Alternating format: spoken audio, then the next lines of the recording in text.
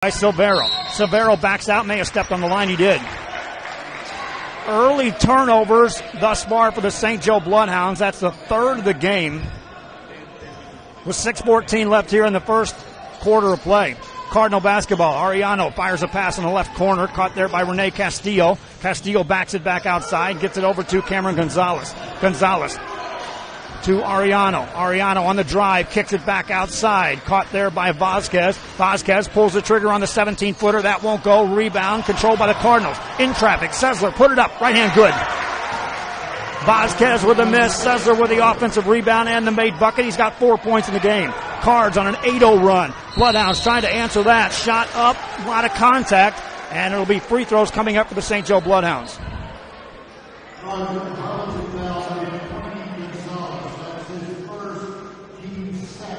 We do thank you again for joining us here for the broadcast. This is our first one that we actually pulled the trigger on getting to Facebook Live, the YouTube simultaneous with the broadcast going on the website.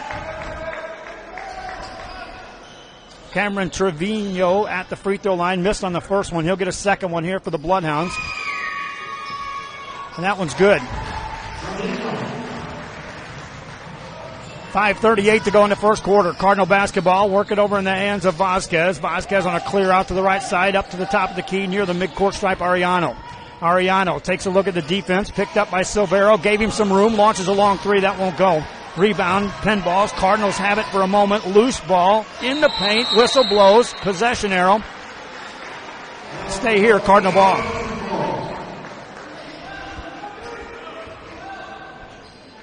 Cardinals will inbound the ball on the baseline. Thanks again. How about the camera angles here for you? 3 cameras shoot.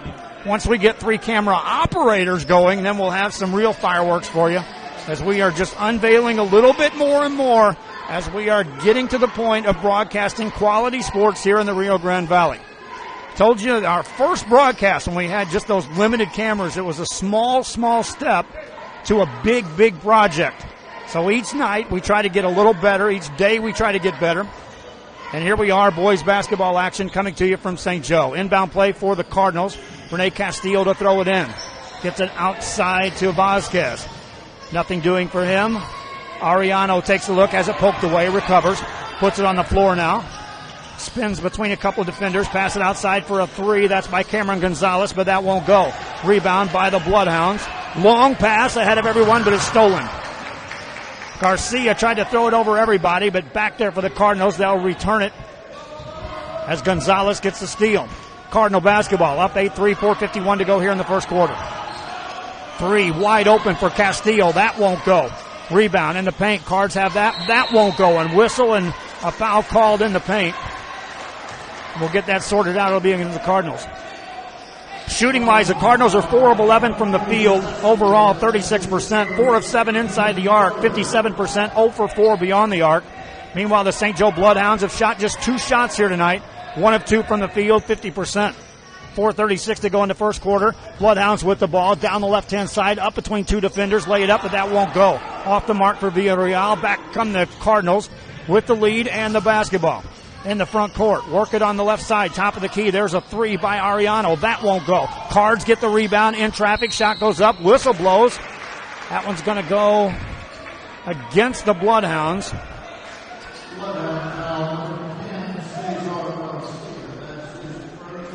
And that'll send Cameron Gonzalez to the line. Gonzalez hasn't scored yet, has a couple of rebounds in the game for the Harlingen Cardinals, who trailed 2-0 and then went on a run that extended the lead, and now trying to add to it. Gonzalez makes the first. Substitution off the bench for the Cardinals. Here comes Jordan Crenshaw. He'll replace Matthew Sessler. Sessler, while he was in there, had 4 points and a rebound. Leads the team in scoring as he has a seat on the Cardinal bench. Next free throw for Gonzalez. Right-handed shooter, lets it go, made it. 2 for 2 on the trip. Cardinals as a team are 4 for 4 from the free throw line, and here comes the full court press. Backcourt action. The Bloodhounds will beat it. Get it down the right side. Bounce pass out on top. Now driving inside. Garcia lays it up, but that won't go. Rebound for Gonzalez for the Cardinals, and back come the Harlingen Cardinals with 4 minutes left here in the first quarter. Ariano has it. Works it to the top of the key. Spins a pass in the left corner. Castillo catches there. Baseline jumper blocked out of bounds by Cesar Garcia. Garcia with the block shot. Inbound play coming up for the Cardinals. John Ortega will throw the ball in from the baseline. Looking, fires it outside. Work it into the corner. Back out on top, it goes to Ariano. Ariano guarded defensively by Daniel Villarreal. Takes it off the dribble, charge. Easy call for the official that time as Ariano forced the issue into a double team. 3:43 to go in the first quarter. St. Joe will inbound the ball on the baseline. Meanwhile, there's moisture on the floor, so they'll attend to that. Additional broadcast coming your way. Hey, Thursday, we're going to be in two gyms broadcasting from Valley View as girls tournament action. The Valley View area will have 46 girls teams converge, and we'll be there for 30 games on a Thursday, Friday, and Saturday for you here on RealSportsLive.com. Off the dribbles, pass in the corner. There's an open three for the Bloodhound. Splash.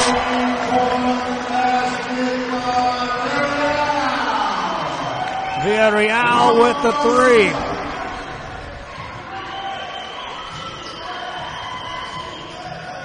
Shot for the Cardinals. That one rolls in. Vasquez with the basket. 12-6 to score. Here come the Bloodhounds into the front court. Off the dribble. Shot goes high off the glass and in. Made by Peter Silvero. Silvero with the basket, and now we got a 4-point game. 2:57 left here in the first quarter. Cardinals will slow the pace. Ariano brings it up. Front side. Handles it with either hand. Works it off the dribble. Got past one defender. High archer goes up and in by Mariano. Michael Ariano has 4 points. He joins Matthew Sessler and Jeremy Vasquez in that department for the Cardinals. Here comes Silvero for the Bloodhounds. Kick it out. Ball stolen. Here come the Cardinals back off of the turnover. Working it into the front court. Layup goes up. Blocked out of bounds with a foul call. Vasquez to the line.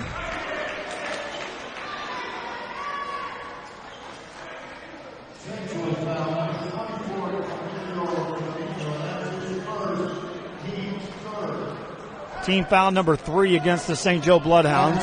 Stops the clock with 2:26 to go here in the first quarter. Harlingen Cardinals in town taking on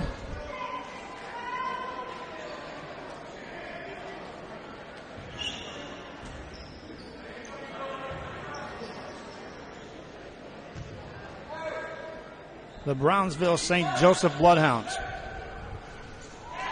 Shot funnels home for Vasquez.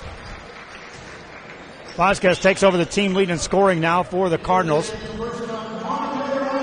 He's got 5 points. Michael Santillana checks in the game for the Cardinals. Vasquez, meanwhile, perfect on the free throw again. He's 4 of 4 from the line, has 6 points in the game. Cards up by 8. 2:20 left here in the first half. Villarreal has the ball for the Bloodhounds of St. Joe.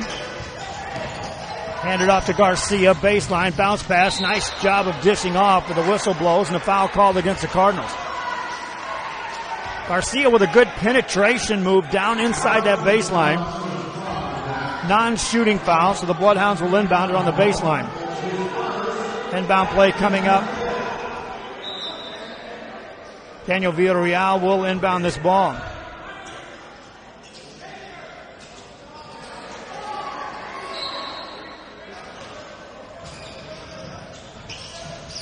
Still looking, fires it into a double team, and that's a loose ball picked up by the Cardinals. Turnover, and back come the Cardinals in the front court. They could go double digits with the lead here. 2:02 left here in the first quarter of play. Off the dribble, Ortega. Ortega, nice pass in the corner, nothing there for Villarreal. That's Santillana. Outside shot up and in, made by Aguilar. Aguilar with the basket, and we got a timeout on the court. With that, we'll be back. This is high school basketball. It's coming your way from St. Joe. And this is RealSportsLive.com.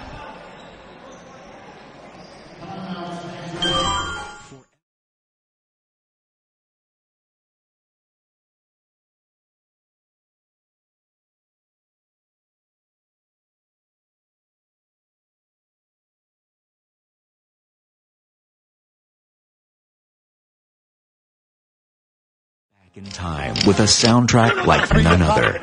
Open Monday through Saturday, filled with memories and more. Forever Memories is for you. Back here you can see the clock. We've got timeout on the floor, but the Cardinals of Harlingen on top by the 11-point lead. It was a 2-0 game when St. Joe owned their only lead thus far in this game. And then the Cardinals have taken control here in the first quarter. I want to give some shout-outs, if we can, to fans who are watching the game from here. Maybe we'll get that at halftime and have some people to say hello to out and about that are watching the game live on multiple platforms here tonight. We've got it covered across the social media and across the internet and television tonight on Roku TV. St. Joe basketball. Trevino takes it in the paint, and he got fouled. He'll go to the free throw line. You take a look at the shooting percentages, and St. Joe shooting 50% from the field, but my friends, they've only taken 6 shots compared to the Cardinals' 16 shots taken. Cards, by the way, 7 of 16, 44%. 6 of 10 inside the arc for 60%, just 1 of 6 beyond the arc. That one came right before the timeout. 6 of 6 from the free throw line are the Cardinals.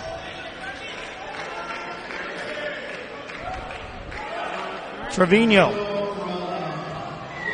at the line.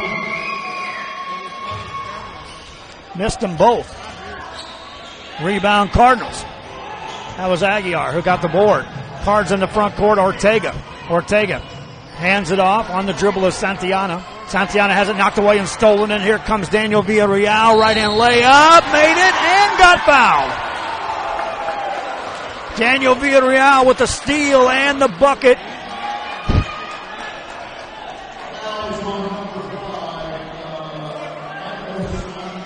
And that bucket went up and in.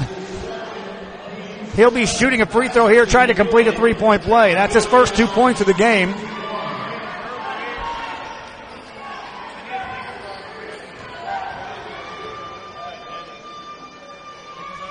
Made it. Villarreal now has 3 points, joins Neto Garza.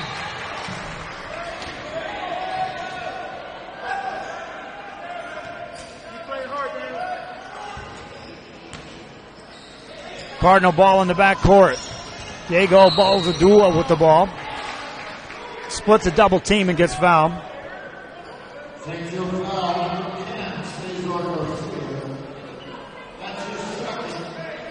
So the Cards will throw it in on the sideline in front of the St. Joe bench. Balzadua has it to the top of the key to Ortega. Ortega over for a long 3 for Aguiar. That won't go. Rebound in the paint, taken down by the Bloodhounds, and then the whistle blows.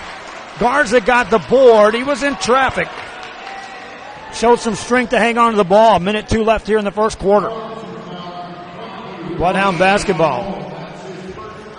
They've got playoff football coming here Saturday morning. We'll be here live, my friends. And we'll do the same thing. Live on Facebook, live on YouTube, live on the website, live on Roku television, live on Amazon TV. As we continue to showcase high school sports in the Rio Grande Valley. Live on RioSportsLive.com. Garza at the free throw line. First one good. He'll get a second. Cards after leading by 11 have now given up a 5-0 run to the St. Joe Bloodhounds. Garza tries to add to that run. Made that. Pressure by the Bloodhounds in the backcourt. Cards break it. Here's Ortega. Ortega gets it over for a 3. Missed, but a foul call is going to send Freddie Ramon to the free throw line. Clock stops with 57 seconds left here. And Ramon will go to the line.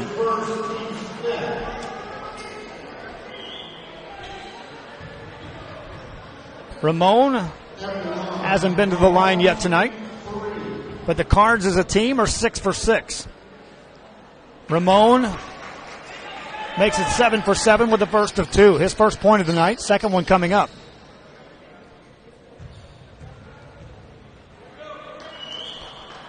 Also good. Another one coming up as he gets 3 on that 3-point attempt.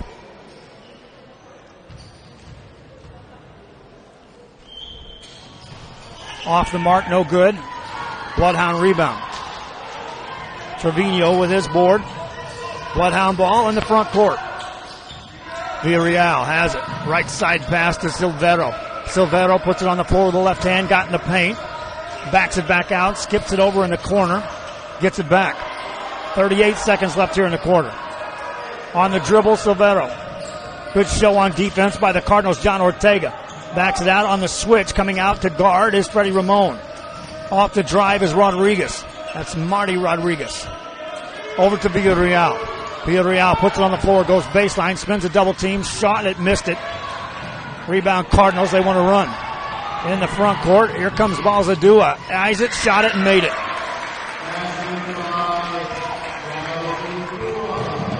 For Diego Balzadua, his first points of the night. Bloodhounds back with the ball. Nice step through in the corner. Three-pointer Silvero at the buzzer, won't go. 1 quarter in the books, my friends, and the Harlingen Cardinals on top by 9. Hope you're enjoying this broadcast. We'll be back with the second quarter. Cards and Bloodhounds. This is RioSportsLive.com.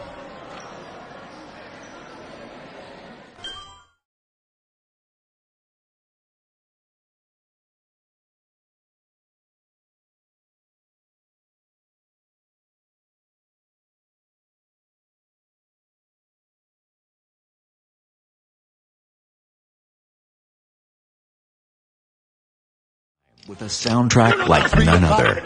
Open Monday through Saturday, filled with memories and more. Forever Memories is for you.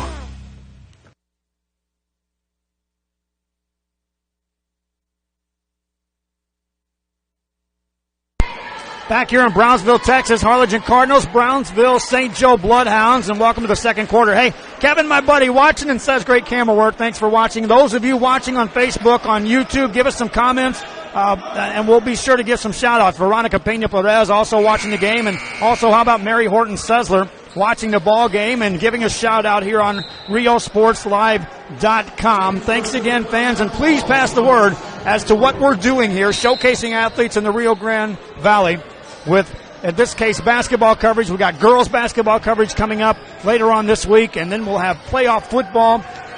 Right now, it's the St. Joe Bloodhounds with the ball, and that's a no-look pass. It literally goes to no one. Garcia had the right idea. He was looking baseline for Jacob Esparza. Had Esparza turned his head, the pass would have led him right to the ball. Cardinal basketball, Sessler has it. Sessler brings it up in the front court. There's a shot up by the Cards that won't go. Missed by Jordan Crenshaw. Rebound by the Bloodhounds in the front court. They'll bring it. Work it over in the hands of Garcia. Garcia out to Silvero. Open three. Won't go. Well short. Rebound the Cardinals, and the whistle blows and a foul called.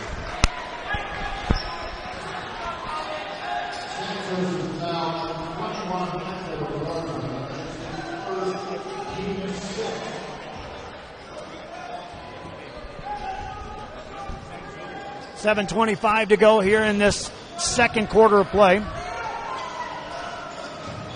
Cardinal ball. They'll work it outside to Marco Ariano. Ariano finds Vasquez. Vasquez, skip pass over the defense. Got it to Ariano once again for the Cards, who led 23-14 after a quarter. That's where we set here with 6:59 left in quarter number 2. In the corner, it goes to Gonzalez. Gonzalez fires a pass inside. There goes Sessler, goes to work, turns, shot it, made it. Matthew Sessler in the ball game has 6. That was a strong move to finish for the Cards, who scored the first 2 points here in the second quarter. Bloodhounds ball. Silvero out to Garcia. Cesar directs some traffic. Guarded by Gonzalez, who gives him some room. Shot it over and missed it. Rebound for the Cards. Cardinals starting to control the boards here in this ball game. And now try to build on the lead. In the corner for a 3. Answer, yes.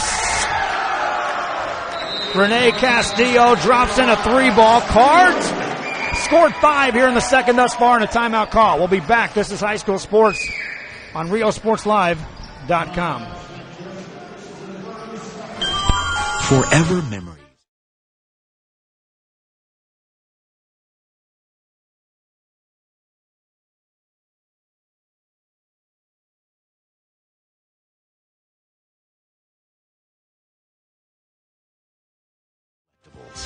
It's a step back in time with a soundtrack like none other.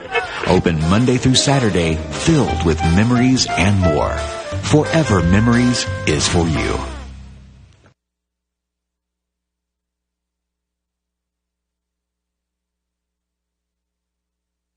Back here, action resumes, and the Bloodhounds of St. Joe, after calling a timeout, will try to get the offense on track. Inside pass, layup goes up and in, made by Camilo Trevino. 5:57 to go in the half. Cardinals break the pressure. Ariano with a nice pass, got it out to Castillo. Back to Ariano. Ariano on a drive, backs it back out on the baseline, flips it out. Open three by Castillo, missed this one. Rebound, Cards get it, put it up and in. Rene Castillo with the offensive board and the putback. For Castillo, he's got 5 points now in the game. St. Joe with the ball. 5:30 left here in the half. Silvero gets some instructions from his coach. Gets it out to Trevino, gets it right back. Cards of Harlingen later on this week will be in the Brownsville tournament as boys action switches to the Brownsville area. Here's a near steal by the Cardinals, and it is taken away by Vasquez. Vasquez dishes off, layup good by Ariano, and a foul. Off the turnover, the Cardinals capitalize with 5:09 to go here in the second quarter. Shooting-wise, Cards 12 of 24 from the field overall, 50%. 10 of 15 inside the arc for 67%. 2 of 9 beyond the arc, 22%. 8 of 9 at the free throw line. Right now, St. Joe just 5 of 12 shooting for 42%. Turnovers, 8 turnovers in the game thus far for St. Joe. Free throw won't go by Ariano. Rebound by the Bloodhounds, and they'll control. 5:07 to go here in this second quarter of play. Bloodhounds working around the perimeter of a zone defense played by the Cards. Garcia's got it. Skips it over in the corner. There's a three launched and missed. Rebound by the Cards. They'll track down the long board, and the ball goes out of bounds. Ariano touched it last, and so it'll stay here in the hands of the St. Joe Bloodhounds. Substitution in the ball game. Neto Garza checks in. 4:48 left here in the second quarter. Andrew Cordero and Julio Perez also watching. Cards with a steal. Left-hand layup. Up no good, and a foul call. Jeremy Vasquez will go to the line. Appreciate you watching the game, my friends, whether you're watching it on Facebook Live, watching it on YouTube, keeping track with it here on our website on www.riosportslive.com, whether you're watching it on Roku television. All you got to do is download the Boxcast app and then do a search for Rio Sports Live, and there we are. Save it as one of your favorites. It'll be on your live streaming television anytime you want to watch sports here on the Rio Grande Valley. The beauty of this, you can watch it live. You can also go watch it on the archive on Roku television as well. This action tonight is coming your way from Harlingen, and it features from Brownsville. It features the Harlingen Cardinals taking on the Brownsville St. Joe Bloodhounds. 2 for 2 on the trip for Vasquez. And now Jeremy Vasquez with 8 points leads the Cardinals in scoring.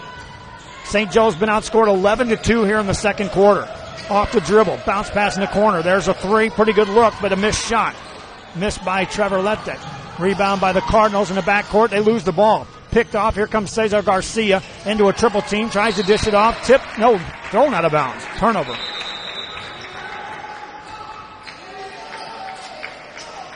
Cards basketball. Substitutions checking in for the Cardinals.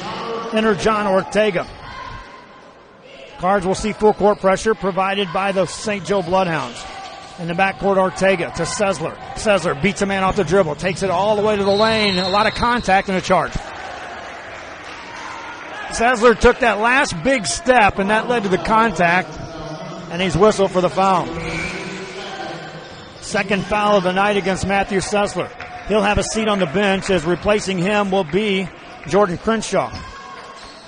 Watching us on Facebook, watching us out there on social media, give us a shout out. We'll say hey back to you as we continue to broadcast live from St. Joe. Especially those of you watching on Facebook, hey, be sure to pass the word out to your friends. Give us some likes, help our coverage expand. Get that social media rolling. Three-pointer on the corner is up and in by Peter Silvero. Silvero's got 5, Cards now with the ball. On the dribble is Vasquez. Dishes off. The turnaround shot is blocked out of there. Rebound by the Cardinals. They'll control it. Good job by Crenshaw to go after his own missed shot after it was blocked.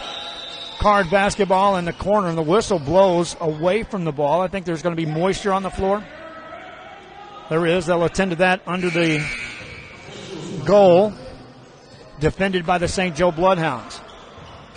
Daniel Villarreal checks back in the ball game for St. Joe. Again, Veronica Pena-Perez watching the game. Mary Horton-Sessler watching the game as well. Veronica Pena-Perez. As we thank you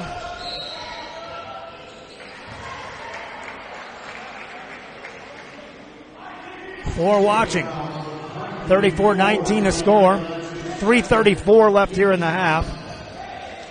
High school football coverage will be here Friday or Saturday morning as the St. Joe Bloodhounds are taking on John Paul. That's an 11 o'clock kickoff, and because it's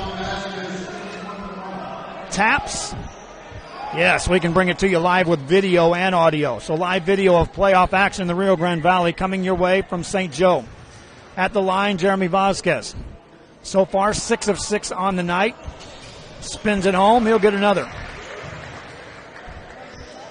Janie Arendando sends a shout out watching the game back at home. And we thank you for watching this game live here tonight from Brownsville. Missed free throw by Vasquez. Long rebound comes down to St. Joe, and they'll control it. Bloodhounds with the ball. They've been outscored 12-5 here in the second quarter. Nice dish on the baseline. Baker goes up and in. Made by Neto Garza. Now the ball's thrown away by the Cardinals. Turnover gives it back to St. Joe.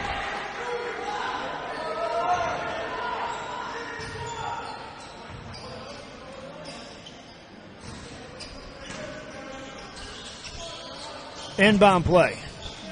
Get it in the corner to Trevino. Trevino on a clear out. Turns off the dribble. Left hand up and in. Camillo Trevino has 6. He takes over the team lead in scoring. Cards up by a dozen on the dribble. Get it on the baseline. Tipped and stolen. Here comes St. Joe. On the run, it's Cesar Garcia. Beat a defender but missed a shot. Rebound by the Cards. Whistle in the backcourt. Cards want to talk. They seem to be in control. They've turned it over the last couple of times, and therefore St. Joe wants to talk. We'll be back. This is high school basketball. It's coming your way live from Brownsville on RioSportsLive.com.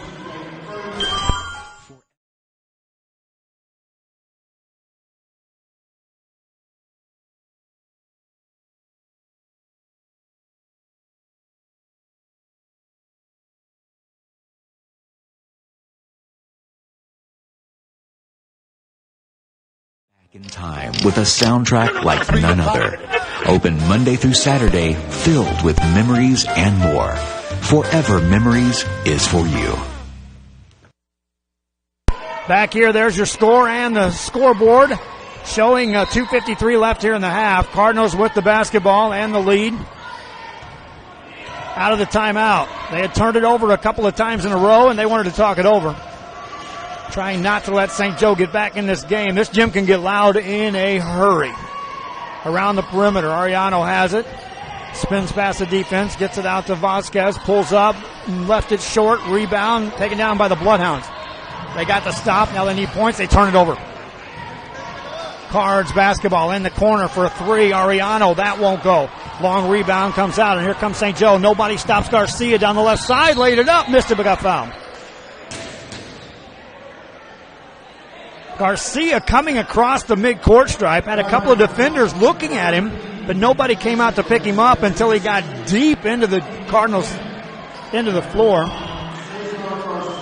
And he'll go to the free throw line for Garcia. Has a couple of points, 3 rebounds for the Bloodhounds here in the first half. Thursday we'll be at Valley View. We're going to be at the main gym. We'll also be at another gym as that tournament unveils 46 teams, not just from the Rio Grande Valley. We'll have 7 games from one gym on Thursday, 7 from another. That's 14 games in one day right here on RioSportsLive.com. Friday? Why not? Let's do it again. 7 games again from 2 locations. And then Saturday it gets fun. Garcia 1 of 2 on the free throws.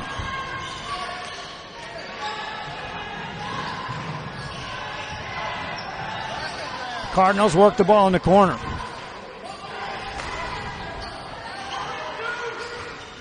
Pass on the baseline, nearly stolen. Well, I've got the score 35-24, and so does our scoreboard, but the scoreboard operator, there it is. Give it time, Joe, give it time. Inbound play for the Cardinals, in the corner for an open 3, bang! Antonio Aguiar drops in a 3, he's got 6 on the night. Cards back up by 14. 3 by the Bloodhounds with a foul called, and Garcia's going to get 3 free throws.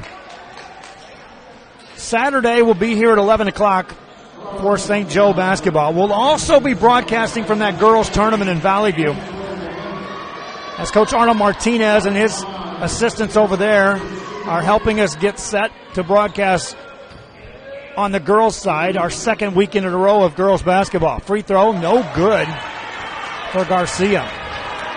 As a team, St. Joe's 6 of 11 from the free throw line. Meanwhile, the Cardinals 11 of 14. Garcia himself is 1 of 3 from the line. Misses on the second. He gets 3 this trip. Keep the shout-outs coming. If you're watching on social media, be sure to send a message. I'll give it a shout-out here on the broadcast. That's being funneled in. Garcia makes 1 of 3 on the trip. Cards ball in the backcourt. Castillo with 1:43 left here in the half. Dishes off. Now they'll break the press, get it in the paint. Shot goes up off the glass and in. Made by Cameron Gonzalez. He was gaining control of that as he elevated in the lane. Cards up by 15. Bloodhounds with the ball right side off the glass. Too short. Rebound Cardinals, and they want to run. In the front court is Ariano. Ariano left-hand layup made it. No one stopped Michael Ariano. He's got 8 points in the game. 1:13 left. Cards work it around, or the Bloodhounds work it now in the hands of Trevino. Fadeaway jumper, no good. Rebound by the Cardinals. Backcourt action. Here comes the Harlingen Cardinals on the offensive end.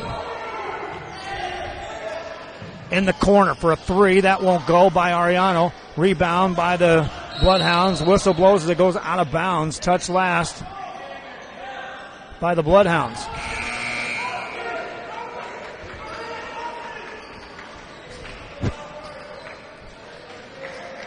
Bloodhounds will set up defensively. Cardinals will substitute in the game. Robert Farias checks in, wearing number 2. Antonio Aguiar will put it in play. 49 seconds left here in the half. Aguiar gets it over to Ariano in the corner, now back on the baseline, and a fadeaway jumper is perfect, made by Jeremy Vasquez. Vasquez with 11. Cards up 19. Bloodhounds, which seem to be on a run here in the midpoint of the second quarter, have given up a bunch of points late. Now a turnover. Cardinals get it ahead of the pack. It's Ariano. Hands it off. Vasquez layup. Good, and a foul. Assist Ariano. Basket Vasquez, and the Cards now up by 20. Make it 21. Fans, we're also looking for sponsors out there. You'll see us running some commercial breaks. I've got tons of spots available on our website. Contact us. Reach out on social media if you know a business. We're reaching out right now, trying to secure sponsorship. That's coming. Again, this is a slow build process. Small steps lead to big things. Free throw by Vasquez is on the way. Good. Jeremy Vasquez, 14 points. Whistle, timeout call. We got 22 and a half seconds left here in the second quarter, non-timeout, so the St. Joe Bloodhounds will have it. Across the midcourt stripe is Silvero. Silvero to Garza. Garza wants to give it up. Does, finds Villarreal. Villarreal guarded by Farias. 8 seconds left here in the half. Silvero with 5. On the floor in the corner with 2. Three-pointer off the mark, no good. And there we go. 1 half in the books. Harlingen Cardinals outscored the Bloodhounds 23-14 in the first quarter, 24-11 in the second. We'll take a break. When we come back, we'll talk a little football. Maybe we'll have Coach Villarreal join us. This is high school sports. It's coming your way on RioSportsLive.com.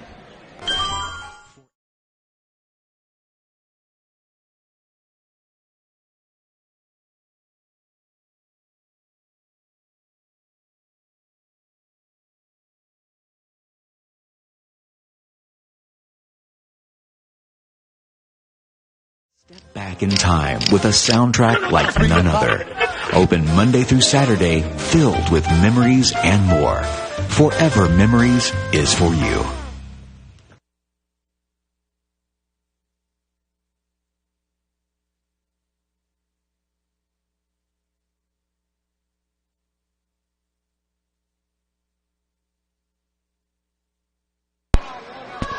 Thanks again for joining us here on RioSportsLive.com. We're at halftime as the Harlingen Cardinals and the Brownsville St. Joe Bloodhounds are in action. Raimundo Perez sent a message to me saying, awesome job, awesome stuff. Well, you ain't seen nothing yet, my friend. That's a Midwest term.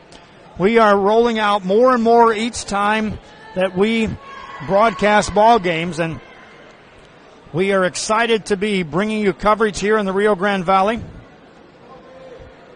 I had some tremendous ideas, my friends, on how to cover sports here in the Rio Grande Valley.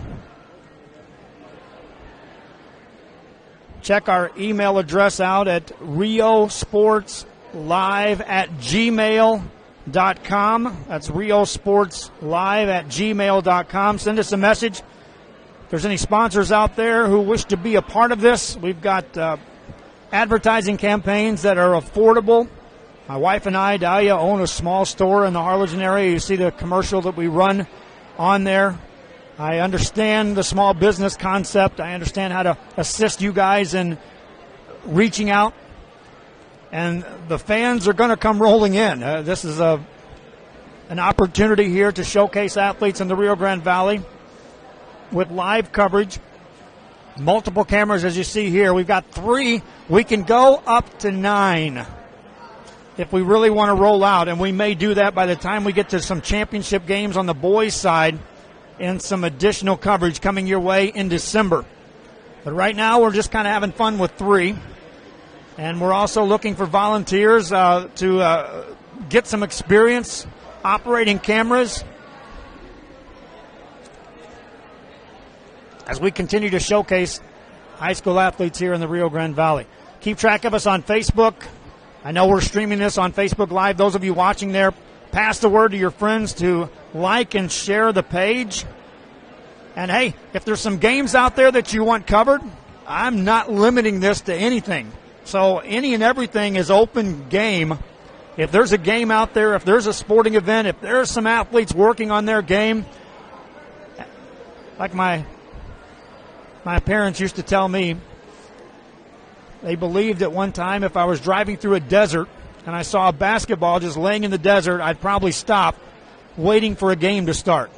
Well, that's the case in broadcasting ball games, my friends. If it's going on, I want to cover it. I know we can't cover them all, but we want to be there. We were at soccer a couple of weeks ago in Brownsville. We did our first broadcast there in which we had a simulcast with a Spanish version and an English version of the same game going on. And we're going to be rolling that out more and more as we showcase games. This week, we'll have multiple locations broadcasting games, as we'll be at the Valley View Tournament in 2 different gyms. And so we've got viewers going on, and we've got action going on. I'm going to take a break. When I come back, we're trying to track down Tino Villarreal. They got him. We'll come right back, and we'll have a chat with him about some football. This is RioSportsLive.com.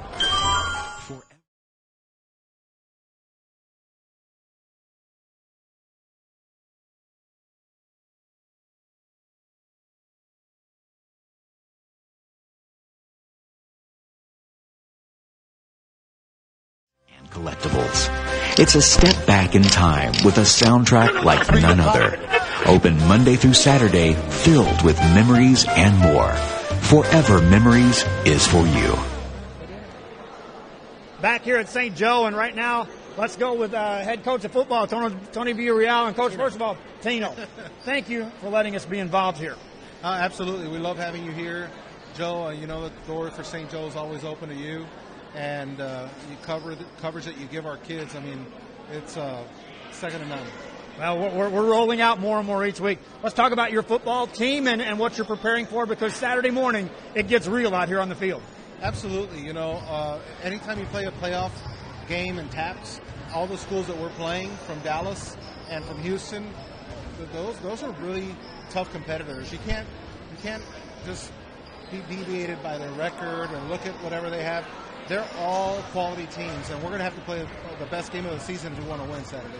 Seems like every year I'm talking about a first ever, another first ever this year for your football squad.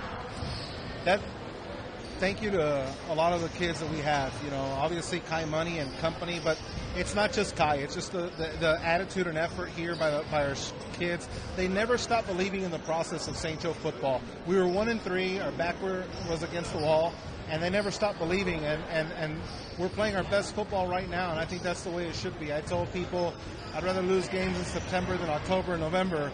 At that time, I was kind of wishful thinking. But I knew the guys would come around, and we're playing the best football of the year right now. Well, Coach, we'll look forward to seeing you on Saturday. We'll be there for that one, too. Absolutely. We'll look forward to having you, Joe. Thank you for being here again. Tino Villarreal, head coach of the St. Joe Bloodhounds. And that, my friends, is how you do an interview with a headset turned sideways. We'll be back with more as we are live on RioSportsLive.com. I love it. Thank you.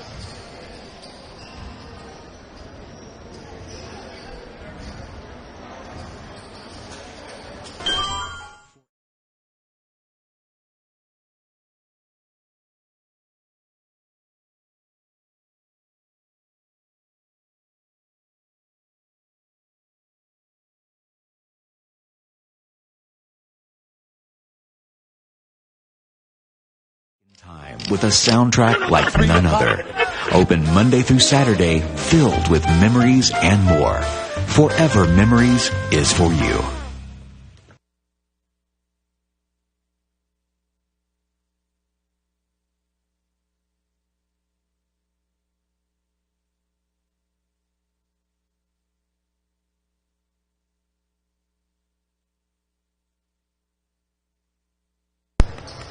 Both teams have made their way out to the court. We're going to show the Cardinals first, and then we'll show the St. Joe Bloodhounds as they're warming up. Right now you can see the clock as we are at halftime. And the Cardinals thus far in this game, as you see them out on the floor, have had a tremendous first half. They shot 17 of 33 from the field, 52%. 14 of 21 inside the arc for 67%. 3 of 12 beyond the arcs. And that was for 25%. They were 12 of 15 from the line, 80%. Turned the ball over, I had just 4 times, and there was 3 of them in a row. Now for the St. Joe Bloodhounds, as they're out warming up, they shot 8 of 21 overall for 38%, 6 of 13 inside the arc for 46%, 2 of 8 outside the arc for 25%, 7 of 13 from the free throw line for 54%. St. Joe's Bloodhounds were outscored 23-14. In the first quarter, 24-11 in the second quarter. And they're going to have to go to work if they want to get a victory here on their home court against this tough Harlingen Cardinal team.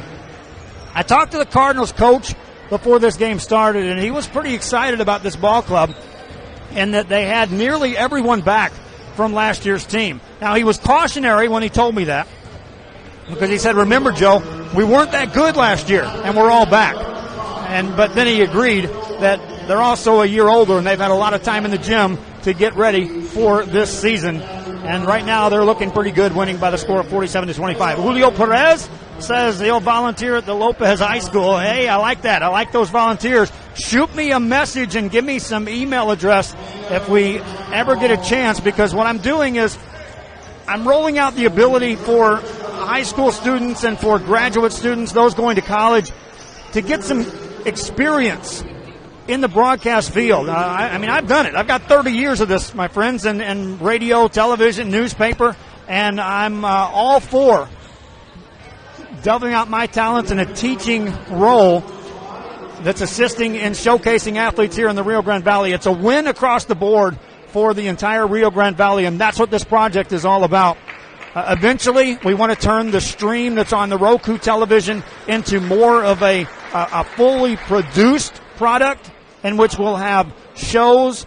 There were signings today at Rio Hondo. I wanted to get over to the Rio Hondo Bobcats. They had a signing there. We're going to start covering signings. We're going to start showcasing things from a live perspective, just like we're showing here. But we want to do the extra step of providing live coverage of these signings, because so often those signings happen during the middle of the day, and parents generally have to wait for something to be posted, or they have to wait for something to show up on the traditional television screen. But we're looking to pull that stuff off live, and we have the capabilities of doing that. And if you could only imagine what I had to do to pull this off and build this behind the scenes. If we were at the Wizard of Oz, I'd say, please pay no attention to the man behind the curtain. But in this case, go ahead and pay attention, because it's a very determined individual that's going to showcase basketball, baseball, soccer, softball, just sports in general. Sessler with the first basket of the second half. Belongs to the Harlingen Cardinals, and then St. Joe will have the ball stop as they'll attend to some moisture on the floor.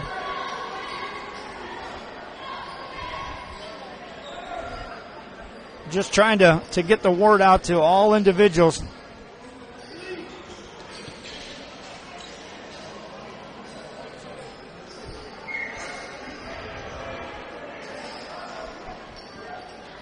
As we are in the third quarter of play, scores, you can see the score there, 7:47 to go in the third quarter. The St. Joe basketball in the backcourt. They'll work to throw it in. Cesar Garcia has it tipped out of bounds. It'll stay here on the St. Joe side.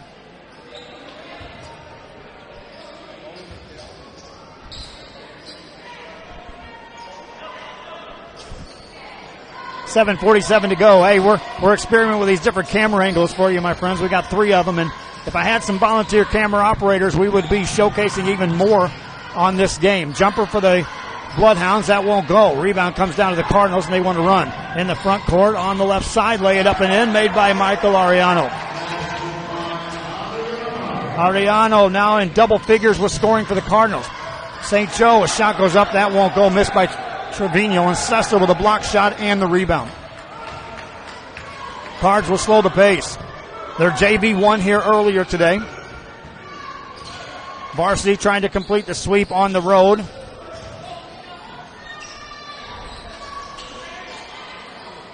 Cardinals with a 3 by Ariano. That won't go. Rebound to the Bloodhounds.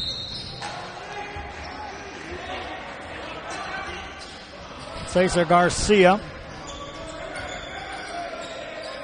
10 points for Ariano. He's not the leading scorer for the Cardinals. That belongs to Jeremy Vasquez. Here come the Bloodhounds. Silvero takes it in the paint. One hands it out off the dribble. Get it back out for a 3. Cesar Garcia. That won't go. Rebound. Another rebound for Matthew Sessler. That's his 3rd of the game, unofficially. Cards work it to Vasquez as a shot blocked with a foul called. Social media, we're watching the numbers roll up on the Facebook Live. And we appreciate all the fans out there who are keeping track of this game. And we encourage you to pass the word to your friends and family and other fans to continue to increase our likes on our Facebook, our social media. That's what's going to drive the ship. The more numbers I get, the easier it is for me to talk to some of the bigger advertisers that are going to help fund this thing as we move forward. Vasquez at the line. Second one coming up. He's 9 of 10 at the line in this ball game. Misses on that one. Rebound. Vasquez has it tipped out to him. Cardinals with a reset on the offensive end. Castillo to Vasquez. Plays catch with Ariano. Entry pass to Sessler. Turns. Goes to work. May have traveled. Whistle. No whistle. And St. Joe comes up with a rebound on the missed shot. Bloodhounds ball in the front court. Garcia to Trevino. Back to Garcia. Clear out for Cesar Garcia. He's got 4 points and 4 boards here tonight for the Bloodhounds. Over to Silvero. Silvero to Esparza. Thanks again to Tino Villarreal for assisting us and doing the interview at halftime. There's a steal by the Cardinals. Layup goes up. That goes in. Antonio Aguilar with the steal and the bucket. He's got 8 points. Bloodhounds now in the front court with the ball.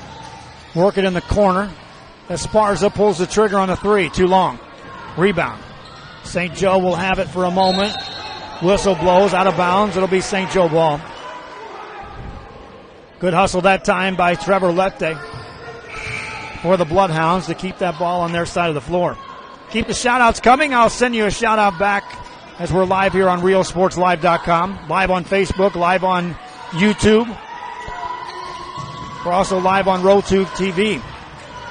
Off the dribble, Bloodhounds. Get it to Esparza. Esparza left side, made it. Jacob Esparza, that's his first points of the game. First points of the second half of the Bloodhounds. Comes with 5:36 left here in the third. Cardinal ball. Vasquez, who leads all scorers with 15 points. Gets it over to Ariano, who's also in double figures. Cards have spread the wealth and scoring points here. Sessler has it. So nice pass inside. Shot goes up. No good. Rebound and a foul's called. That's going to send Cameron Gonzalez to the line.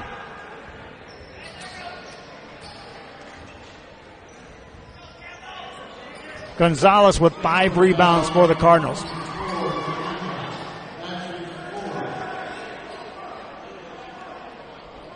No offensive rebounds for Brownsville St. Joe here in this ball game. Cardinals have 7. At the line, Cameron Gonzalez misses on the first.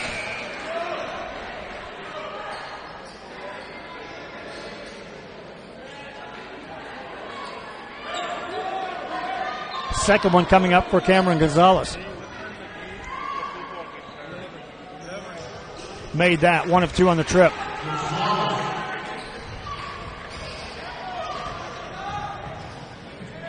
(55-27).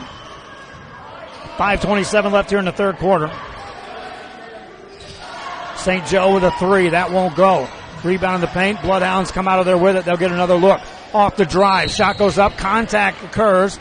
And a foul called will send Cesar Garcia to the line.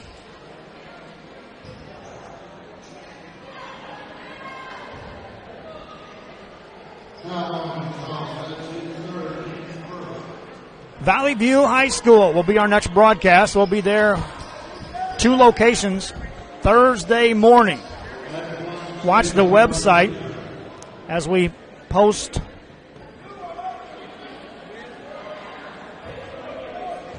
other games. Free throw no good.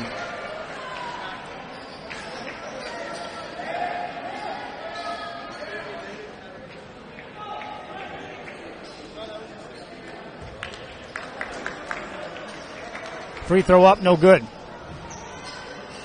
Cardinals with the ball in the back court. Work at front side. Ariano in the corner. 5:07 left here in the third quarter. It's been all Cardinals since midway through the first quarter. Sessler with his jumper that's good. Matthew Sessler in double figures. He's got 10. Bloodhounds with the ball. Garcia. In the corner it goes to Silvero. Silvero got in the paint. Shot it. Off the rim, no good. Stay here on the rebound. Substitution checks in for the Bloodhounds. Silvero will have a seat on the bench. Here comes Daniel Villarreal. 4:39 to go in the third. St. Joe to throw it in. Bounce pass, loose in the right side. Bloodhounds retain possessions. Garcia, right side, lay it up and in. Cesar Garcia's got 6. He joins Camilo Trevino with the team lead in that department. Meanwhile, moisture on the floor yet again.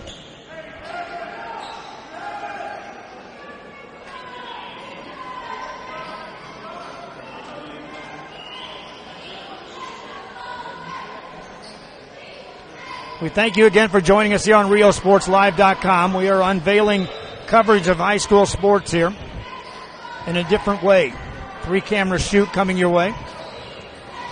We can go as many as 9 if we want to. I don't know how many we'll have for the football game. We may just unveil a bunch. Bounce pass Cardinals retain it. Sessler with a catch and a triple team, lays it up, no good. Rebound by the Bloodhounds. They want to run. Across the midcourt stripe, no numbers. They'll back it back out to Garcia. In the corner. Off the dribble of Esparza. Bounce pass in the paint. Shot goes up, no good. Left short by Garza. Rebound by Sessler.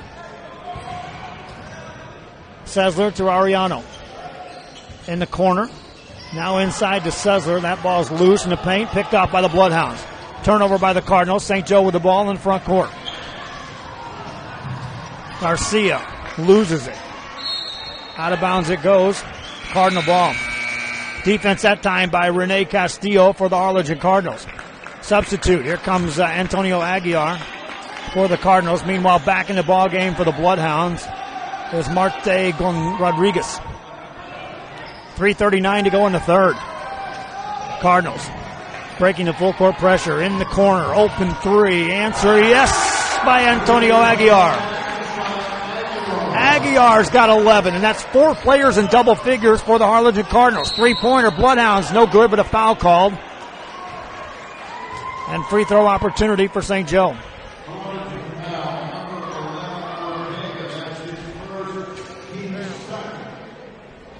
Four players in double figures for Harlingen.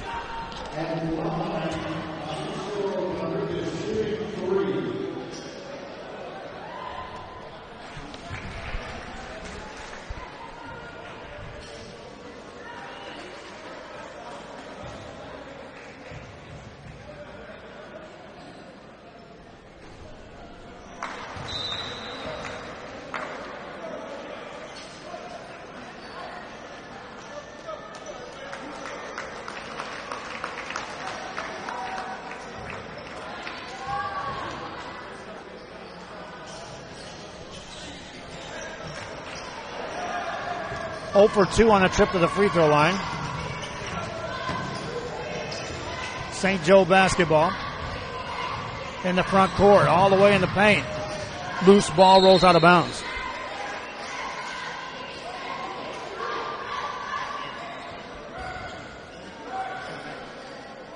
It's Mauricio Rodriguez.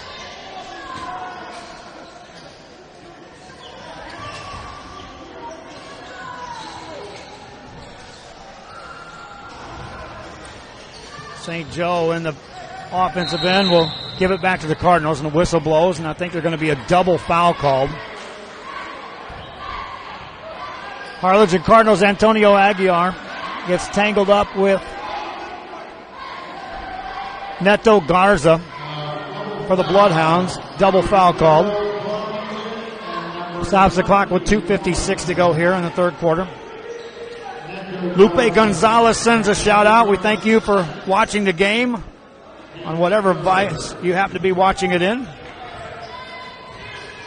Multiple platforms tonight, my friends. Cardinals get it to Sessler. Sessler in the corner. There's a three. No good. Long rebound. Cardinals control it. Around the perimeter. Working on the baseline. Kick it out. Three. Aguiar. Good again. Antonio Aguiar has 14. Cardinals have outscored the Bloodhounds 16-4 here in the third. Timeout call. Bloodhounds and Cardinals. It's all Cardinals. We'll be back after this on RioSportsLive.com.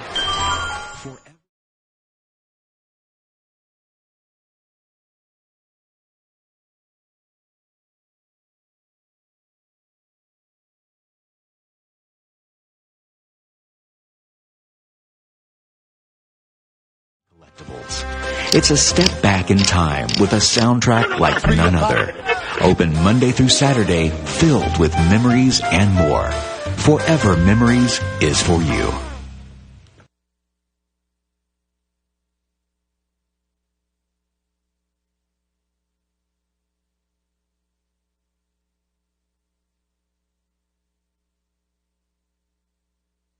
Back here at St. Joe. We're in Brownsville, Texas on a Tuesday night. Thanks again for joining us. I'm Joe Bowling with you. As we are watching the Harlingen Cardinals taking on the Brownsville St. Joe Bloodhounds. Hey, to my right side is Michael De Leon. He's going to showcase his basketball skills on Thursday from Valley View.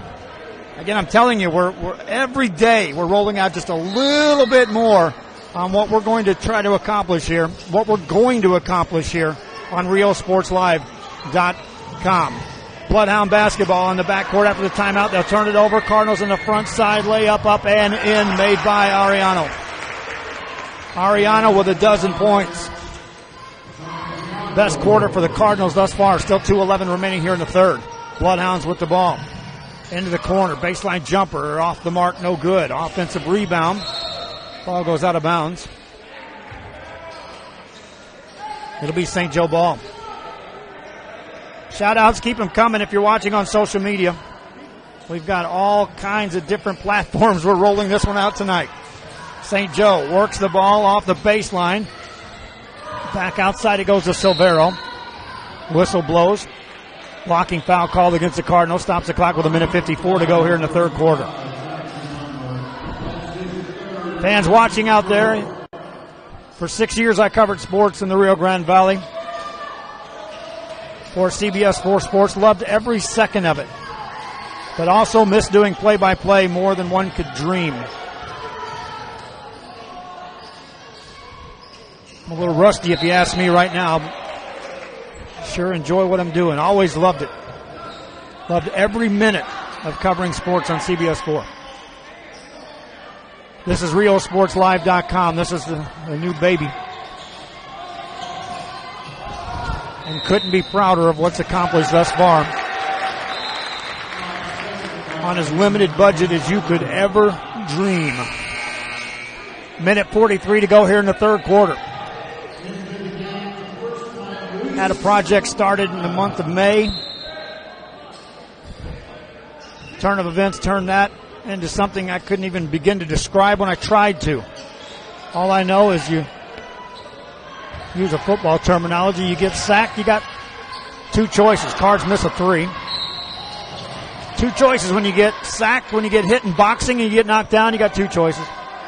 You can give it up, walk away, say I took my shot, or you can get back to the huddle or get back up and step back in the middle of the ring. I chose the latter. Thus, RealSportsLive.com is alive and well. 1:28 to go here in the third quarter. Cardinals with pressure, nearly a steal, out of bounds. St. Joe retains possession.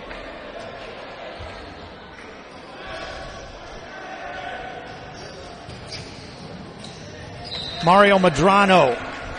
I want to give a shout out to my former broadcasting partner in the old KSBG TV days over at San Benito.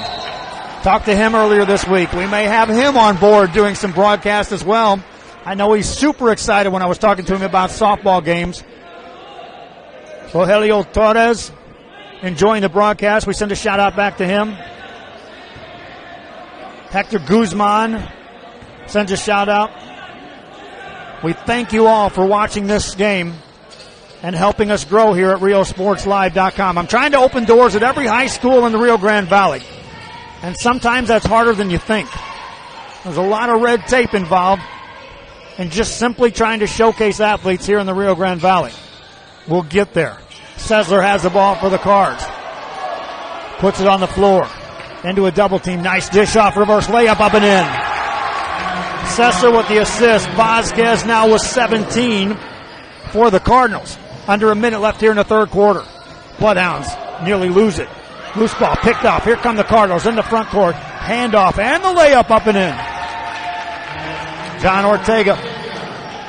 22-4. This is a huge third quarter for the Harlingen Cardinals. 35 seconds left here in the third. Bloodhound basketball. Whistle and a hand check called. Reminding you can watch this game live as you are right now if those of you are watching. Also, it'll be available on archive. High school football is a different beast. UIL regulations restrict live broadcast of video on a Friday. We can do audio and then archive an hour after the ball game with video. I think that'll all change next year.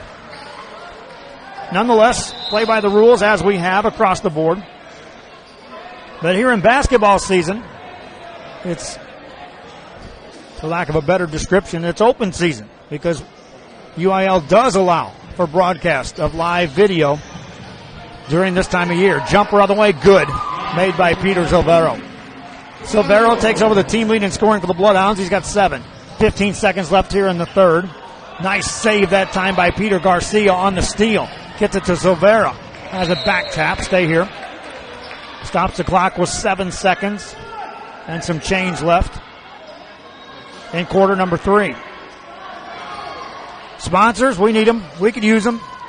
Any small business out there, any business period out there wants to contact us, do so on the website, on our Gmail.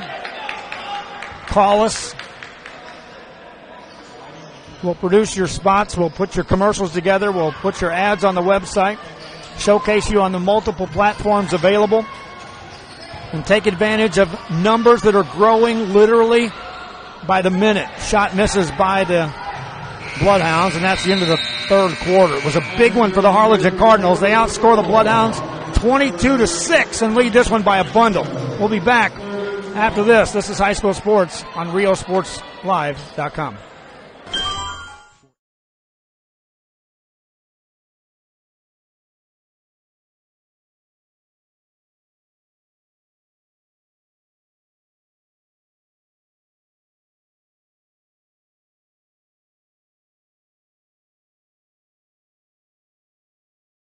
With a soundtrack like none other. Open Monday through Saturday, filled with memories and more. Forever Memories is for you.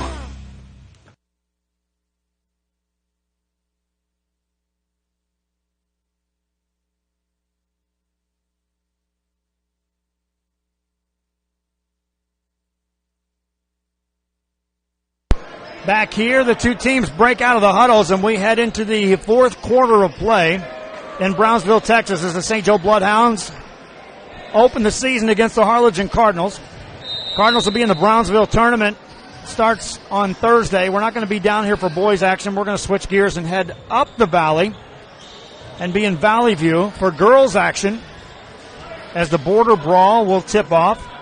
7 games from 2 different gyms per day we'll be broadcasting. Long 3 by Garcia. That won't go. Rebound. Silvera. He'll miss that shot. Silvera hustles, throws it off a Cardinal player. And it'll be Brownsville St. Joe basketball. We got our setup down pretty well. No, I couldn't afford a TriCaster. I had to build one from scratch. Steal by the Cardinals in the front court. Elevate and throw it down. Jeremy Vasquez with the throwdown for the Harlingen Cardinals. 7:24 to go here in the ball game. How about that for a highlight?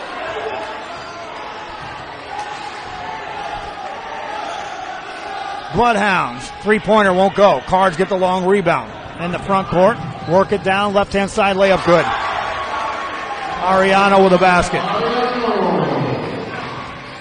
Cards up by a bunch. Bloodhounds again playing without multiple players, my friends, because of, well, a little game on Saturday. High school football playoffs. They got 3 starters that are on the football team, and they've got some substitutes as well. Loose ball in the backcourt, taken away. Cardinals have it. Work at front court, Rene Castillo. Castillo gets it outside. Ariano wants a 3. That won't go. Rebound to the Bloodhounds of St. Joe. Garcia has it in the front court. Works it in the corner. Garcia for 3. No. Cards with a rebound. We'll be on the air approximately 10 o'clock in the morning from 2 different venues on Thursday.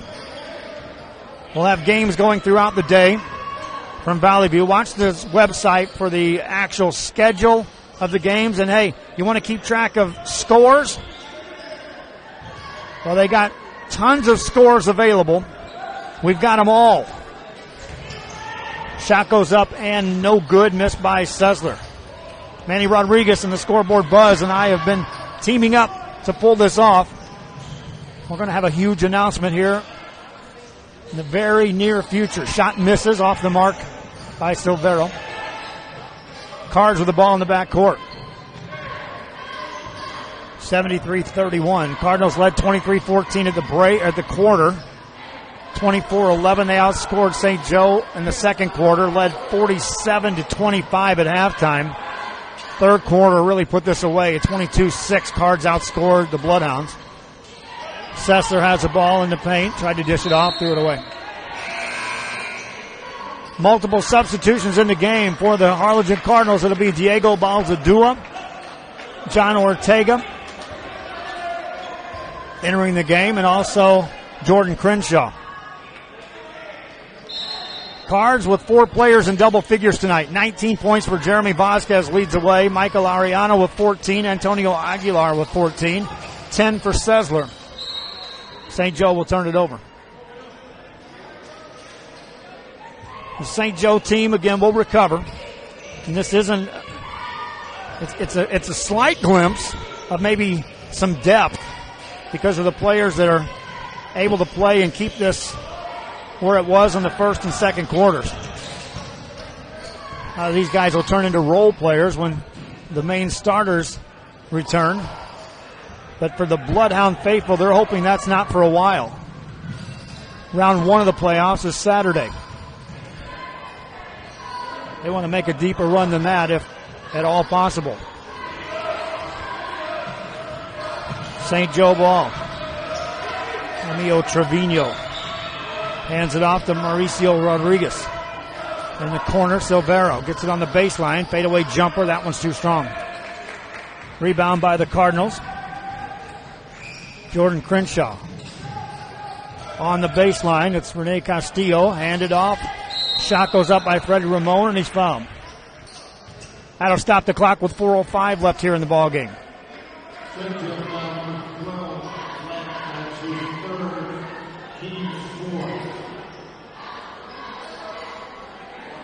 My dad out there watching, the original Joe Bowling. Greetings. Andrew Cordero saying, hey, Kevin Naro should join me. Well, that would be a great duo, wouldn't it? Bring back some memories. Kevin's doing very well over at the Valley Morning Star. Read his stuff every day. Encourage you to as well, my friends.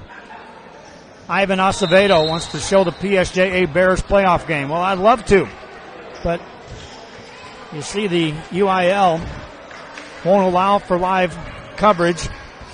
We can broadcast live audio on Fridays, but there's ways of doing high school football playoff games. I'm not saying it's a no for certain down the road as teams progress. Steal by the Cardinals in the front court with an easy layup, up and in, made by John Ortega. For John Ortega, he's got 4. 3:36 left here in this one. St. Joe will tip it out of bounds. Off the hands of Peter Silvero.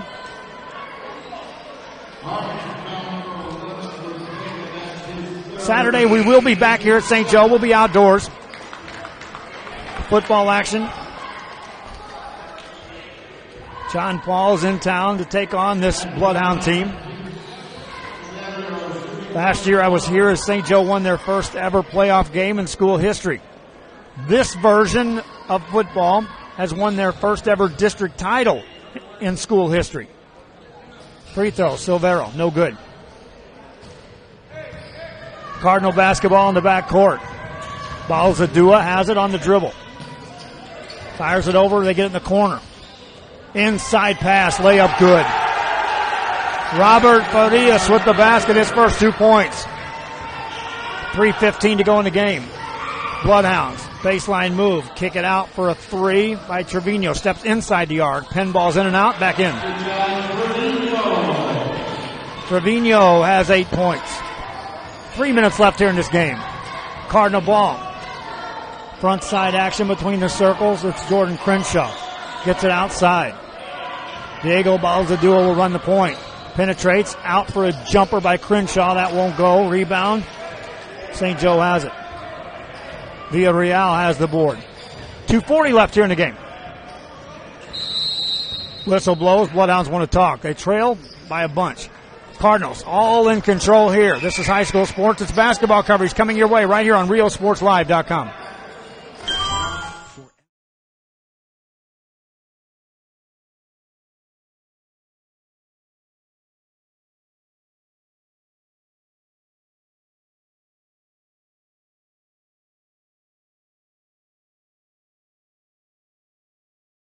It's a step back in time with a soundtrack like none other. Open Monday through Saturday, filled with memories and more. Forever Memories is for you.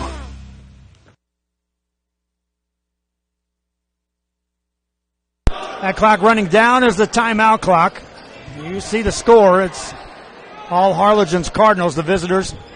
JV game was similar to that, as the Cards come down here and are completing the sweep in boys action to start the 2017 season. St. Joe will work the ball around the perimeter on this offensive trip.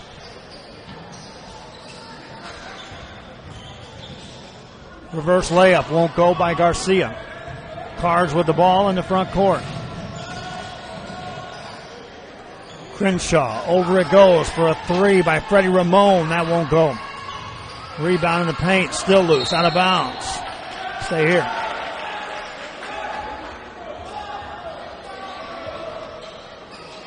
Cards will throw it in from the baseline. Nice catch that time by Aguiar. Aguiar puts it on the floor. In the corner they go.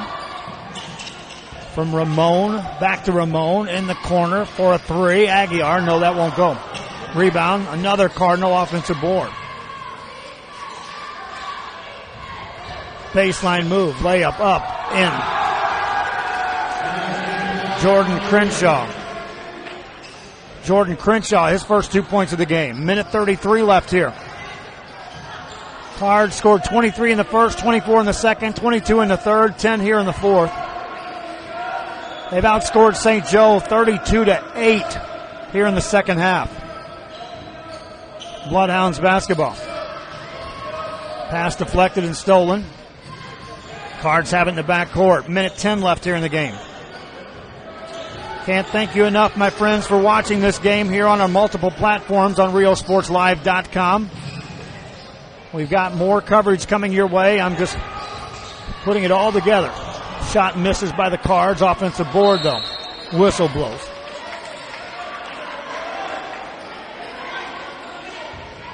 I believe every Cardinal has scored here tonight. Nope. Michael Santillana. A couple Cardinals haven't scored. But they had 4 guys in double figures that led the way. Jeremy Vasquez with 19 leads all scorers. I'll run down the scoring after this game before we shut the cameras down. I have to do it pretty quick because I know they clear this gym out in a hurry, and it's not exactly slow as far as us tearing things down. We're better. We're getting better. We set up in less than 40 minutes. Cardinals playing catch. 30 seconds left here in this one. Cards will start the season with a win. St. Joe will have to regroup after this one. But there's a lot of season left. And additional players coming to help this St. Joe team. Whistle stops play with 23 seconds left. For the first time in our company's small history, tonight we went live on the website, on Facebook Live, on YouTube, on Smart TV, on Roku, on Apple Television. And I thank you, my friends, for supporting me, and your continued support will be appreciated. As high school sports here in the Rio Grande Valley are being covered in a different, more exciting way. 8 seconds left, another foul called.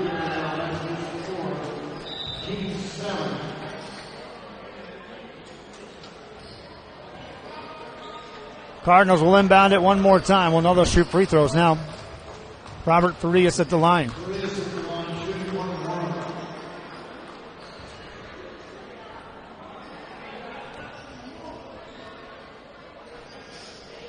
Missed on the first. Our first broadcast on Thursday will come your way around 10 o'clock in the morning. 2 different gyms at Valley View. It'll be girls action. Ball rolls out of bounds. Cardinals will throw it in, and that'll be the wrap of this game. Run down your leading scorers in the ball game for the Harlingen Cardinals. As the buzzer sounds, Jeremy Vasquez with 19 points. 14 points on Michael Ariano. 14 points for Antonio Aguiar. 10 points for Matthew Sessler. On the other side, it was St. Joe Bloodhounds led in scoring by Camilo Trevino. 7 points for Peter Silvero, 6 for Cesar Garcia, 5 apiece for Daniel Villarreal and Neto Garcia. Hope you enjoyed our broadcast. I'm going to wrap it up. We got to put our cameras away, and until Thursday, when we'll be broadcasting live from girls basketball, this is Joe Bowling for RioSportsLive.com. Hope you enjoyed the broadcast. Contact us. Till then, good night, everybody.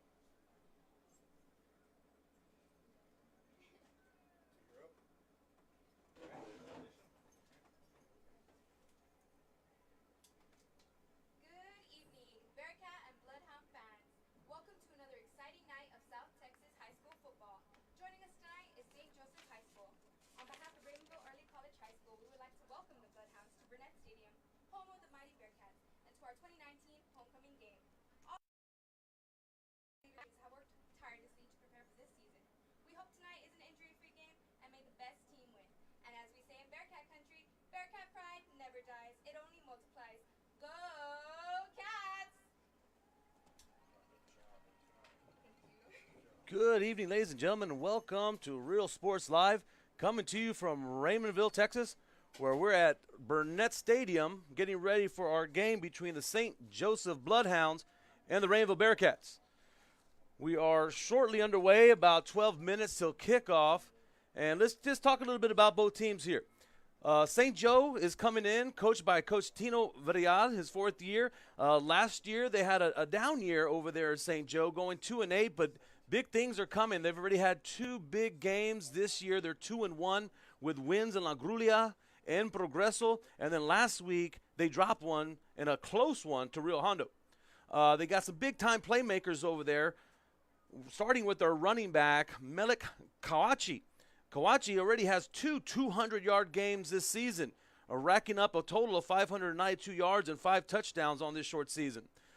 Leading the offense as well is quarterback Luigi Cristiano, who's thrown for 437 yards, 4 touchdowns on the season. Their offense is averaging 439 yards a game.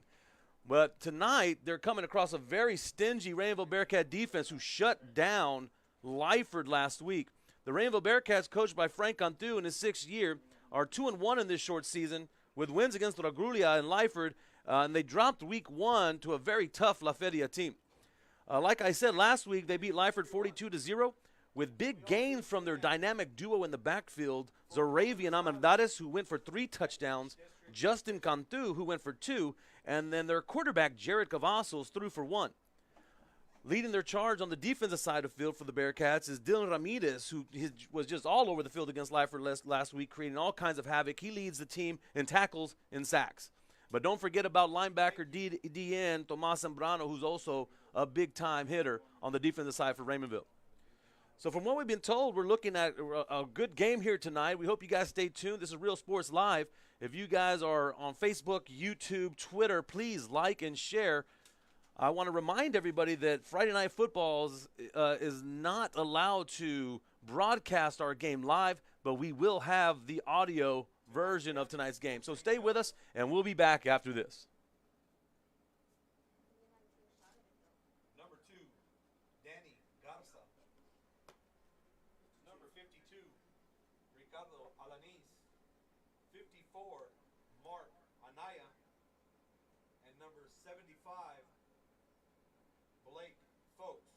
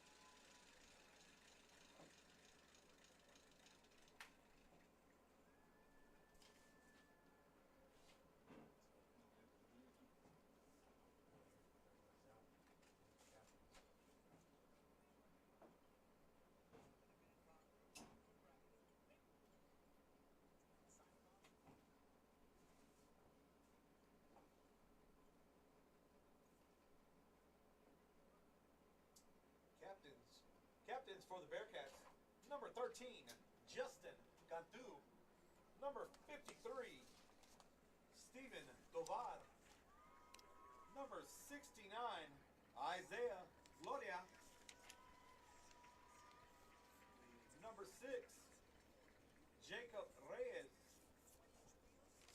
Number 40, Thomas Zambrano. Number 52, Renato R.J. Fuentes. Number 24, Angel Sandoval. Number 10, Saul Garcia. Number 35, Juan J.J. Rosas. Number 44, Dante Hernandez. And number 50, Jay Bea.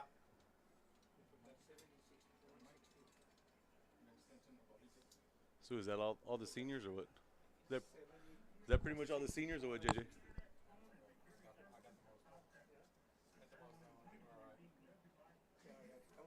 Watching your numbers. We only forgot 70.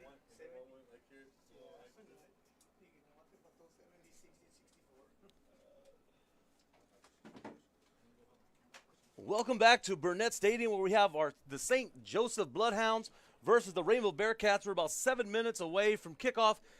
Captains are now on the field. And let's see what we're going to start the game off with. Let's meet tonight's captains for the Rainbow Bearcats. Is all the seniors on tonight's homecoming night for the Rainbow Bearcats, but representing them in the middle of the field is number 53, Steven Tovar, number 40, Tomas Zambrano, 21, Jose Peña, and number 13, Justin Cantu. For the St. Joe Bloodhounds, tonight's captains are number 2, Danny Garza, number 52, Ricardo Alanis, number 54, Mark Ayanya, and number 75, Blake Fawkes. So stay with us, ladies and gentlemen. We have a big game tonight in Raymondville. Two very, I would say, dominant offensive teams. Like I said, St. Joe has been pumping out 439 yards a game, and Raymondville is not very far behind that, if not equal to. We're looking at teams with two good-looking sets of running backs. In St. Joe, we have Melek Kawachi, and for Raymondville, the dynamic duo of Zoravian Amandares and Justin Cantu. And like I said about Kawachi, St. Joe's Kawachi, he's had big games the last couple of games, racking up out of the 3 games that have been played in this young season, 2 of those games came at 200 yards a game. So over 200 yards. So let's see what happens tonight, and we'll be back from Burnett Stadium. This is Real Sports Live.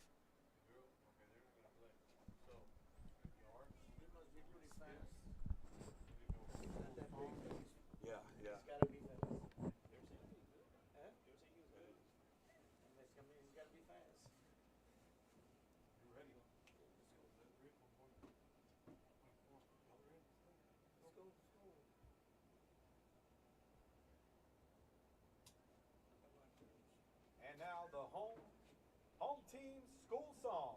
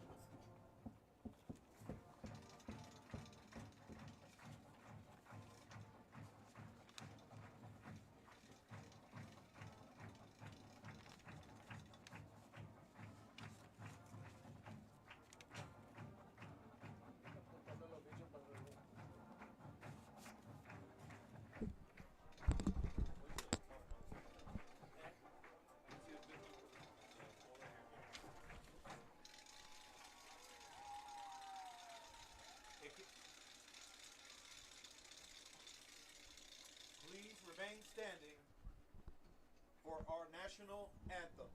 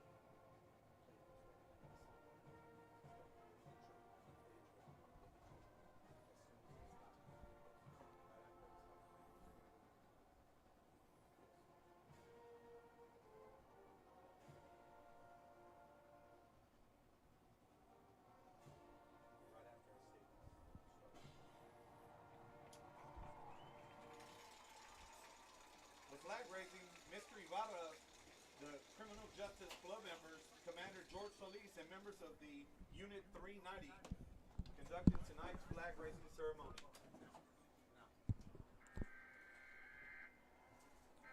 All right, welcome back to Raymondville, Texas, Burnett Stadium, where we have the Raymondville Bearcats going against the St. Joe Bloodhounds. Just to remind you, this is Real Sports Live, and we got 9 games on tap for you going around the valley. If you guys are interested in jumping in between games, we got Donna and at Palmview. We have Pearsall at Corpus Christi Wynn, Hannah at Sherryland, Elsa at Mercedes, Pioneer at Rivera, Westlaco at Harlingen South, Brownsville Vets at PSGA Memorial, and Rio Grande City at Mission Vets. But we are here in Raymondville for Real Sports Live. This is Marco Munguia, going to bring you the play-by-play of tonight's game.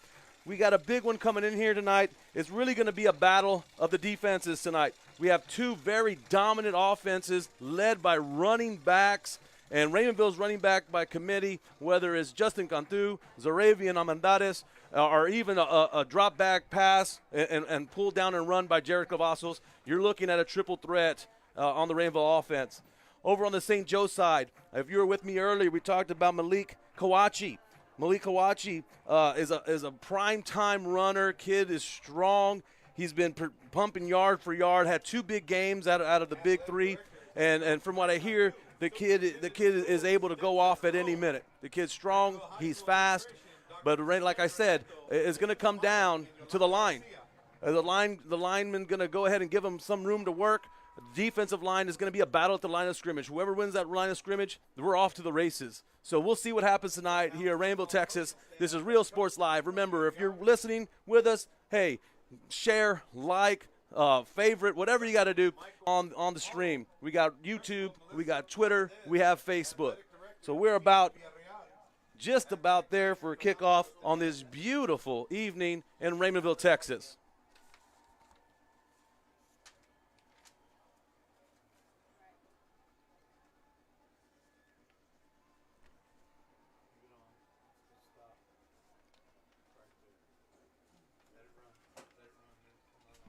So the crowds are starting to come in.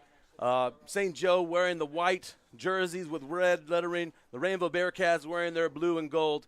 Fans are coming in. It looks like it's going to be a packed house tonight. It is actually Rainbow's homecoming, so we're going to have a lot of Rainbow fans, a lot of alumni from Rainbow out at tonight's game. Welcome, Raymondville Bearcat Nation. Where you at?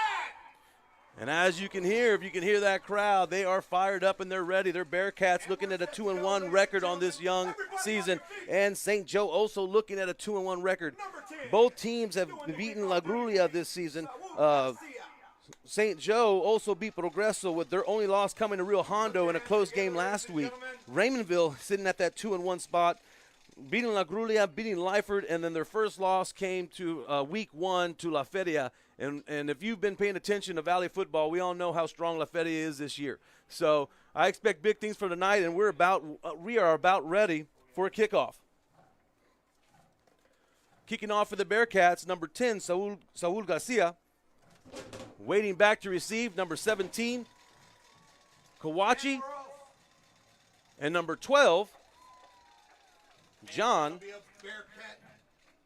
Martinez. And it's deep enough for a touchback, so St. Joe will start off the first half of football.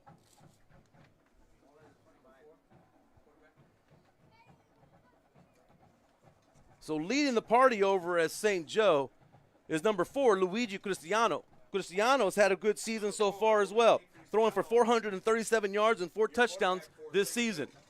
In the backfield with him, like I said earlier, Malik Kawachi. St. Joe lined up in a trips right, single back. And there's a snap. Hand off to Kawachi, who was stopped immediately behind the line by Noe Zambrano, number 40 for Raymondville Bearcats. And that's a loss of 1. So like I said earlier, it's really going to be the line of scrimmage. What's going to happen up front? What are the big boys going to do? O-line, D-line battle. That's what it's going to come down to. Because if they pass that first line of defense, it might be off to the races when they get to the second or third. So St. Joe once again back in the shotgun. 2 receivers set on both sides. Handoff again to Malachi. Malachi comes, he finds a hole up the right side, and he's going. He's on the 50, he's on the 45-40, 35-30, 25-20, 15, 10, 5, touchdown. Touchdown, St. Joe. Karachi. Like I said, ladies and gentlemen, this is a prime-time runner coming out of Brownsville, St. Joe. He went off right here for about a 70-yard run. 70-yard run to the races up the right side of the field. Got the ball to the outside, took it out, and it was a foot race from there. Bearcats could not keep up with Kawachi, and he gets himself a nice big run. 76-yard run, ladies and gentlemen. So that gives Kawachi is also their kicker, getting ready to get his extra point. But we have flags on the field. Looks like an offsides on the Bearcats.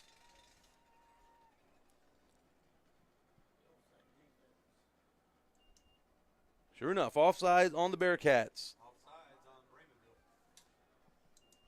So Kawachi will get another shot. Well, it looks like they brought in another kicker. Number 40, Ivan Serra. Serra back, waiting for the snap. Got the hold. And it's good. Giving the St. Joe Bloodhounds an early lead, 7-0 in Raymondville. And like I said, ladies and gentlemen, I brought it back up, and I kept saying in the beginning, everything that I've read about Kawachi, this kid's explosive, and we just saw it for ourselves. Now, let's see what Rainville does and see that they're going to answer back. I know Coach Cantu has his boys fired up. Once again, a lot going on over here with homecoming this week, so I'm sure their minds are a little bit of everywhere. But now it's time to focus, and let's see what Coach Cantu does to come out the gate with his Bearcats.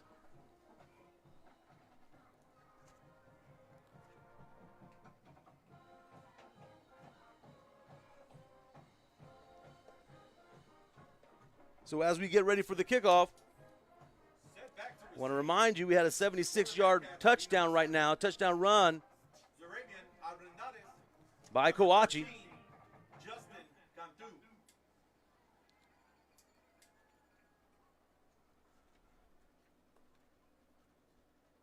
So it looks like Kawachi does a little bit of everything. He's running the ball, he's kicking the ball, and he's getting ready to do the kickoff for St. Joe Bloodhounds. Back to receive for the Bearcats, Justin Cantu and Zarabian Amadades.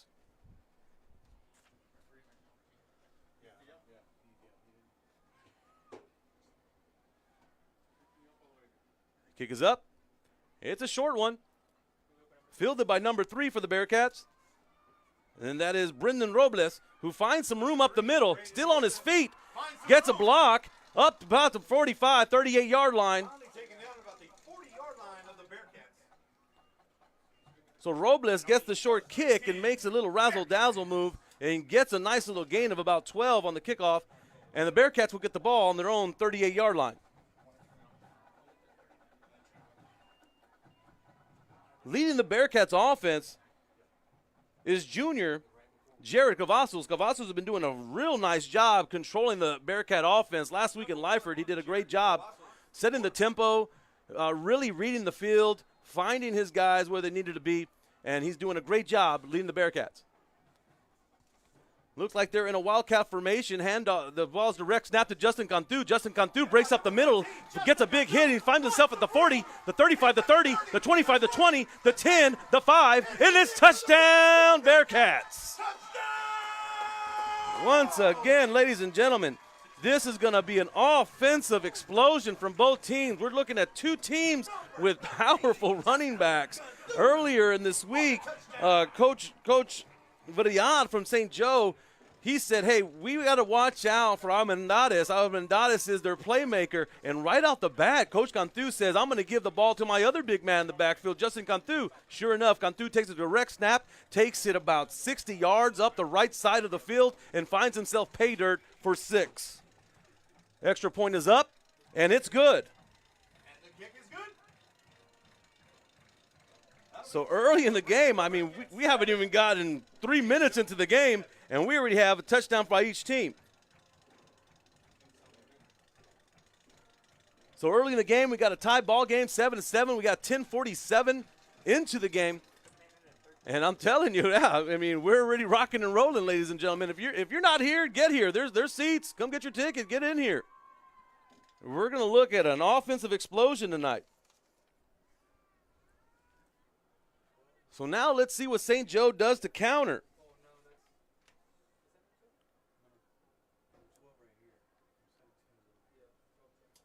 Back to receive, number 12, John Martinez, and number 17, Melik Kawachi.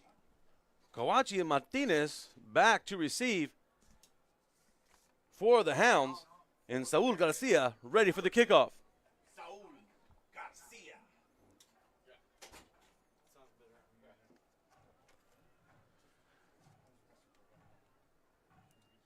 So you can't help but think, if this is the way this game's going to go, I mean, we're looking at a 70-point game tonight coming from both teams. One of the defenses is going to wake up at some point in time, and I'm sure both coaches, Coach Frial and Coach Cantu, are both going to make adjustments that need to be done to see what they can do to stop both of these teams from running it up. Got to see it with the kickoff, and it's a nice one all the way back to the back of the end zone for a touchback. And that's a Raymondville Bearcat touchback.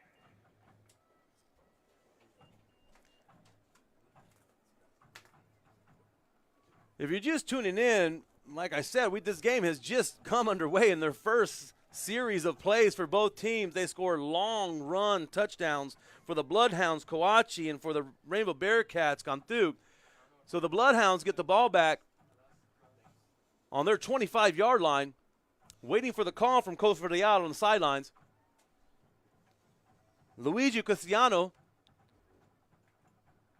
at the QB spot with Kawachi in the backfield. Twin sets on both sides. Handoff to Kawachi, going up the middle, met immediately by the Bearcat defense. Led by Tomas Zambrano. Number 11, Dylan Ramirez. Little help from his friends on the Bearcat defense. St. Joe back on the line quickly. Cristiano calls for the ball. He pulls it and keeps it for himself. Cristiano finds himself some room up the right side of the field, takes it down, gets the Bloodhound first down. Brought down by number 8. Tackle by number 8, Justin Smith. But we have a flag on the field. Bringing the ball back, we have a holding on the offense. So that's going to bring the Bloodhounds back. Looking at a 2nd and 19 with the ball on the 16-yard line. 2nd down and long for the Bloodhounds. Cristiano ready for his snap.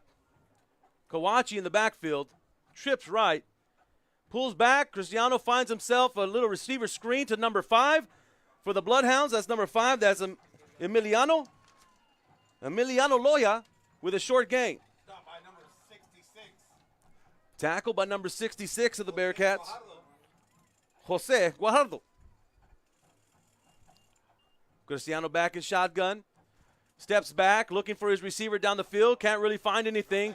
He's sitting in that pocket a little too long. He's being chased down by the Bearcats. The ball's on the field. It might be a fumble. Picked up by the Bearcat defense. Going for the corner of the end zone. Did he get in?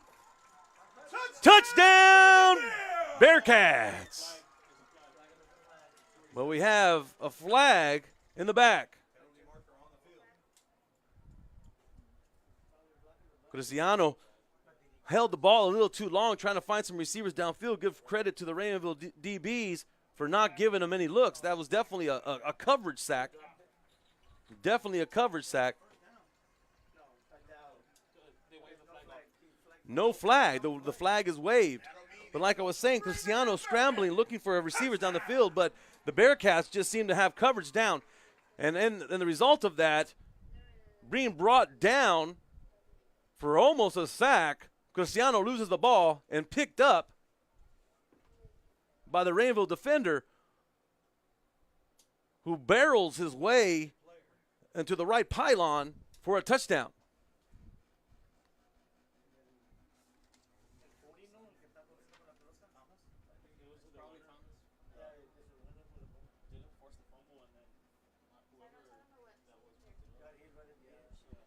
Number 11, Dylan Ramirez, was the Raymondville defender who chased down Cristiano to knock the ball down. And I believe it was Tomas Zambrano, number 40, who picked it up and barreled his way to the end zone, diving out to the right side pylon to get inside for the touchdown. Let's give him a round of applause, ladies and gentlemen.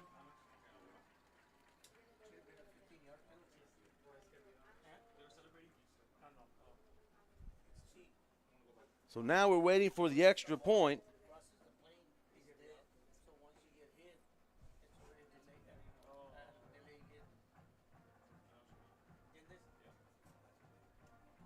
So Raymondville takes a quick swing of momentum. And like I said earlier, it was just a matter of time before one of these defenses made something happen. Extra point is up, and it is good, giving the Raymondville Bearcats a 14-7 lead with 9:15 in the game. Raymondville Bearcats 14, St. Joe Bloodhounds 7.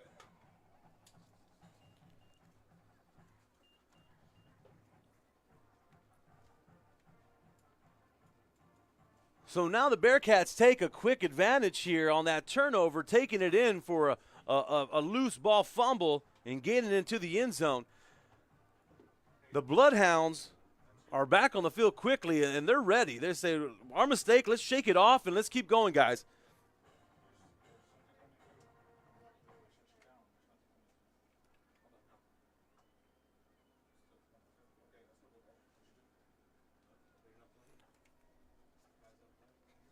Raymondville coming out on the field, getting ready for the kickoff.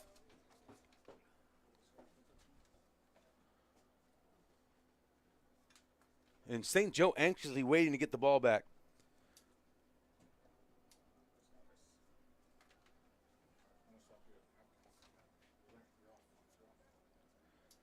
Number 17, Back to receive for St. Joe, Kawachi and Martinez.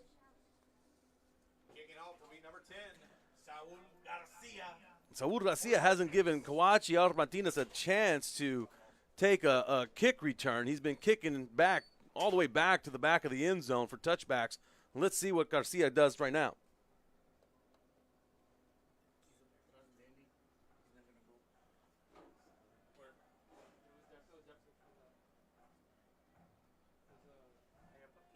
All right, Garcia's back for the kickoff.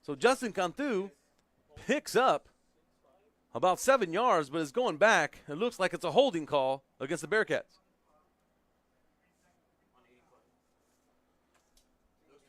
Number 14, Josh Martinez for the Bloodhounds, brought Cantu down.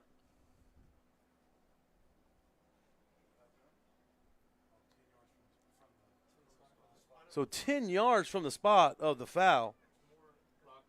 And we're looking at a first and 15. Ball now back on St. Joe's 39-yard line. Cavazos gets the snap. Hand off to Armendariz. Armendariz is looking to get around the right side of the field. Got the sideline, stays in bounds. He's at the 20, the 15, the 10, the 5. Touchdown, Bearcats. Touchdown, Armendariz.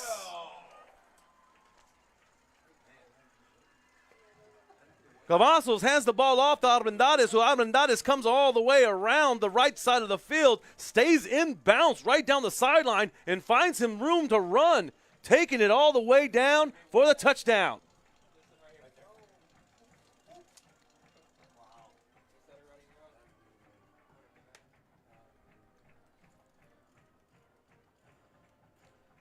So 3 touchdowns, 2 on the offensive side, 1 on the defensive side for the Bearcats. Extra point is up, and it is good.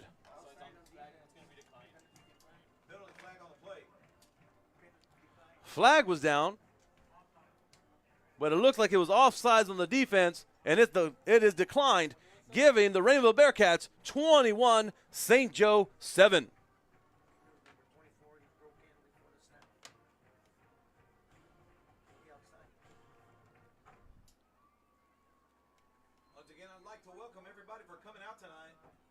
Coming in from Brownsville. How about my Ravenville Bearcat Nation? Where are you at? All right, ladies and gentlemen, we got ourselves a high-scoring affair for the Rainbow Bearcats, showcasing their double trouble running backs. Justin Cantu has gone off for a 60-yard touchdown. Armendariz himself getting himself a little bit of love, giving himself a 30-yard touchdown. And then we had a fumble recovery touchdown by Tomas Zambrano. On the St. Joe side, their 7 points came from a 76-yard run by Kawachi. Getting ready for Rainville to kick off. Waiting for the kickoff, Kawachi and Martinez.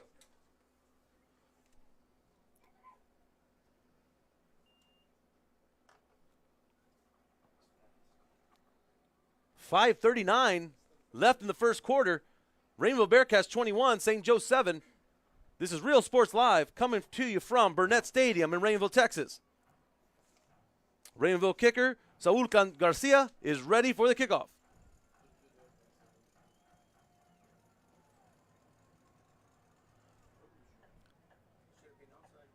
Martinez bumbles the ball, drops it, but picks it back up. He's looking up the middle. He finds a little bit of room to run before met by a slew of Rainbow Bearcats.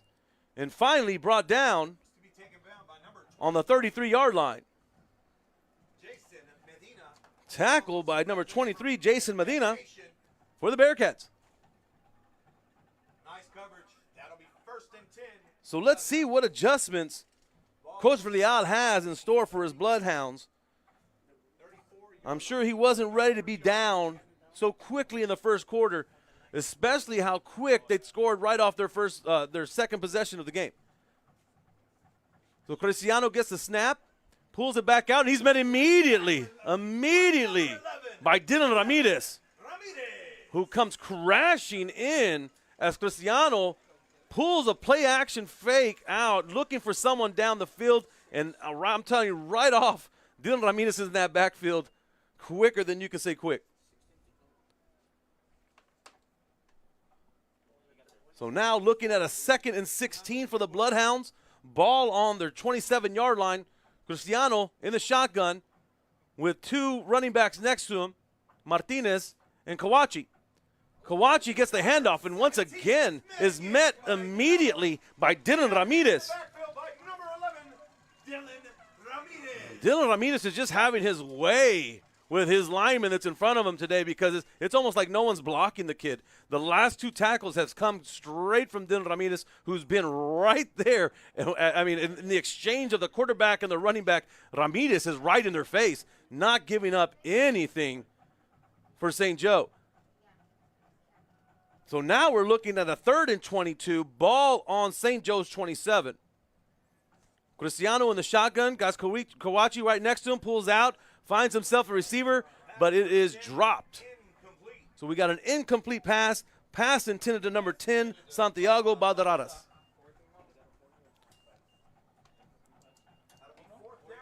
4th and 27 for the Bloodhounds, looking to kick off. Punt that ball away now. Waiting to receive that punt is number 8, Justin Smith. Back to receive number 8, Justin Smith for the Bearcats. Punt is up. Short punt that takes a roll to the out of bounds. So Bearcats get the ball with good field position. An 11-yard punt for St. Joe, giving the Bearcats something to work with. Ball spotted on St. Joe's 33.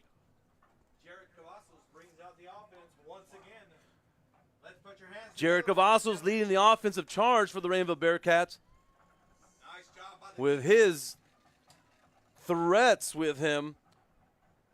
Justin Cantu and Zaravian Armendariz. Armendariz in the motion, handoff to Armendariz, coming right back to that right side of the field. He's on the 35, little shake and bake, razzle dazzle. He's counting back to the other side, the left side of the field. He's on the 15, the 10, the 5. Touchdown, Armendariz. Armendariz comes in motion all the way to the right side of the field, looks for a little bit of something up the right side and sees some room on the cutback, cuts all the way back to the left side of the field, and no one's keeping up with that kid. Quickly a change of momentum. After opening up this game, St. Joe came out and said, let's rock and roll, and just like that, Raymondville has turned this game right around. All momentum, all Raymondville. Extra point is up, and it is good. That'll bring the score. Raymondville Bearcats 28, St. Joe 7. So with 3:47 in the first, Raymondville Bearcats 28, St. Joe 7. After that opening drive by St. Joe, there has been very little offense on their side. Dylan Ramirez has just taken over defensively and is all over the backfield. I'd like to remind everybody about the concessions. The band booster on the east side behind the home team. And the Raymondville Athletic Booster Club behind the home team on the west side are open, selling tacos, sausage tacos, Bearcat chili, sodas, candies, pickles, popcorn. So here we go. Raymondville getting ready to kick the ball back away to St. Joe. And St. Joe is ready to do something. He's saying, let's go. Let's see what we can put together.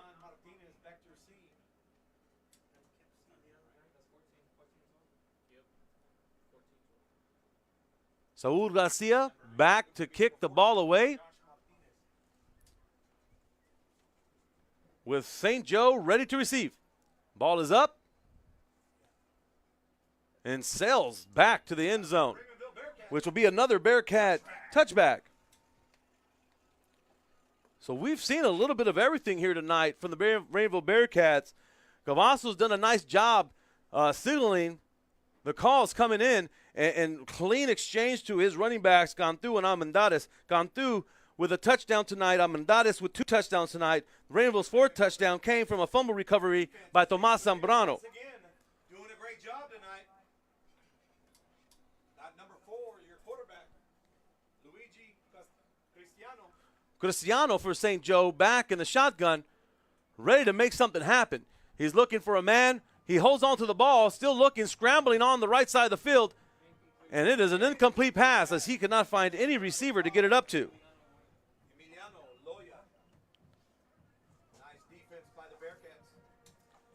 The Rainville secondary has done a great job not giving Cristiano any looks. That's why Cristiano's having to pull the ball down and scramble. Give credit to the Rainville DBs. St. Joe getting their call from the sideline. Cristiano calling the plays. Kawachi in the backfield. Hand off to Kawachi. Finds himself some room on the right side of the field. Getting around the corner. Up the sideline. Picks up about 7. Taken out of bounds by Justin Smith.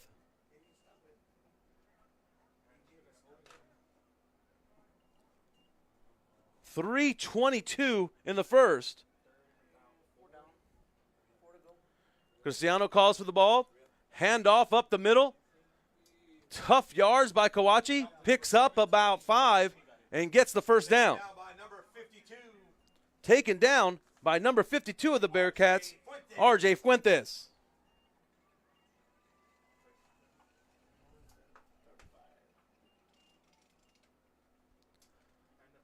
Cristiano hands off to Kawachi. Kawachi finds some room on the Bloodhound right-hand side, but doesn't pick up much. Met immediately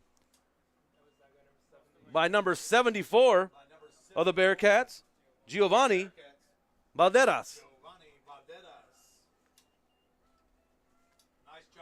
All right, St. Joe handoff is taken away, and number 4 for the Bloodhounds, Luigi Cristiano, keeps it himself and is met with a hard shot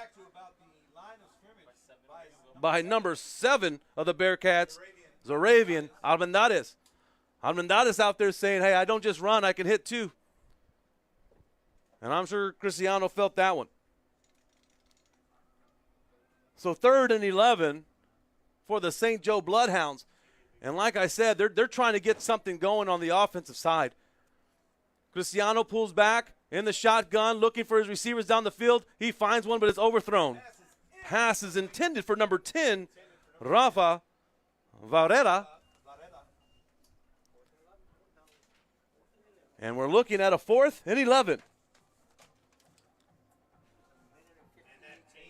We have 1 minute and 58 seconds left in this first quarter. The Rainville Bearcats 28, St. Joe 7. And it was a quick turnaround. St. Joe came out guns blazing. Pre-game, they were focused. You could just tell in their pre-game warm-ups how focused they were. And they showed it on their first possession when they went down and scored a long touchdown run by Kawachi. But then after that, it's been all Bearcats, ladies and gentlemen. So now we have the Rainbow Bearcats getting the ball back on their 40-yard line.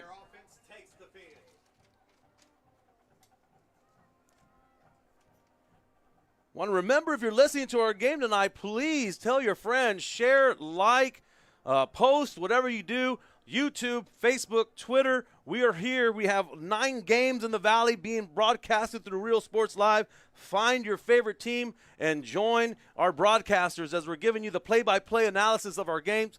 Remember, through UIL regulation, we cannot show a video feed tonight, but after the game, we're going to try to give you as many highlights as we can. Handoff for the Rainbow Bearcats that just gone through, who's met pretty quickly in the back by number 99 of St. Joe, Sergio Martinez, for a loss of 2.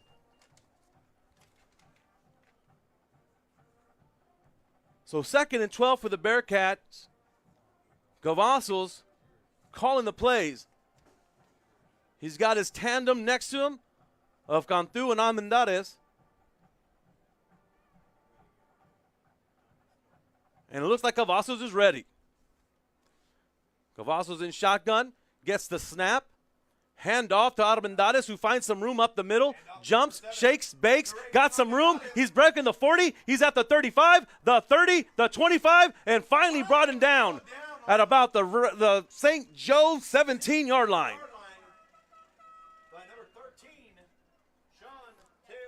Taken down finally by Sean Teong. Run by number 7, Zarabian Almendades. As Almendades keeps those yards going. Another Raymondville Bearcat. So Raymondville Bearcats now get the ball on the 17-yard line of St. Joe, and they're ready to knock on the door of that touchdown again. Looks like Coach Cantu wants to talk things over.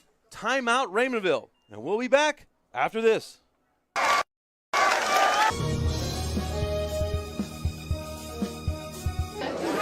for watching Real Sports Live. Thanks for watching Real Sports Live. Real Sports 5, number 1. Fishing fans, here's your chance to catch some fish and help out athletes at the same time. Mark the calendar now and plan on attending October 20th as the 3-Up, 3-Down San Perlita Booster Club Fishing Tournament looks to be the biggest and best yet. Located at Laguna Madre Baits in Port Mansfield, Texas, this tournament is set to provide 100% of the proceeds directly to the athletic programs. Artificial lures only with a blackjack format, no fish over 21 inches, $150 per team or boat, maximum 4 people, and the grand champion is a team closest to 63 inches with 1 red trout and 1 flounder. Food raffles, baked goods, a silent auction, and terrific prizes from some great sponsors. Registration is October 19th. We are back in Burnett Stadium in Raymondville, Texas, where we have the Raymondville Bearcats up 28-7 against St. Joe. We have 31 seconds left in the first quarter as Raymondville has the ball on the 17-yard line. Cavazos calls for the snap in the shotgun. Handoff, he actually keeps it himself up the middle, finds some room, and has a nice little run of about 7. Cavazos calls his own number, tucks it, and goes. Follows his blockers, and he has some nice-looking blockers up in front of him. So he said, lead the way, big boys, and I'll just follow. And it's a first down. That'll be another Raymondville Bearcat. First down. We are winding down, but it looks like we're going big here. Handoff, straight pitch to Almendades. Almendades goes to the right side of the field, and he finds himself the touchdown, but there was a flag on the field. Looks like this one could be coming back.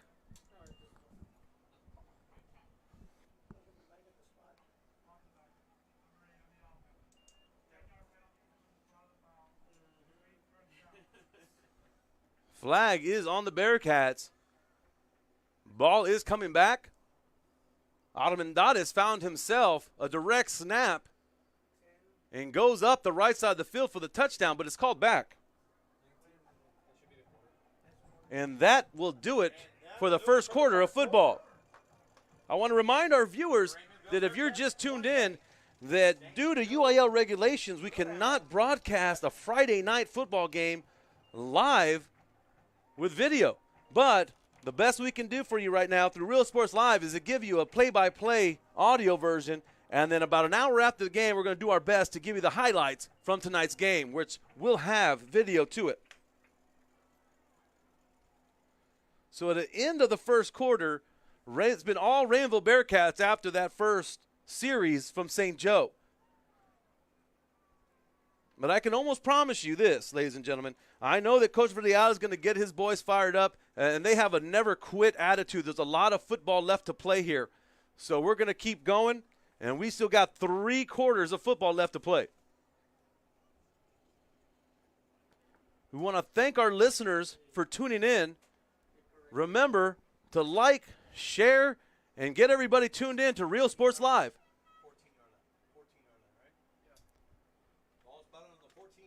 So Raymondville with the ball on St. Joe's 14-yard line. Man in motion, given to Cantu. Cantu finds his way up the left side of the field. He's at the 5, and it's a touchdown, Bearcats. Cantu, who's a man in motion, starting over on the right side of the field, makes his way to the left. Cavazos with a nice exchange, gives the handoff. Cantu finds his way on an end around right up the left side of the field, finds himself 6. So right now, St. Joe has absolutely no answer for Raymondville's running backs. But I know that Coach Verdial is going to go back in there and make the adjustments that he's going to need to get his team right back in this game. Number 10, Saul Garcia up for the extra point, and it's good. Ravenville Bearcats 35, St. Joe Bloodhounds 7. So just underway in the second quarter, Ravenville puts the ball in again, and they're up 35-7 against St. Joe.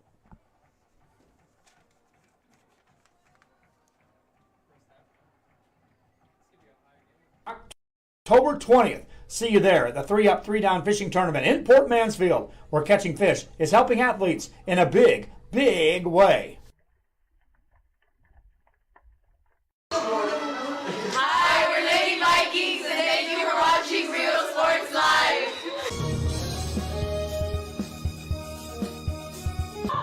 Thank you for watching Real Sports Live. Are you ready?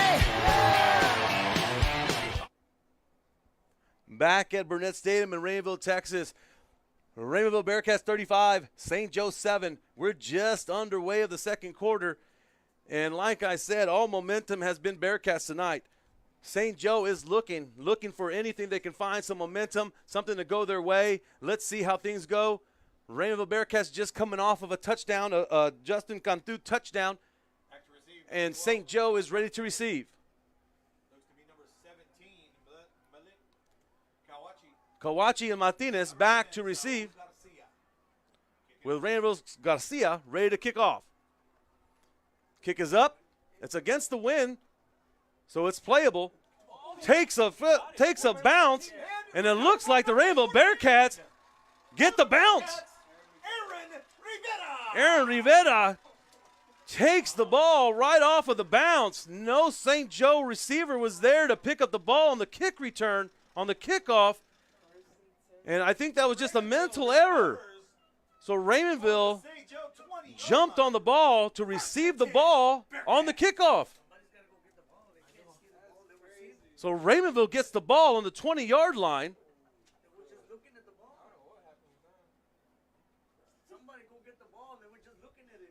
So it just seemed like St. Joe had a mental error and wasn't sure. It's not like a punt. It was a kickoff, and they didn't have anybody to go get that ball. Cavazos drops back, and the shotgun finds his receiver, and it's a nice throw to Jason Cantu, but just comes up short. Incomplete pass. So Coach Cantu says, let's put the ball in the air. Cavazos drops back, throws himself a nice little 35-yard pass, but just came up a little short. And Cantu, Jason Cantu, couldn't quite get his hands on it.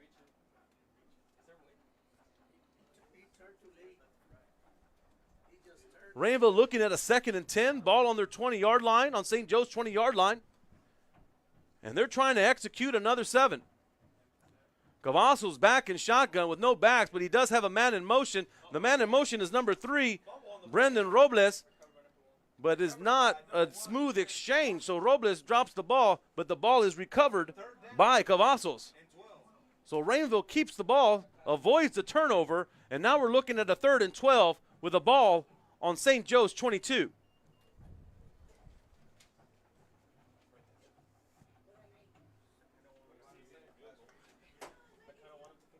Cavazos back in the shotgun, has his dual threat. Tight end Jason Cantu goes in motion. Cavazos rolling out to the right side of the field, finds Armendariz short. Armendariz does a little razzle-dazzle, back and forth. He's at 5. Then he's in for a touchdown. So Cavazos rolls out to the right side of the field, finds himself a short screen pass to Armendariz, and Armendariz just does the rest. Armendariz made about 3 guys miss. The kid just has a shake and bake type of run, just is almost untouchable.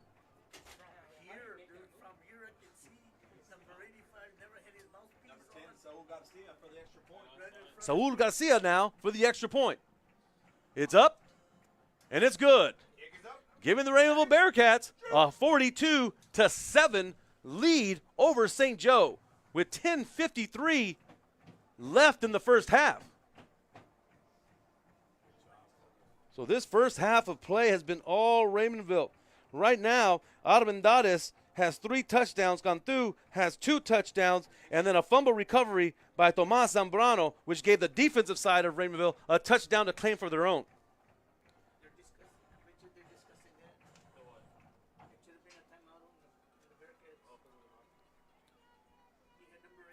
So lots of time left in this ball game. Welcome to the class reunion of 2009. Thank you guys for coming out.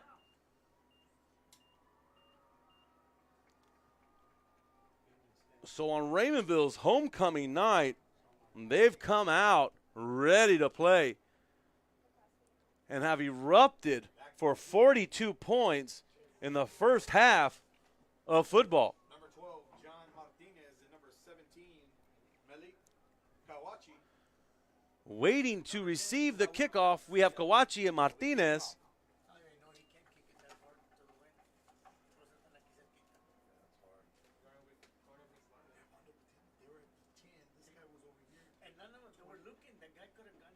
And here we go. We're ready for kickoff here. Coming off of that Raymondville TD by Armendariz. Saul Garcia is our kicker tonight for the Bearcats.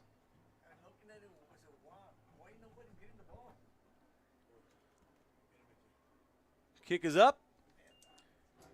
And Kawachi is waiting for the ball. He gets it and is taken down immediately by number 4 of the Bearcats, Samuel Gomez.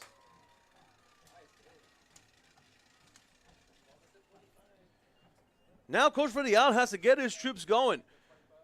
And when you're down like this, the only thing you can say is, guys, let's just keep playing. Play hard every down. Let your actions, let your hustle, let your heart play out through the game. St. Joe's Cristiano back in the shotgun, hands off to Kawachi, who finds some room up the middle. Gain of about 7. Tackle by number 66, Jose Guajardo. 2nd and 8. Cristiano calls for the snap. Given right back to Kawachi. Kawachi finds the ball up the middle and stuffed. Met by number 11, Dylan Ramirez. Short gain of about 1.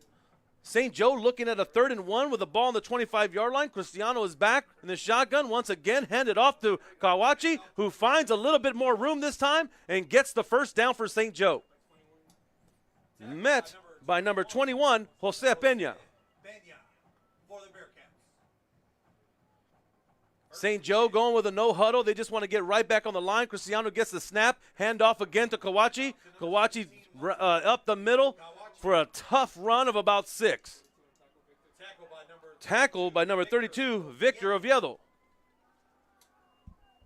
St. Joe is getting on the ball quickly. They're in the no huddle. They got a trips left now with Kawachi in the backfield. Hand off once again to Kawachi and met by Dylan Ramirez, but not before. Might have picked up about 3, just about a yard short of the first down.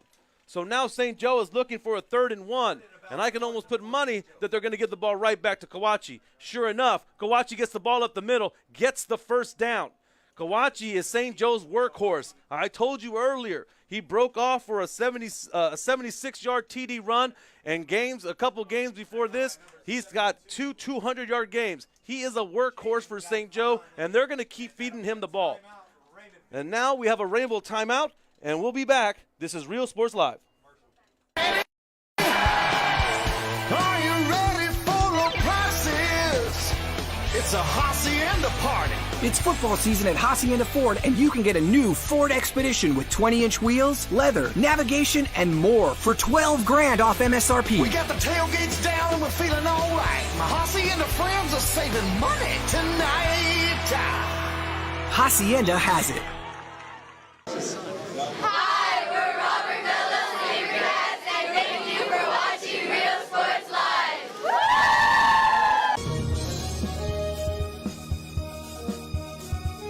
Fans, if you want to look your best at the next game, then let Chewy's Custom Sports go to work for you. From custom designs and graphics to mass production in-house. If it's hats, shirts, buttons, mugs, cups, banners, and more, then Chewy's is there for every team and every sport. A veteran-owned company in touch with the community. It's Chewy's Customs. All right, here we go. First and 10 for St. Joe. Handoff is pulled out. Quarterback keep. Cristiano holds on to the ball, trying to find his way up the right side, but cannot find anything. Met by number 8, Justin Smith, and number 11, Dylan Ramirez. Cristiano coming up the field pretty slowly. We're going to take a timeout. We'll be back. Benito.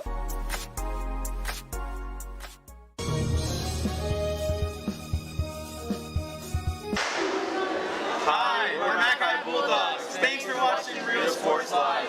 Needing a treat before or after the big game? Then, when in Harlingen, stop in at the Scoop Ice Cream Parlor and Deli and treat yourself to some amazing things. Ice creams, shakes, sundaes, banana splits, and that's just a sample. If you can dream it, they can make it at the Scoop in Harlingen. From the deli comes a variety of sandwiches that is sure to bring you back for more. Hamburgers and hot dogs served every day. Open Tuesday through Saturday, 11 to 7, Sundays from 12 to 6. On F Street in Harlingen, it's the Scoop Ice Cream Parlor and Deli.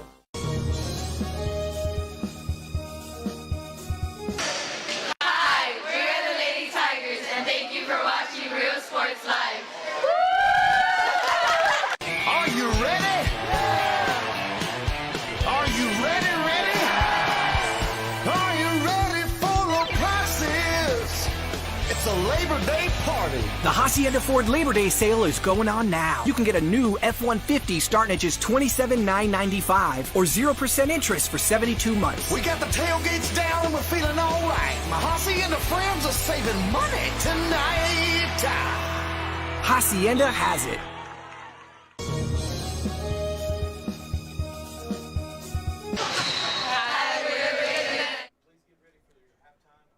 Real Sports Live back in Raymondville, Texas, Burnett Stadium, where we have the Raymondville Bearcats up 42, St. Joe Bloodhound 7. Coming out of that timeout, we now have number 12, John Martinez, doing the play calling for St. Joe.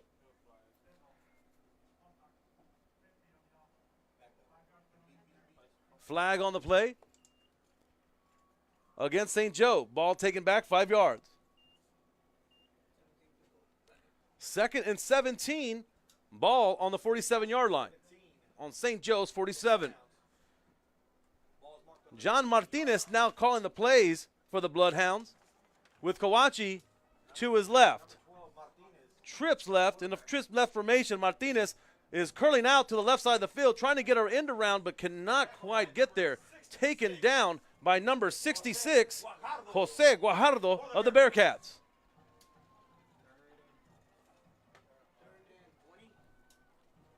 Third and 20 for the Bloodhounds. And they have yet to find something. Just a while ago, Kawachi was chipping away. And that took an abrupt halt. Martinez back in shotgun. Kawachi to his side. Hand off to Kawachi up the middle, who's met immediately by the Bearcats. Kawachi with the carry. 66 once again for the Bearcats. Jose Guajardo, who's doing a great job stuffing up the middle of for the D-line. 4th and 17. Ball on the 50-yard line. St. Joe is looking to punt. Waiting for the punt, Raymondville's number 8, Justin Smith. St. Joe gets the punt off. It takes a nice little punt with a nice St. Joe bounce, but not before it gets into the end zone. Number 2 for St. Joe, Danny Garza, was trying to sprint down there to get it, at least at the 2 or the 1 yard line, but it took a too big of a bounce. So now the Bearcats get the ball back on the 20-yard line of St. Joe. On their own 20-yard line.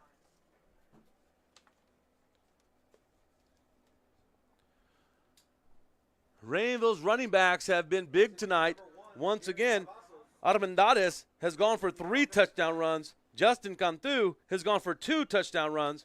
And the last touchdown came from a fumble recovery by Tomas Zambrano. Number 1, junior Jared Cavazos leading the Bearcat offense. Hands off to number 8, Justin Smith, who finds some room up the left side of the field, and he's jumping, and he jumped out of bounds. Forced out of bounds by St. Joe's number 45, Rafael Parra.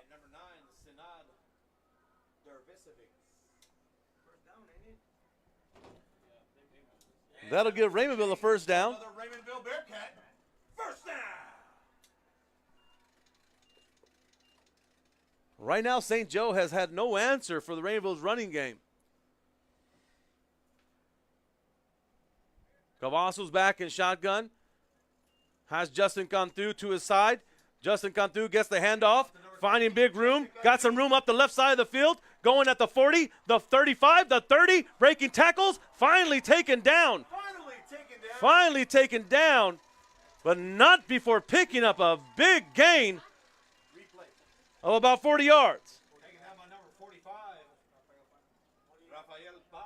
Finally taken down by number 45, Rafael Parra.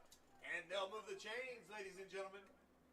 So big, strong run by Justin Cantu, who was meeting and challenging any tackler who was coming his way. He was just putting his shoulder down and said, I dare you to hit me.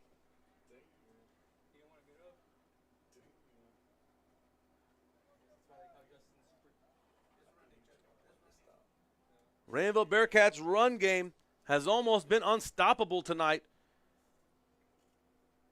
with Armendariz and Cantu. Jared Cavazos ready for the snap.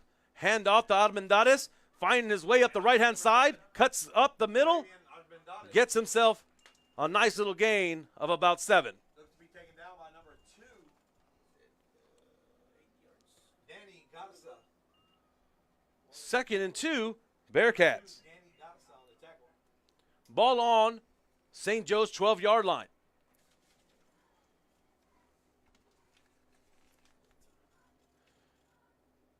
Jared Cavazos keeping the tempo of this game moving, doing a nice job managing the clock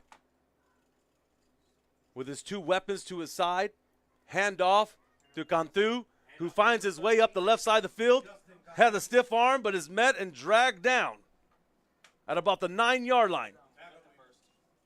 Taken down by number 12, John Martinez, and number 14, Josh Martinez. But not before Raymondville gets the first down. So now Raymondville is looking at a 1st and goal, ball on the 9-yard line. First down, Bearcats.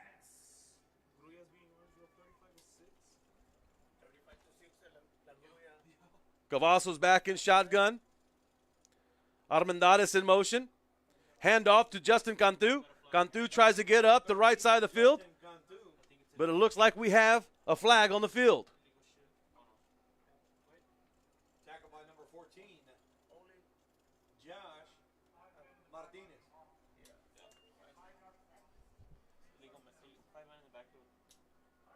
5-man in the backfield flag, bringing the ball back 5, but repeating the down.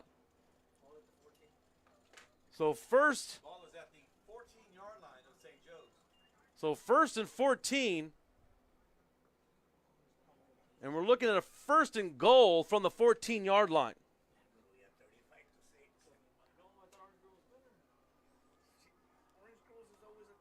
Cavazos ready for the call, gets the snap, and flag on the field. Another one on the Bearcats.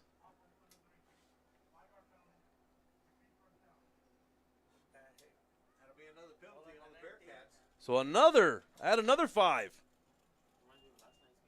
Still 1st and goal. Now we got a 1st and goal, ball on St. Joe 19, with Raymondville trying to clean things up to extend their lead.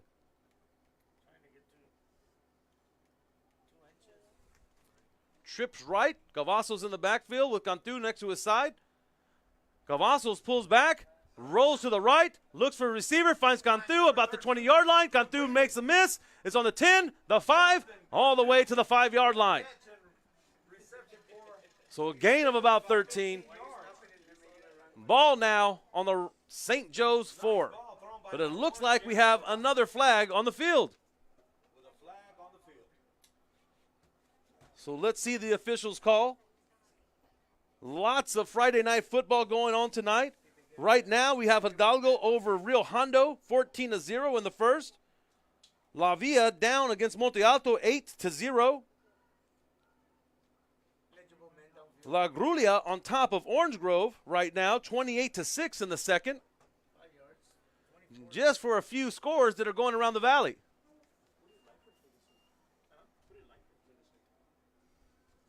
Flag is against Raymondville, bringing them back all the way now to the 24-yard line. So now we have a 1st and 24, which started off as a 1st and goal, and we have 3 flags against the Raymondville in a row. For the most part, it had been a clean game. Not too many penalties, not too many mistakes, but now we have 3 in a row by the Bearcats. Cavazos making some adjustments. Armendaris in motion. Cavazos rolls to the left, finds a man all alone. Touchdown, Bearcats. Cavazos finds a connection with number 8 of the Bearcats, Justin Smith. Jared Cavazos rolls to the left after a play fake action. Rolls out to the left side of the field, finds Justin Smith all alone at the end zone for the touchdown. Number 10, Saul Garcia for the extra. Saul Garcia ready for the extra point.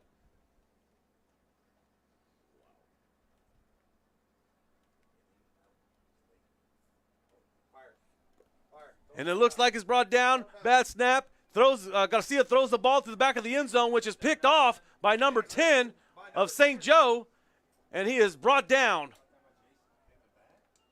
So it seems like it was a bad snap. So Saul Garcia picks up the ball, tries to go around, try to find somebody in the back of the end zone, just throws it out there.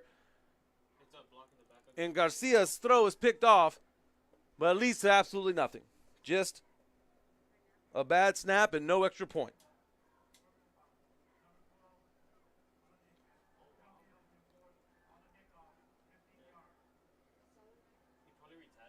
So, with 3 minutes left in the first half of football, Raymondville Bearcats 54, St. Joe 7. 54. St. Joe's. Raymondville has just had an offensive explosion, and St. Joe just hasn't had any answer for them. St. Joe's offense continues to chip away, but after that big run by Kawachi in the first set of plays of the game, there's been very little after that. So back to receive for St. Joe now is Martinez and Kawachi, who are waiting to do some of their own, which, don't get me wrong, ladies and gentlemen, at any second they could.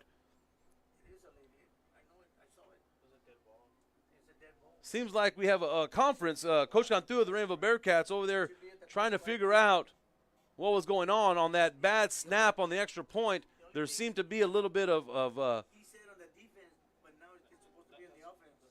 there seemed to have been a flag on the field, but they're trying to figure it all out.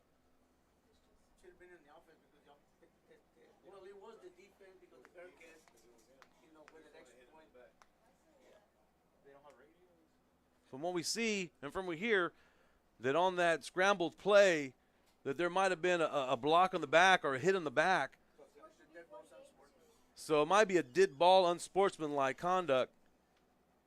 But the officials are still trying to figure it out as they conference.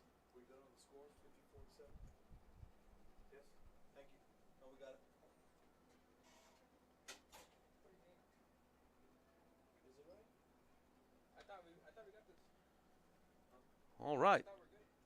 So it seems like things are now settled, and it looks like the kickoff is going to be on Raymondville's 45. which gives Garcia a chance for a short kickoff. Pre-game of this, Garcia was taking 60-yard field goal shots.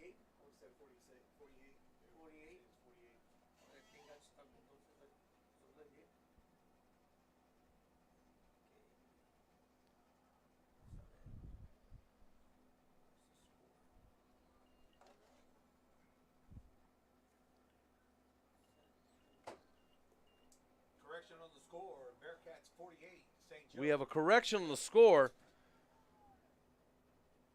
The score is Bearcats 48, St. Joe 7. So Garcia now back for the kickoff. Ball going to Kawachi Martinez. And gives a short kick. But not.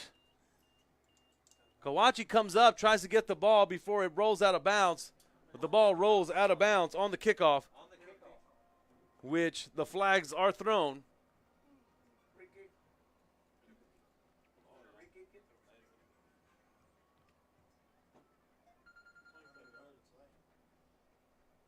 So let's see here. Why is everybody calling me? What's up? Yeah. What's up? What's up?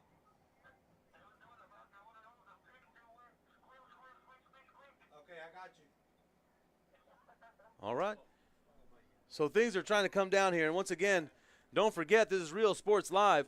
We have all types of games going on in the Valley being broadcasted on Real Sports Live.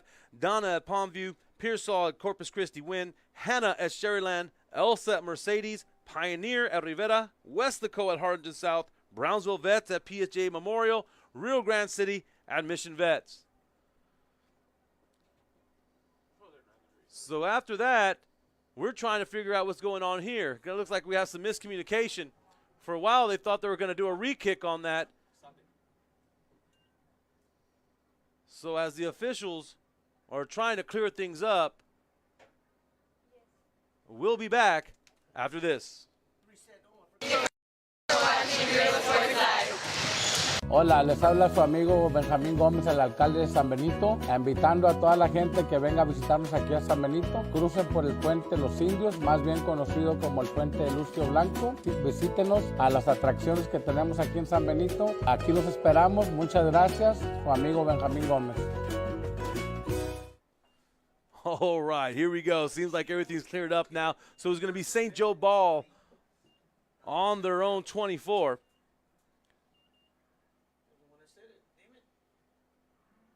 And we're having some technical difficulties with our clock here.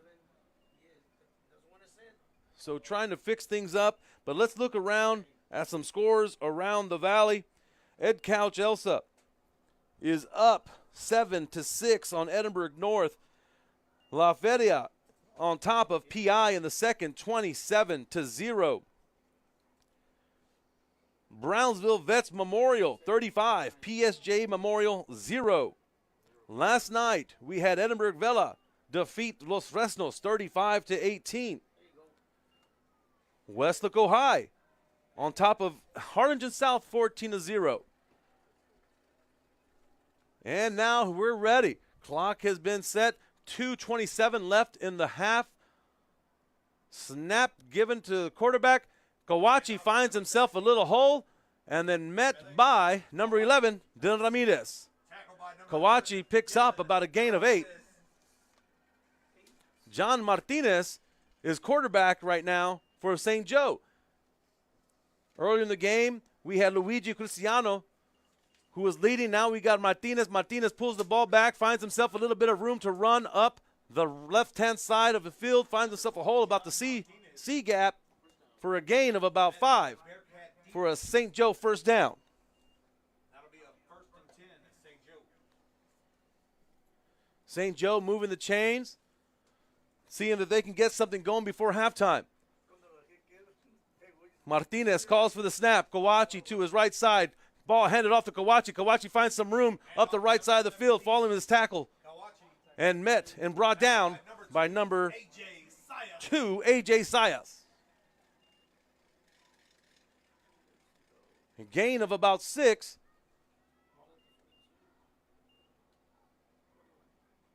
Ball on St. Joe's 41.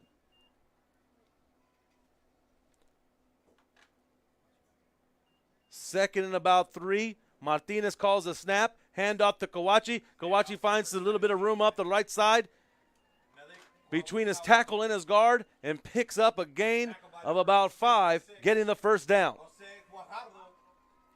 Kawachi, the workhorse, and St. Joe calls a no huddle. Kawachi gets the ball right again.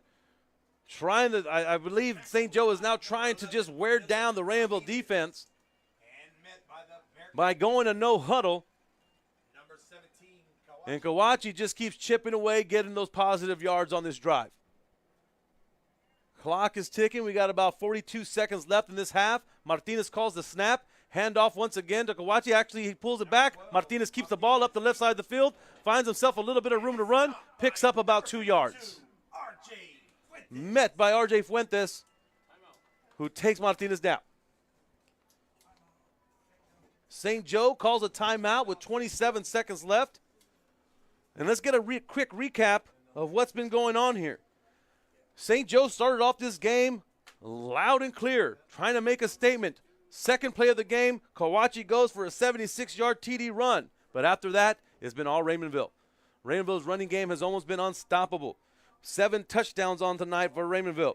Cantu has been credited with 2 of them. Armendariz with 3 of them. Cavazos had a nice TD pass over to receiver Smith. And then the last touchdown that we can account for is that fumble recovery on the defensive side of Raymondville with Tomas Zambrano rumbling down to get the touchdown for the defense on the fumble. Other than that, like I said, before the game started, ladies and gentlemen, it was gonna be a battle. It was gonna be a battle. We knew both teams had big-time runners on both sides of the field, and that's what we've seen tonight. Kawachi's kind of slowed down, but don't get me wrong, he has been scratching and he has been grinding to get every single yard that he can get. But Raymondville's defense has buckled down. Raymondville's defense has held their own. So Martinez now back, ready for the snap, pulls back on a play action, finds a man deep, finds number 10, and he's caught. Play action pass from Martinez to number 10, Rafa Varela, for a nice catch of about 30 yards. Timeout St. Joe with 20 seconds left in the first half of play. Hi, thank you for watching Real Sports Live.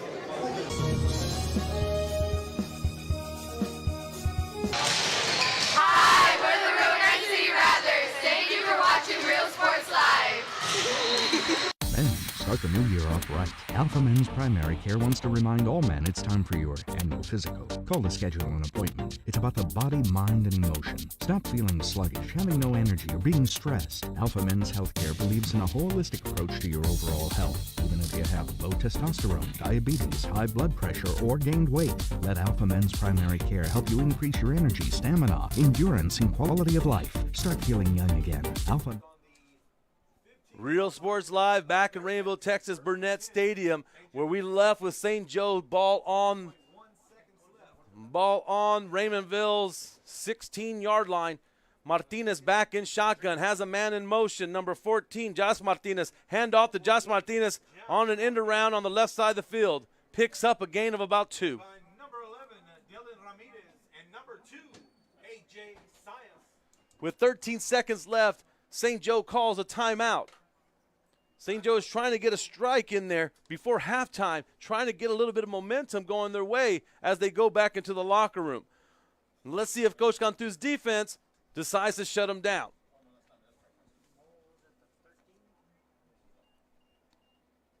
Plenty of big plays here tonight on both the Raymondville and the St. Joe side.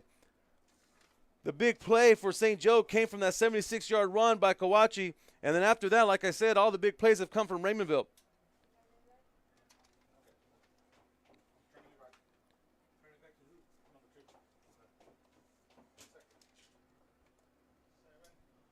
Plenty of ball left to play in this game. We're at 13 seconds until halftime, with Raymondville Bearcats up 48-7. Ball on the 13-yard line as St. Joe is trying to get something going before the end of the half. 13.2 seconds left in the half. Martinez back in shotgun with Kawachi next to his side. Motion man, number 14, Martinez. Martinez looks for a pass right up the middle. Intended receiver, Victor Salinas, but just a bit overthrown. On the incomplete, that stops the clock with 9.8 seconds before halftime. We're looking at a 3rd and 8. Ball on the 13-yard line for St. Joe. This will give St. Joe at least 2 more plays. It looks like they're going to look for the air. A trips right for Martinez with Kawachi to his left. Martinez pulls back, rolls over to his right-hand side, looking for a receiver, being chased down, comes back. Martinez throws the ball up, and it is caught in the end zone by number 14, Josh Martinez for the touchdown.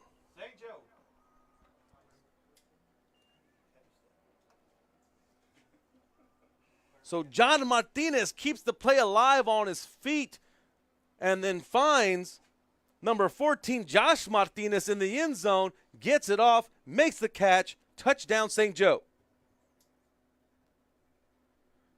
St. Joe looking to add the extra point now. Number 40, Ivan Cerda. Number 40, Ivan Cerda for the extra point. Snap, hold, it's up, and it is good. So St. Joe ends the first half of football with a touchdown, bringing our score to 48-14. And we'll be back for Real Sports Live.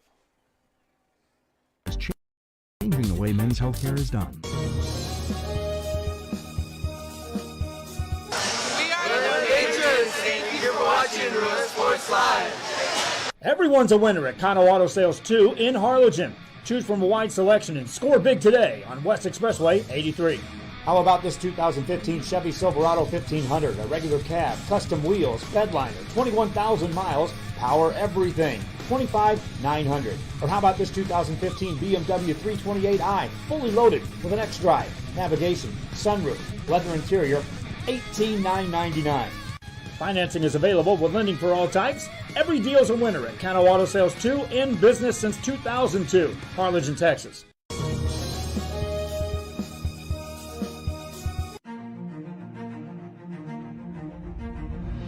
At HCISD, we move the needle forward every day. We'll blaze a trail for future generations. It's not just about equipping students with skills for the future.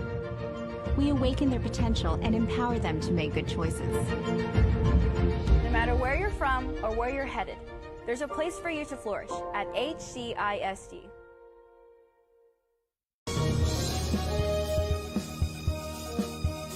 Every great dining adventure begins with one word: fresh. At the Sea Ranch, we combine a fresh, inviting atmosphere with chef-inspired cuisine prepared from the freshest local shrimp, oysters, snapper, and mahi-mahi. Our salmon, Alaskan king crab, and live Maine lobsters are flown in fresh. A local favorite for over 30 years, the Sea Ranch. Come enjoy a fresh experience.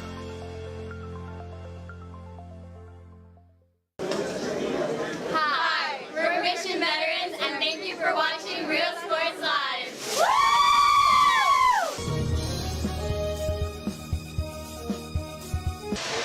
Thank you for watching Real Sports Live.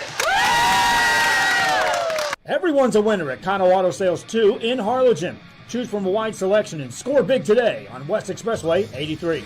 How about this 2015 Chevy Silverado 1500, a regular cab, custom wheels, bedliner, 21,000 miles, power everything, $25,900. Or how about this 2015 BMW 328i, fully loaded with an X-Drive, navigation, sunroof, leather interior, $18,999.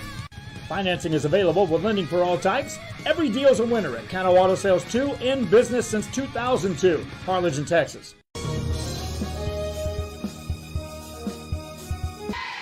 Hi, we're the Lady Diamondbacks, and thank you for watching Real Sports Live.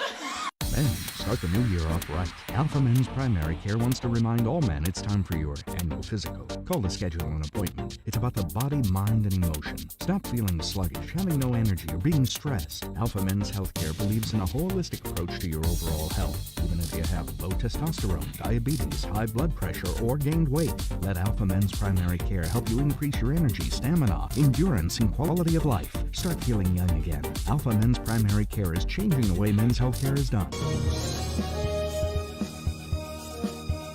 Fishing fans, here's your chance to catch some fish and help out athletes at the same time. Mark the calendar now and plan on attending October 20th as the 3-Up, 3-Down San Perlita Booster Club Fishing Tournament looks to be the biggest and best yet.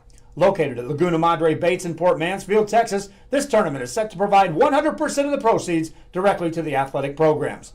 Artificial lures only with a blackjack format, no fish over 21 inches, $150 per team or boat, maximum 4 people, and the grand champion is a team closest to 63 inches with 1 red trout and 1 flounder.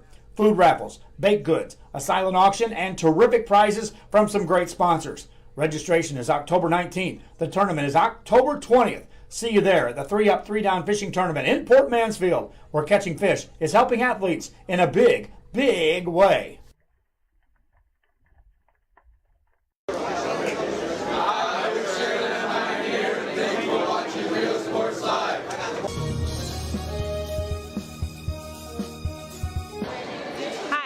Nava with Westago East High School. Thank you for watching Rio Sports Live. At HCISD, we move the needle forward every day. We'll blaze a trail for future generations. It's not just about equipping students with skills for the future. We awaken their potential and empower them to make good choices. No matter where you're from or where you're headed, there's a place for you to flourish at HCISD.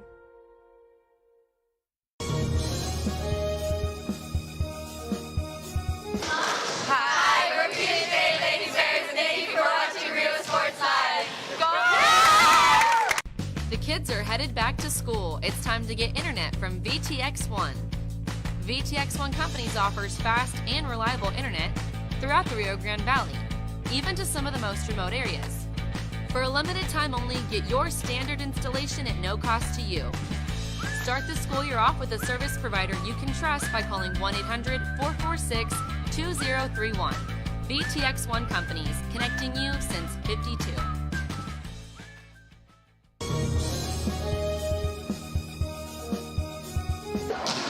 Hi, we're the Lady Wildcats, and thank you for watching Real Sports Live.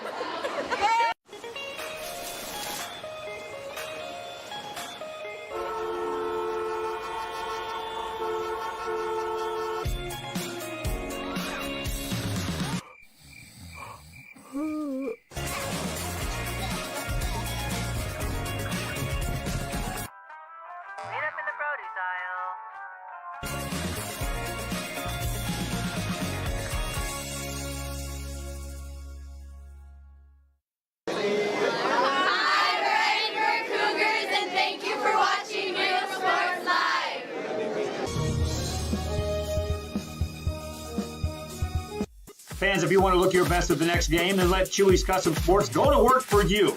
From custom designs and graphics to mass production in-house. If it's hats, shirts, buttons, mugs, cups, banners, and more, then Chewy's is there for every team and every sport.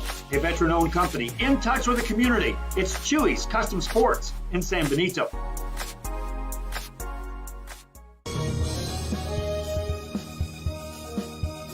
Hola, les habla su amigo Benjamín Gómez, el alcalde de San Benito, invitando a toda la gente que venga a visitarnos aquí a San Benito. Crucen por el puente Los Indios, más bien conocido como el puente de Lucio Blanco. Visítenos a las atracciones que tenemos aquí en San Benito. Aquí los esperamos. Muchas gracias, su amigo Benjamín Gómez.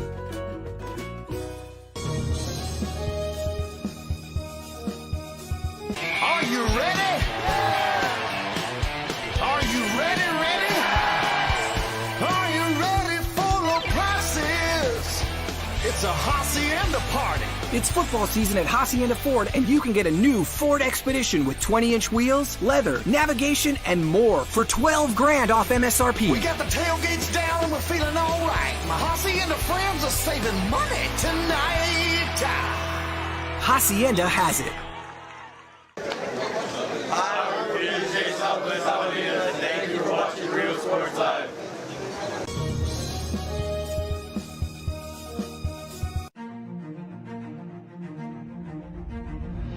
At HCISD, we move the needle forward every day. We'll blaze a trail for future generations. It's not just about equipping students with skills for the future. We awaken their potential and empower them to make good choices. No matter where you're from or where you're headed, there's a place for you to flourish at HCISD.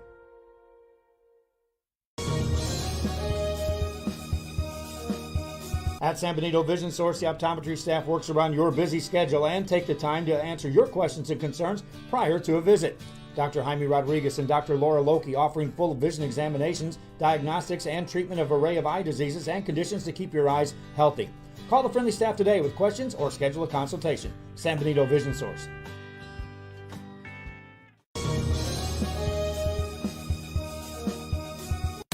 Start the new year off right. Alpha Men's Primary Care wants to remind all men it's time for your annual physical. Call to schedule an appointment. It's about the body, mind, and emotion. Stop feeling sluggish, having no energy, or being stressed. Alpha Men's Healthcare believes in a holistic approach to your overall health. Even if you have low testosterone, diabetes, high blood pressure, or gained weight, let Alpha Men's Primary Care help you increase your energy, stamina, endurance, and quality of life. Start feeling young again. Alpha Men's Primary Care is changing the way men's healthcare is done. We are this close. We're this close. We are this close. Of wanting to making history. This close to changing the world. We are this close. This close. This close to making sure no child suffers a crippling disease ever again. This close. We are this close to ending polio. Ending polio. All we need is you.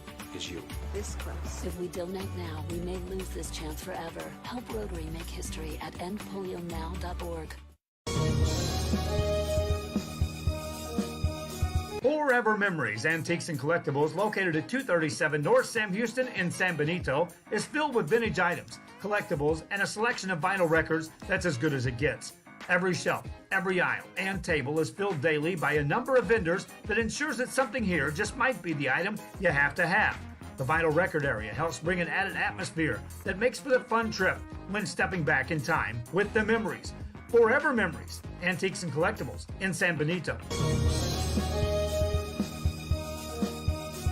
Every great dining adventure begins with one word: fresh. At the Sea Ranch, we combine a fresh, inviting atmosphere with chef-inspired cuisine prepared from the freshest local shrimp, oysters, snapper, and mahi-mahi. Our salmon, Alaskan king crab, and live Maine lobsters are flown in fresh. A local favorite for over 30 years, the Sea Ranch. Come enjoy a fresh experience.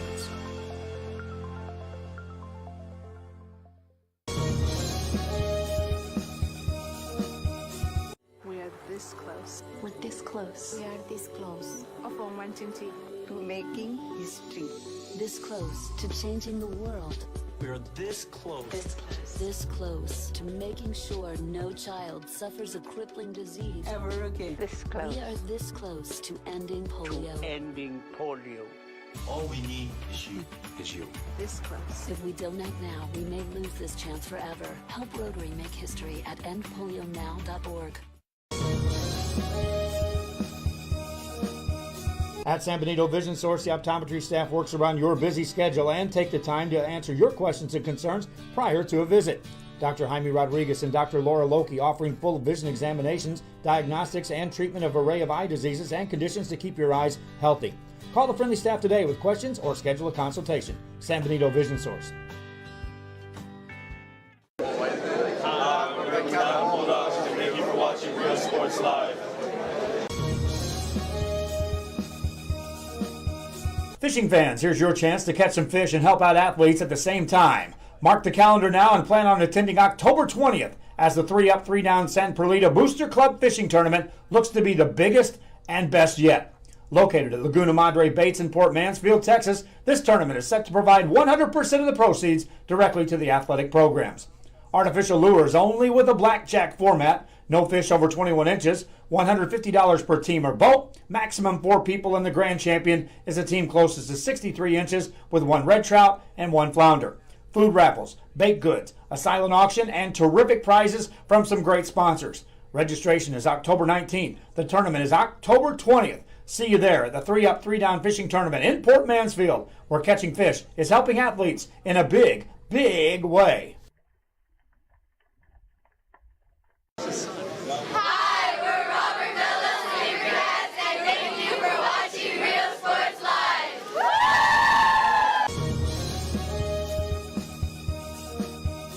Everyone's a winner at Kano Auto Sales 2 in Harlingen. Choose from a wide selection and score big today on West Expressway 83. How about this 2015 Chevy Silverado 1500, a regular cab, custom wheels, bedliner, 21,000 miles, power everything, $25,900. Or how about this 2015 BMW 328i, fully loaded with an X-Drive, navigation, sunroof, leather interior, $18,999.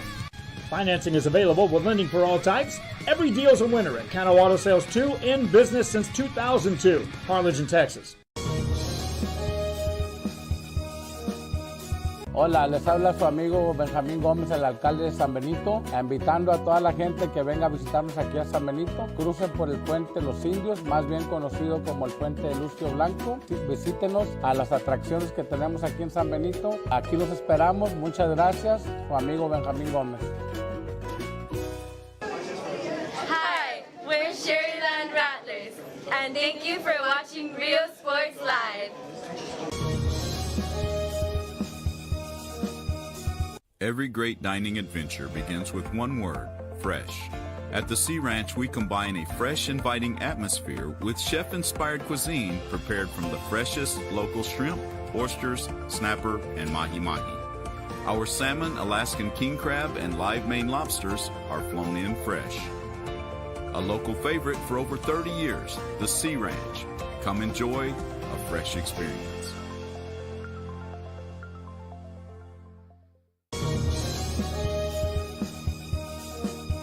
At San Benito Vision Source, the optometry staff works around your busy schedule and take the time to answer your questions and concerns prior to a visit.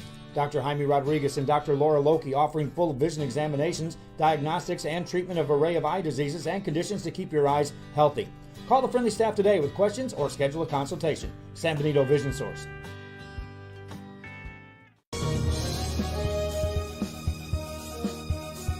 We are this close. We're this close. We are this close. Of uncertainty to making history.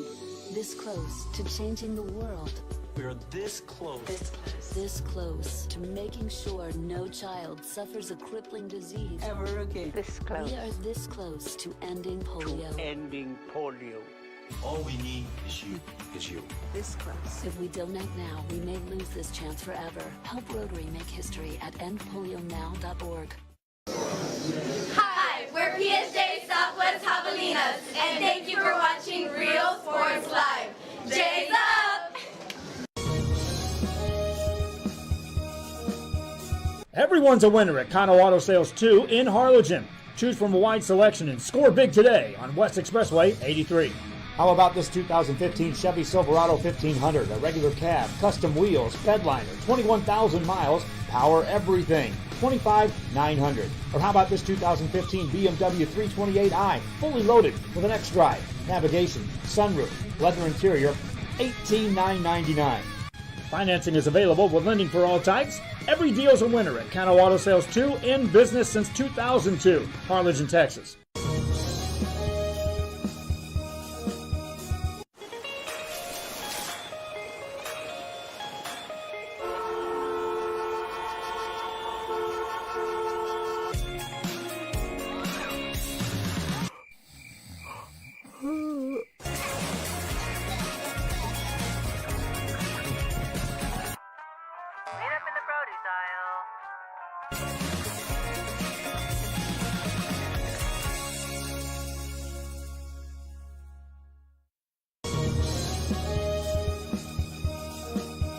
Fishing fans, here's your chance to catch some fish and help out athletes at the same time. Mark the calendar now and plan on attending October 20th as the 3-Up, 3-Down San Perlita Booster Club Fishing Tournament looks to be the biggest and best yet.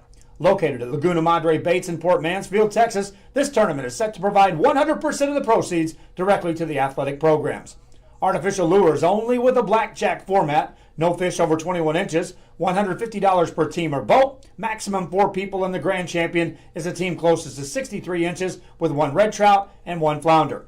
Food raffles, baked goods, a silent auction, and terrific prizes from some great sponsors. Registration is October 19th. The tournament is October 20th. See you there at the 3-Up, 3-Down Fishing Tournament in Port Mansfield, where catching fish is helping athletes in a big, big way.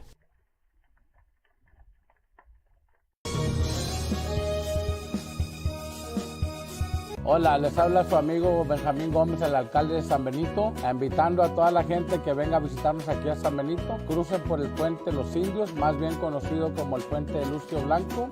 Visítenos a las atracciones que tenemos aquí en San Benito. Aquí los esperamos. Muchas gracias. Su amigo Benjamín Gómez. Hi, we're not leaving Aussies, and thank you for watching Real Sports Live.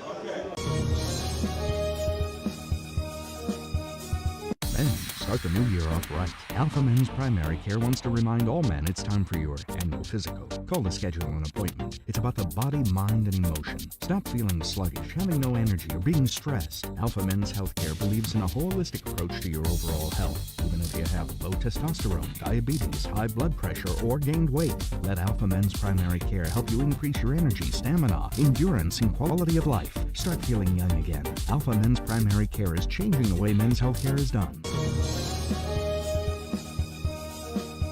Forever Memories, Antiques and Collectibles, located at 237 North Sam Houston in San Benito, is filled with vintage items, collectibles, and a selection of vinyl records that's as good as it gets.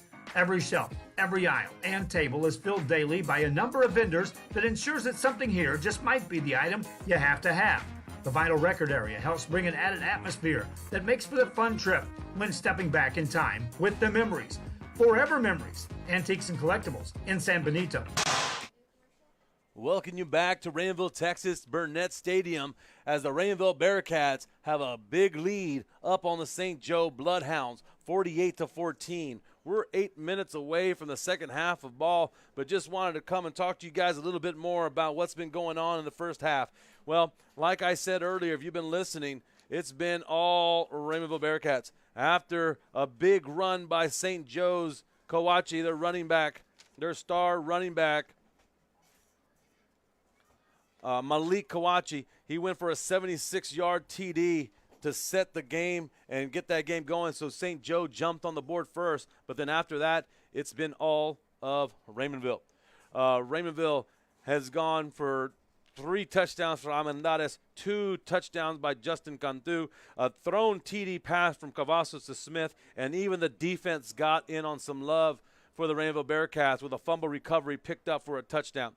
The last score of the first half went to St. Joe, and St. Joe picked up a nice little pass from Martinez to Martinez. So that was John Martinez throwing to Josh Martinez for the touchdown.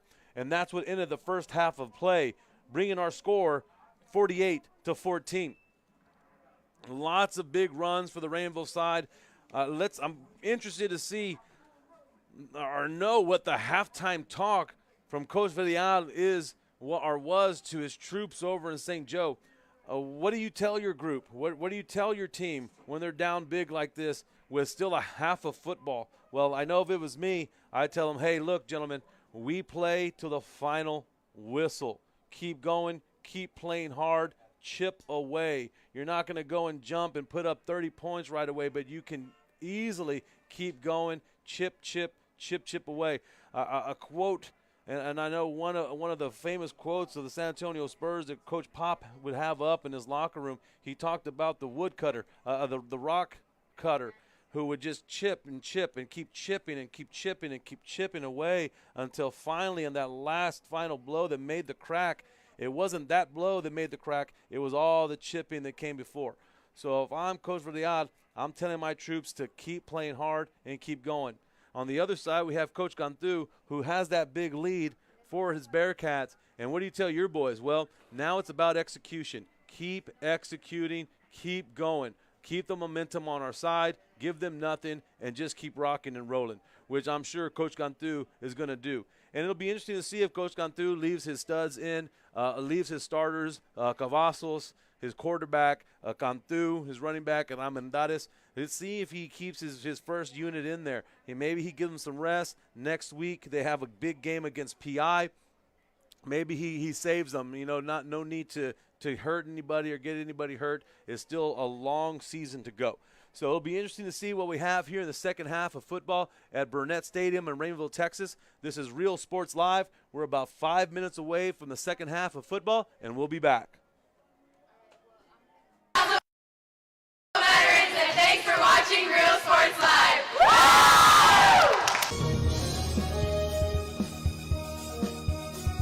Every great dining adventure begins with one word, fresh.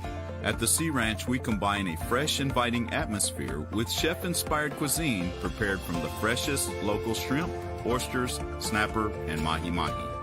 Our salmon, Alaskan king crab, and live Maine lobsters are flown in fresh. A local favorite for over 30 years, the Sea Ranch. Come enjoy a fresh experience.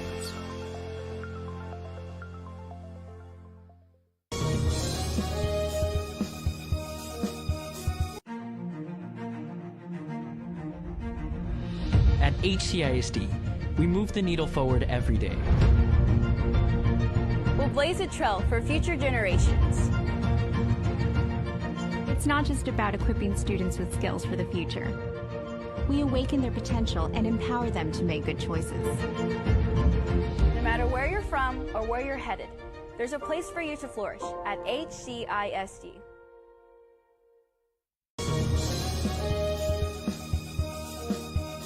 Hola, les habla su amigo Benjamín Gómez, el alcalde de San Benito, invitando a toda la gente que venga a visitarnos aquí a San Benito. Crucen por el puente Los Indios, más bien conocido como el puente de Lucio Blanco. Visítenos a las atracciones que tenemos aquí en San Benito. Aquí los esperamos. Muchas gracias, su amigo Benjamín Gómez.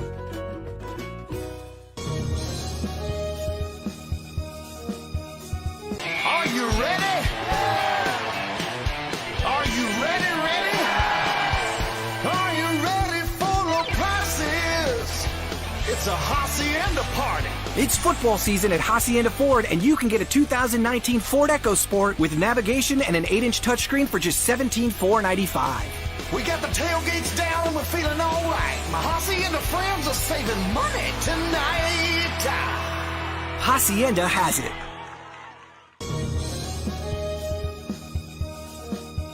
At San Benito Vision Source, the optometry staff works around your busy schedule and take the time to answer your questions and concerns prior to a visit. Dr. Jaime Rodriguez and Dr. Laura Loki offering full vision examinations, diagnostics, and treatment of an array of eye diseases and conditions to keep your eyes healthy. Call the friendly staff today with questions or schedule a consultation. San Benito Vision Source.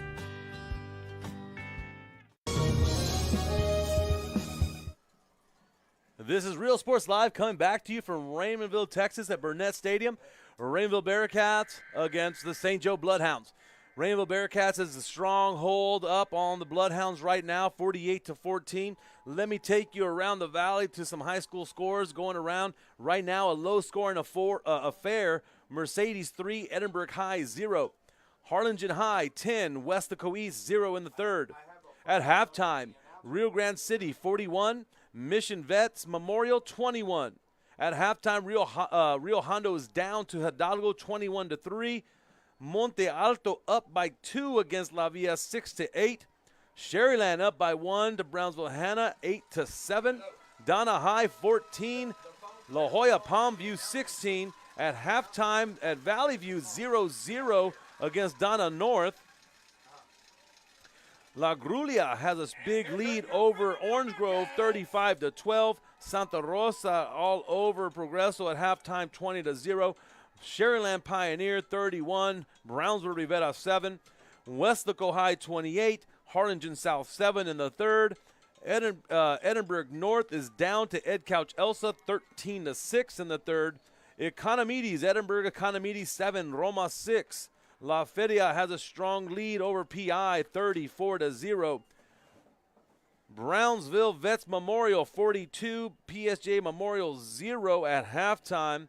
And yesterday we had some games on slate. We had Los Fresnos dropping one to Edinburgh Vela, 18-35. Brownsville Porter defeating Brownsville Lopez 48-23. And that takes us around the valley for Friday night games.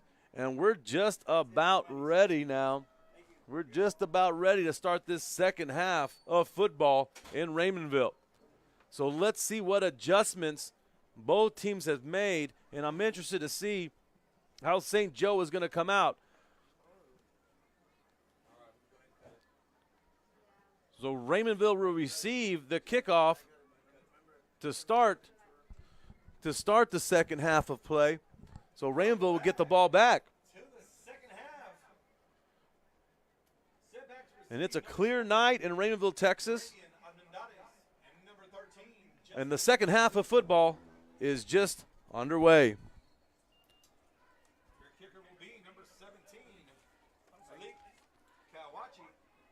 St. Joe's all-around athlete, Malik Kawachi, is doing the kicking duties for St. Joe. And waiting back to receive for Raymondville is Cantu. It's an onside kick that goes a little short, but it looks like they touch it. And there seems to be a scramble on the field, which was a short onside kick. And Raymondville player tries to jump on it, but it was short. As Coach Cantu is talking to his player to try to communicate and clear it up. You know, first instinct is go get the ball, especially if you have a nose for it. You see the ball on the floor, you want to jump on top of it. But in situations like this, you just want to let it go.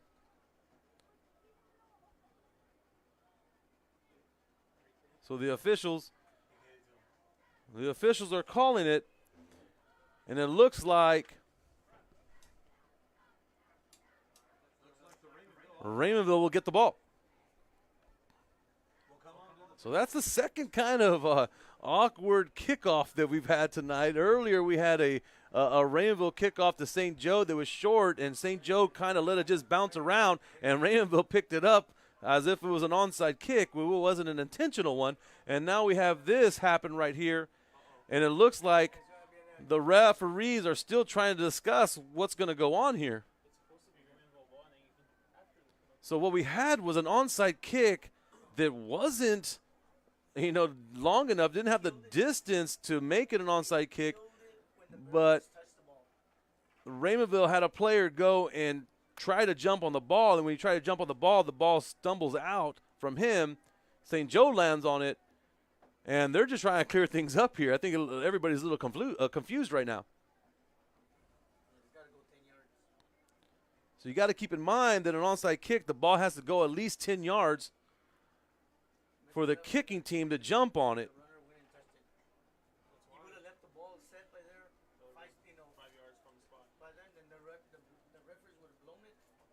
So the officials are talking to Raymondville's Coach Cantu. They're still trying to figure out. St. Joe says, hey, it's our ball. Raymondville boy jumped on it, and we recovered it. The officials might be saying something different, but we have both offenses on the field waiting to see what the call is. Raymondville's offense on the field, St. Joe's offense on the field, and let's see what the officials call. It will be St. Joe ball. It'll be St. Joe ball. So it was still a live ball, and with Bearcats going to jump on it, and it was kind of, I guess it would be like a fumble, and St. Joe got the ball back. So that's cleared up, and now we're ready to get this second half of football going.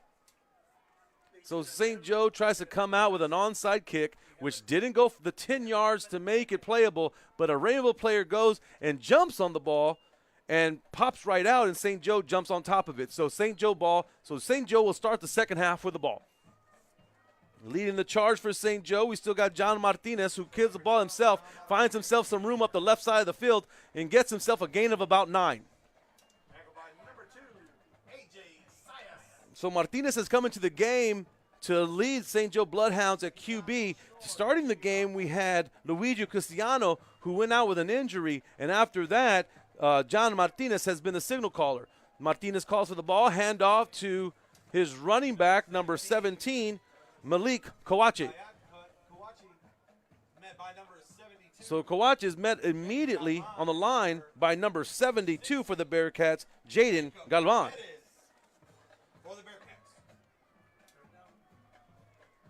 Kawachi looks like he's going out to get a breather, with Martinez still in the backfield. Coming in for Kawachi has been number 7, Sebastian Cuellar. Quarterback keeps the ball. Martinez keeps it, finds himself a first down with a nice little run of about 5, and is brought down. Martinez gets the first down, but a flag comes in. Looks like there was a little bit extra after the tackle.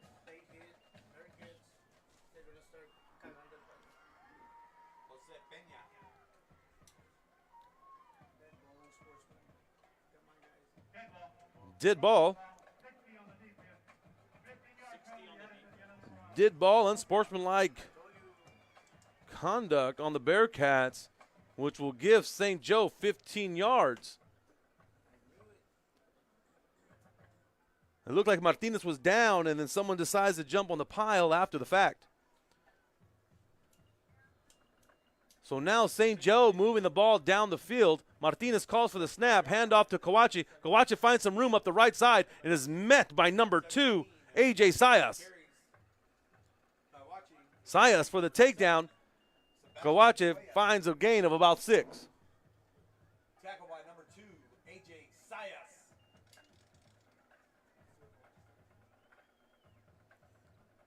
Martinez keeps the ball himself, looking up the middle, finds a little gap in there between his guard and his center. Picks up about a gain of 3. And brought down by number 60, Jacob Perez. 3rd and 2. Ball on the Bearcat 24. The Hounds are moving the ball. This will be a big 3rd down for the Hounds. Looking for execution. Martinez hands off to number 7, Cuellar. Cuellar trying to find something, stays on his feet, and is brought down by number 60, Jacob Perez.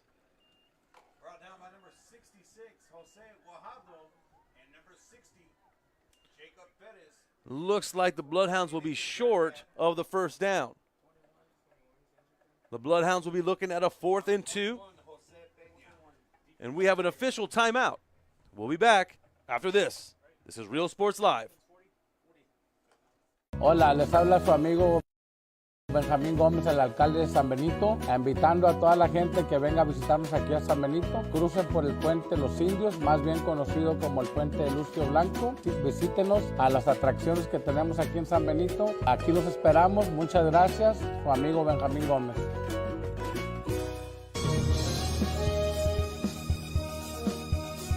Men, start the new year off right. Alpha Men's Primary Care wants to remind all men it's time for your annual physical. Call to schedule an appointment. It's about the body, mind, and emotion. Stop feeling sludgy or being stressed. Alpha Men's Healthcare believes in a holistic approach to your overall health. Even if you have low testosterone, diabetes, high blood pressure, or gained weight, let Alpha Men's Primary Care help you increase your energy, stamina, endurance, and quality of life. Start feeling young again. Alpha Men's Primary Care is changing the way men's healthcare is done.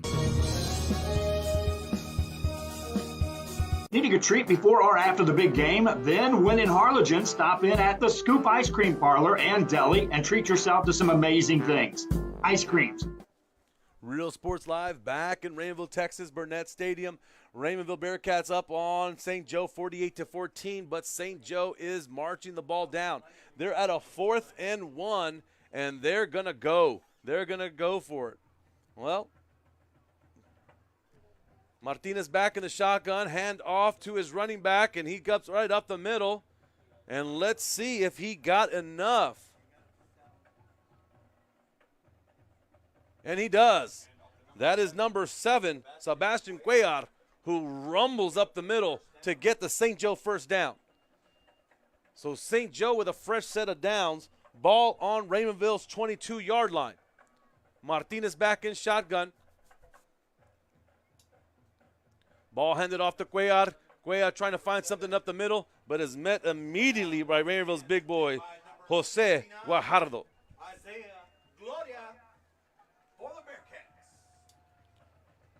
and number 69, Isaiah Gloria.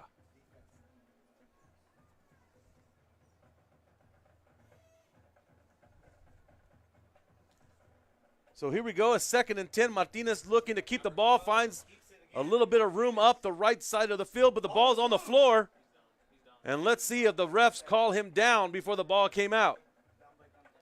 Sure enough, Martinez was down by contact before the ball coming out of his hands. So St. Joe looking now at a 3rd and 29, ball on their 22-yard line. And this will be a big down for both teams. Martinez back in shotgun. Kawachi to his right. He had a trip right set as well. Ball is handed off to Kawachi, who has some room up the left-hand side, looking for a block by his receiver. He cuts it back inside, but is brought down after a gain of about 4. Well, Derek Ortivero finds Kawachi to bring him down. So now we're looking at about a 4th and 6 for St. Joe.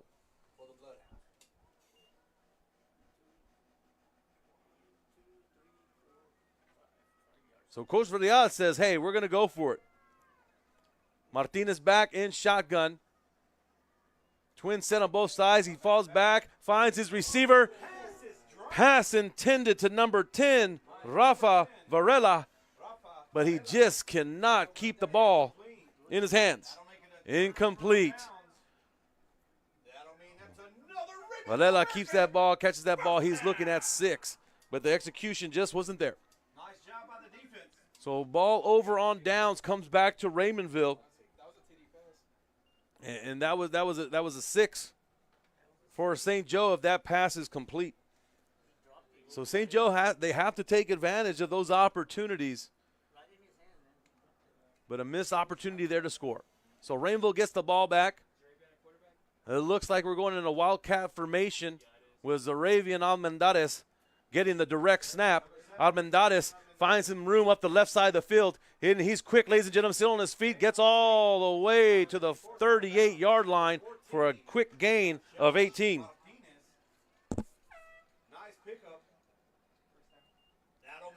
First down, Bearcats. Ball on their 35-yard line.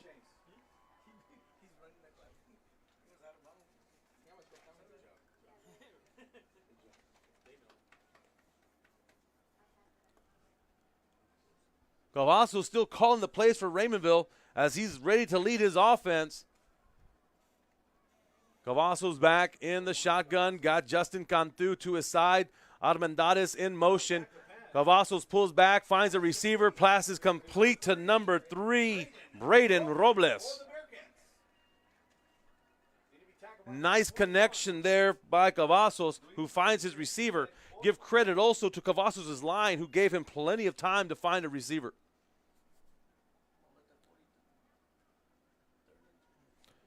Second and 3, ball on Rainville's 42. The ball keeps moving for the Bearcats. Armendariz in motion. Ball is handed off to Armendariz up the right-hand side, who finds some room back the middle. It comes back up to the right. He's on the 30, the 35, the 30, the 25, the 20, the 15, the 10, the 5. Touchdown, Armendariz. So Armendariz was man in motion as he goes from the left side of the field, motions over to the right. Cavazos with a clean handoff. Armendariz goes up the right side of the field and cuts back up the middle, brings it back to the left side of the field, finds a streak up the sideline, and no one can keep up with Armendariz. Here come the flag boys. Nice job, guys. So now we have the first touchdown of the second half. A nice long run by Armendariz, and Saúl Garcia chips in the extra point.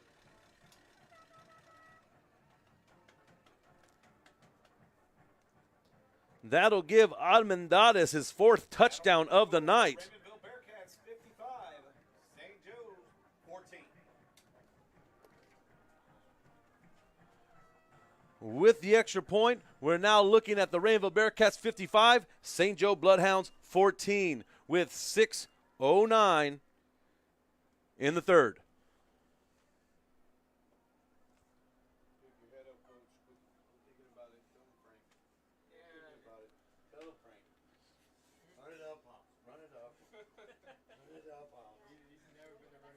So St. Joe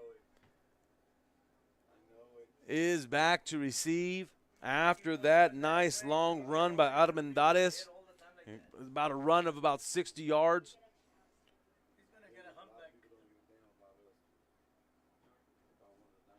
And Raymondville's running backs display are on display tonight, ladies and gentlemen. Cantu and Armendariz. And Cavazos has done a great job orchestrating this whole offense tonight. So Saul Garcia getting ready to kick off. Waiting for the kickoff for St. Joe is number 7, Sebastian Cuellar, and number 12, John Martinez. And the kick is up. Cuellar with the catch. Cuellar looking for some room to run. Slips at about the 19-yard line. Seemed like he found a little running room, but before he can quite get there, he slips. So now St. Joe is ready to do something on their end. Remember, they got the touchdown before the half. They got the ball back on that crazy little situation on the onside kick. They marched the ball down to about the Raymondville 10. Had a nice opportunity for a touchdown, just couldn't complete it. So now they're ready to march the ball back down. Martinez drops back, looking for his receiver, finds the wheel, and it is picked off by Justin Smith. Martinez was looking for his receiver, number 5, Emiliano Loya. And Justin Smith just had good position inside on that pass and jumps up and picks it off in the air. So interception by Raymondville's Justin Smith.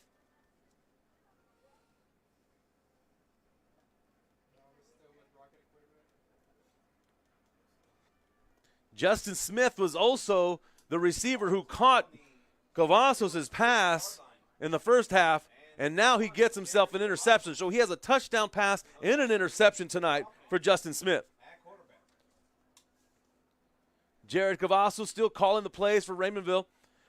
Justin Cantu in motion. Ball's handed off to Justin Cantu, who finds some room up the right side of the field, and he makes a spin, and he's still on his feet. He's on the 25-20, the 15, the 10, the 5. Touchdown, Cantu. But it looks like there's a flag on the field, which looks to be against the Bearcats, and it might be a hold and coming back. Holding call against the Bearcats, which will bring back Cantu's touchdown.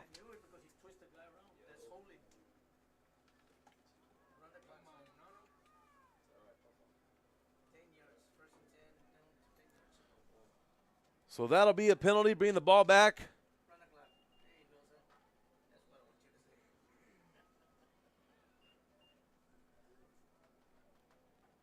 So a nice run by Justin Cantu, which could have been a touchdown, called back on a hold by the Bearcats. So ball comes back, ball on St. Joe's 39. Jared Cavazos in the shotgun, ready for the snap. Man in motion, that's Justin Smith going over to the right side of the field. It looks like a tight end screen over to Jason Cantu, and gets himself a nice little gain of about 8. So Cavazos finds Jason Cantu, number 85, the big sophomore who had a nice catch last week against Lyford in the end zone. Gets himself a gain of about 8, 2nd and 2 for the Bearcats. Ball on the 32-yard line of St. Joe.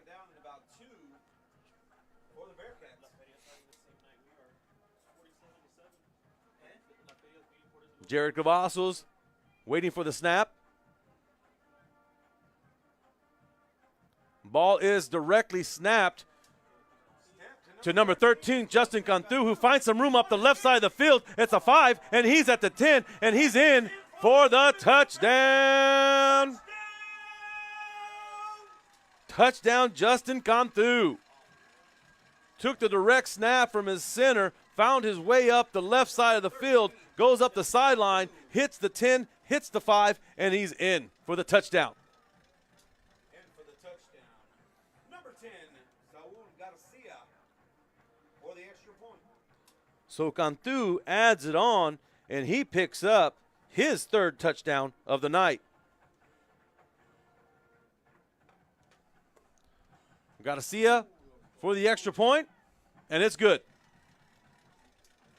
Extra point is, what do you see wrong in the field? Bringing Raymondville 62, St. Joe 14. 72 right here. He's got to pull the shirt, and they got 5 officials. He's got to pull it down. He can't play like that. All right, the score, Bearcats 62, St. Joe's 14. He's got to strip on. So the Raymondville offense is just on fire tonight. The running backs, 7 touchdowns combined by their running backs, Armendariz and Justin Cantu. The other touchdown was a touchdown pass from Jared Cavazos to his receiver, Justin Smith. Justin Smith also had an interception that led to that touchdown. And Tomas Zambrano, who picked up the fumble recovery, the fumble caused by Dylan Ramirez. And Zambrano picks the ball up for the touchdown. Those have been all of Raymondville's touchdowns tonight. For St. Joe, we had Kawachi with a TD run, and then we had a Martinez to Martinez pitch and catch for their 2nd touchdown, giving our score 62-14.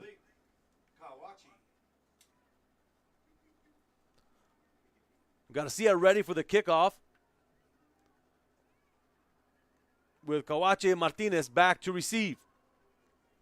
And it's a deep kickoff over to number 7, Cuellar. Cuellar is making his way up the middle of the field, trying to find a lane, and is brought down by a slew of Bearcats. He's brought down by a mess of Bearcats. I didn't want to take it. Man met there, number 32, Victor Oviedo. That'll bring the mighty Raymondville Bearcat defense on the field.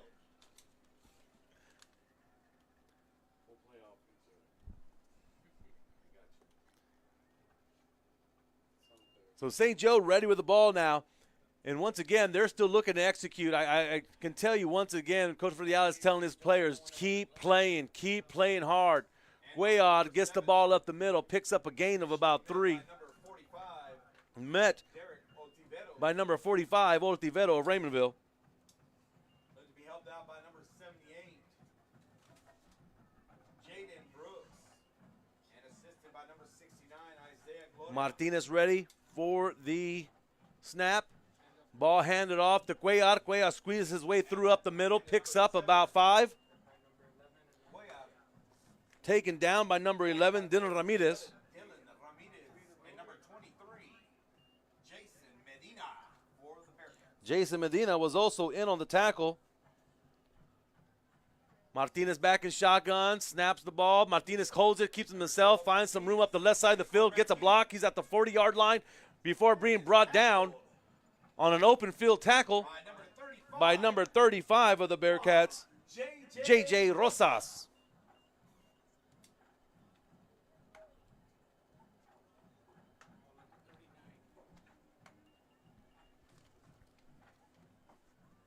St. Joe still trying to find something. They got themselves a first down. Ball is handed off and met immediately in the backfield is Kawachi by number 11, Dylan Ramirez, and opposite side defensive end, Derek Oltivero. Both those gentlemen were in the backfield as soon as that ball was snapped. Kawachi had no chance to do anything. The defensive ends of Raymondville have been causing ruckus all night, ladies and gentlemen. Martinez back, Handoff, pulls it out, he calls his own number. Quarterback Keith finds his room up the left side of the field, picks up about 8. Initially tackled by number 21, Jose Peña. Martinez has done a nice job on every run that he's done. He's trying to chip away him and Kawachi. And we're looking at about a 3rd and 1 for St. Joe. Let's see if they try to power it down the middle with their running back, Kawachi. Ball is kept by Martinez, who finds some room up the left side, jumps over a defender and gets the first down. Good athletic move by number 12, John Martinez, who hurdles a Rayenville defender to get the extra yards in the first down.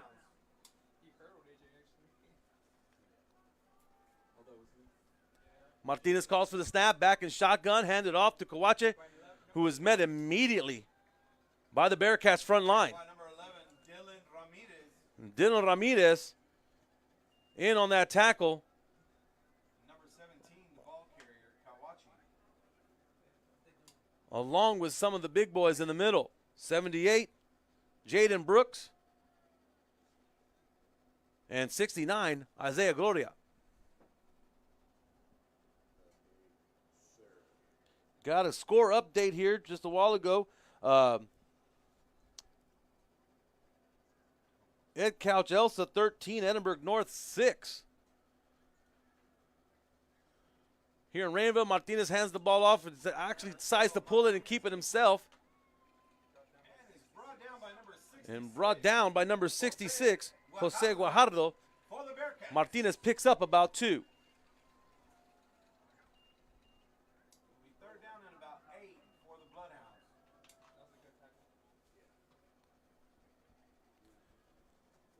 Big 3rd down play here for the Bloodhounds.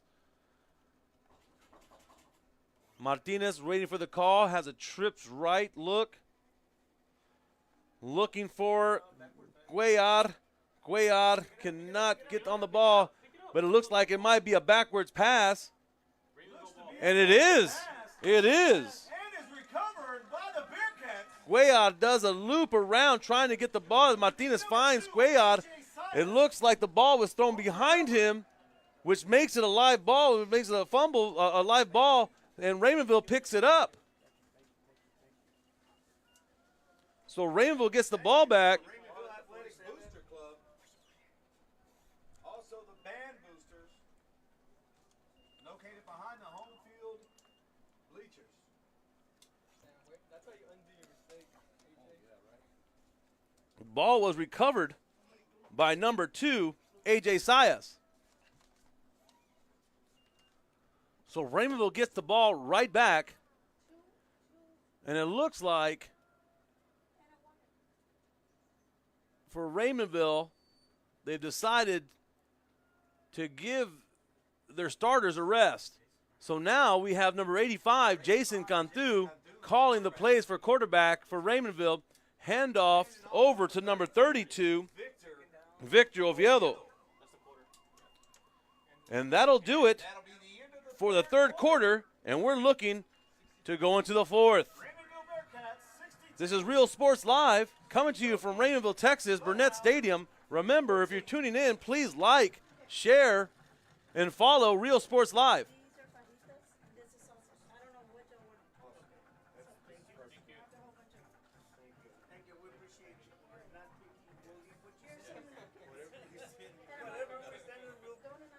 So Coach Cantu of the Bearcats has decided to sit his starters down, in which, it's a good move. He got a quarter left to play, 12 minutes left to play, up 62-14. No reason to get anybody hurt or get a chance or opportunity. So now we got some younger guys coming in. Jason Cantu has now taken over the QB duties for Cavazos. Cavazos played a great game today, had himself a TD pass. He really had the timing, the pacing nicely done with his running backs. And now Cantu comes in to clean up the 4th quarter. Handoff was over to number 35, J.J. Rosas, who gets himself a first down.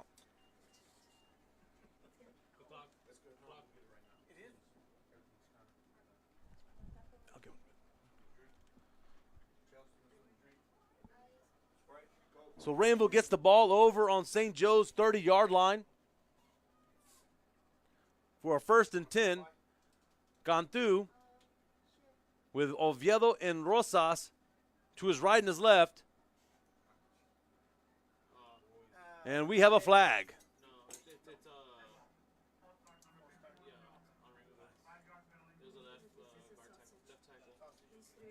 Had some movement on the line for the Bearcats. And that'll bring them back 5.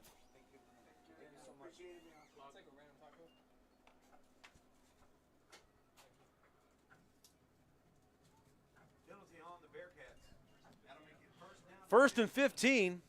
Ball on St. Joe's 30. Number 85, sophomore Jason Cantu, will now take the reins and lead the Bearcat offense. Ball is kept by Cantu and takes the ball up the right side of the field, finds himself a nice little lane to go, picks up about 6 yards. Taken down by 90, Pablo de la Garza of the Bloodhounds. So going into the 4th quarter, the Rainville Bearcats up 62-14.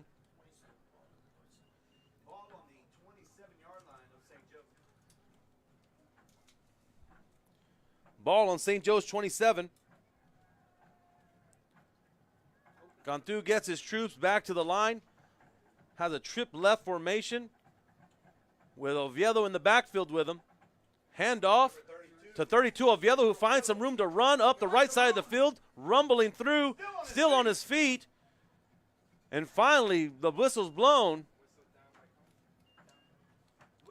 But not before a nice gain for a Raymondville 1st and goal.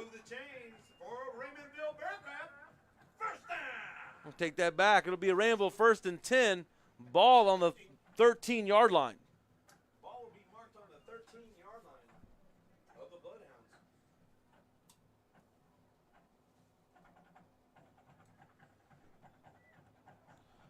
So Oviedo gets himself a good little run right here as Raymondville's offense just keeps rolling. It seems that whoever Coach Cantu throws in that backfield is going to find a lane. You got to give credit to his big boys up front. That offensive line has just been creating holes all night and great blocks for their running backs. Ball is handed off to Rosas, and Rosas is on his feet, still chopping, and he's going and going until he gets himself all the way to the 4-yard line. Tackled by number 1, Victor Salinas.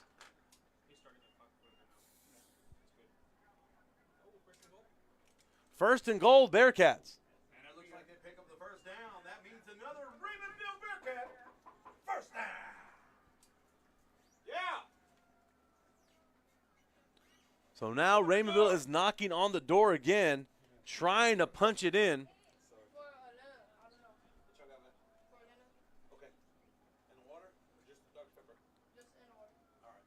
Jason Cantu waiting for the snap.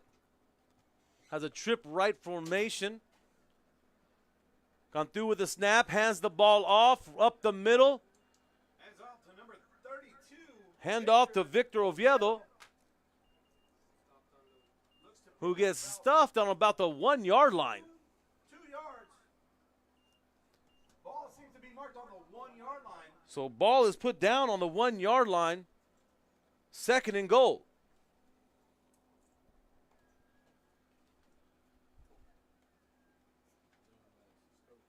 '85, Jason Cantu waiting for the call from the sidelines. And the Bloodhounds are looking to put a stop to this drive. Cantu waiting for the snap. Snaps the ball, keeps it himself, finds some room up the left side, gets himself into the end zone. Touchdown, Jason Cantu.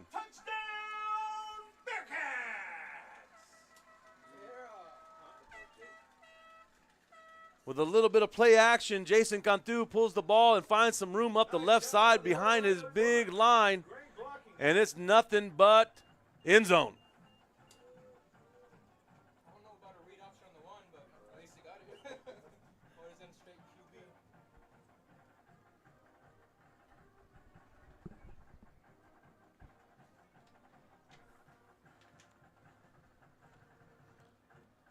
Extra point is up by Garcia, and it is good. Giving the Bearcats 69, St. Joe 14.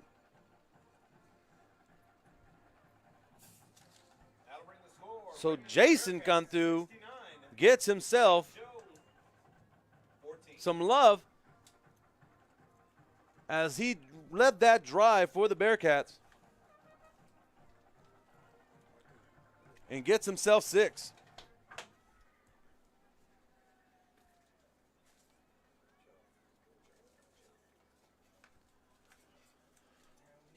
I'll tell you what, St. Joe, as soon as a touchdown is made by Raymondville, St. Joe wastes no time to hustle back on the field, and that says a lot about them. They hustle right back, get right back into kickoff formation, and it's like saying, come on, let's go. Get us the ball. It's our turn. Raymondville's done a good job defensively of stopping that, but I'm telling you right now, St. Joe, there's no quitting them, which is credit to their coach, Coach Villar.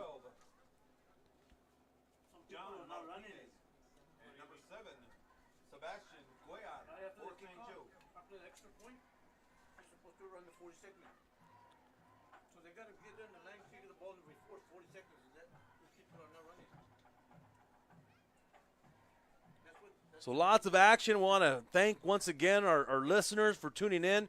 If you've been tuning in and asking, well, why can't we see it? Why is there no video?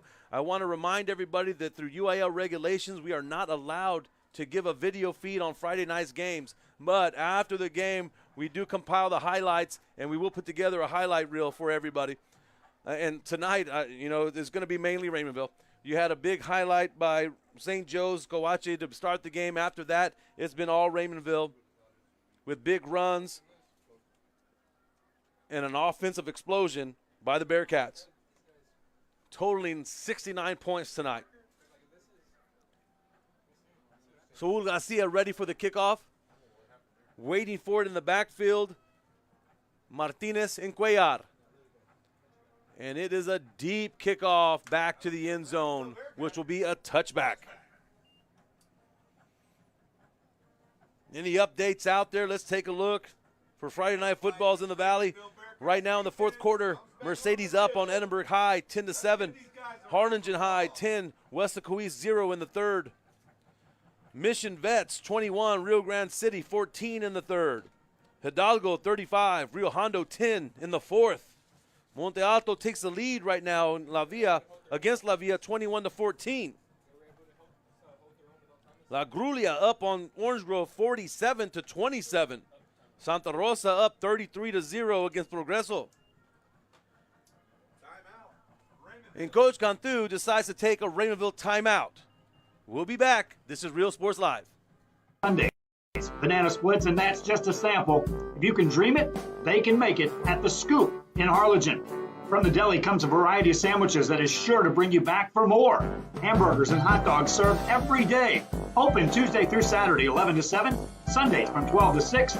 On F Street in Harlingen, it's The Scoop Ice Cream Parlor and Deli. The kids are headed back to school. It's time to get internet from VTX1. VTX1 Companies offers fast and reliable internet throughout the Rio Grande Valley, even to some of the most remote areas. For a limited time only, get your standard installation at no cost to you. Start the school year off with a service provider you can trust by calling 1-800-446-2031. VTX1 Companies, connecting you since '52. All right, coming out of Raymondville's timeout, it's St. Joe ball, 1st and 10 on the 25-yard line. Quarterback keep by Martinez. Martinez looking up the right side of the field, trying to find any room that he can find, but there's absolutely none. Looks to be tackled initially by number 4. Tackle by number 4, Samuel Gomez.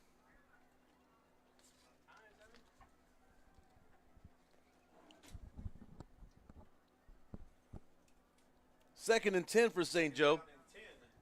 Ball on the 25. Martinez looking over the sideline, waiting for the call. Call is ready. Martinez back in shotgun.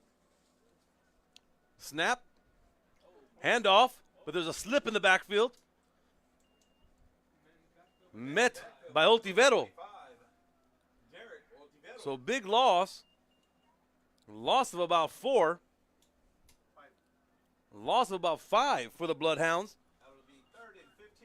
Cuellar seemed to slip right when the handoff was given, and Oltivero got back there to bring him down.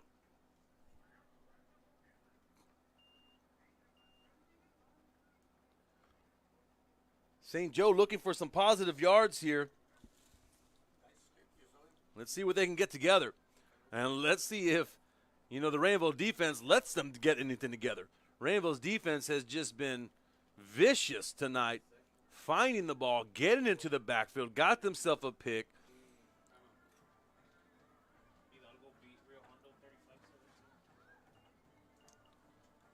Looks like we got a timeout. St. Joe. This is Real Sports Live from Rainville, Texas. We'll be back.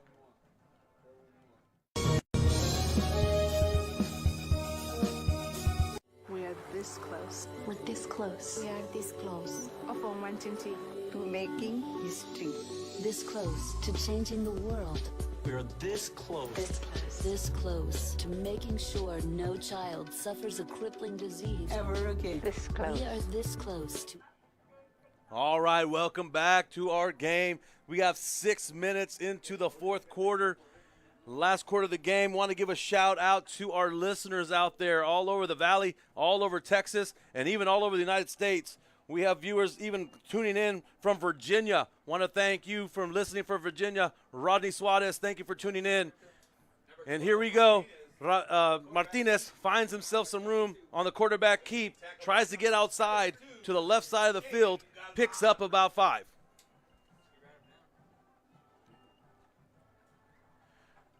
And to our listeners, please remember to like, share, and tell your friends to follow Real Sports Live. We had 9 games on slate tonight in the Valley. So if you're looking for your home team, tell your friends they're from the Valley. We may got you on here. So like, share, and follow Real Sports Live. So 4th and 10 for the Bloodhounds as they're looking to punt the ball away. Waiting for the punt, Nathan Munguia. Short punt, takes a bounce out of bounds. It'll bounce out of bounds at about the 44-yard line. Ball bounces out about the 44-yard line, and Raymondville is ready to get the ball. 5 minutes left in the game. And this game has been all Raymondville, ladies and gentlemen.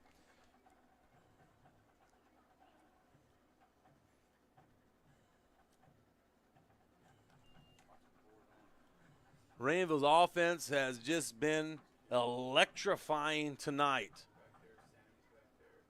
Led by quarterback Jared Clavazos and his 2 weapons to the side of him, Armendariz and Justin Cantu.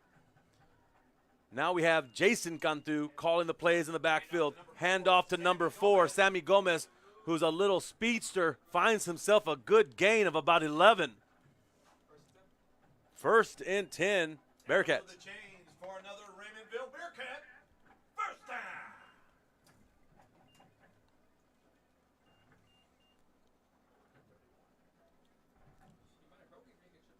Ball on the 31-yard line of St. Joe. Raymondville is looking to extend their lead. Yard line of St. Joe, 1st and 10, Bearcats.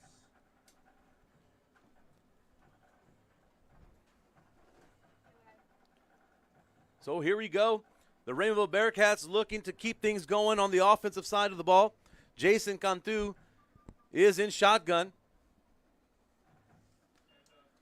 Cantu hands it off to 32, Victor Oviedo, who finds some room up the left side of the field before taken out of bounds. Brought down by number 1. Number 1 of the Bloodhounds, Victor Salinas, takes Oviedo out of bounds as Oviedo gains about 6. Excuse me, 2nd and 4. 2nd and 4 for the Bearcats. Ball on the 31. 25-yard line. take that back. Ball on the 25-yard line now.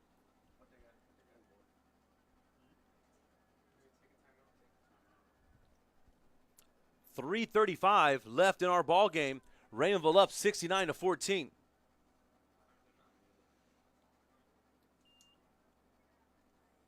QB Jason Cantu goes under center and kneels the ball. Going to let some time go off the clock.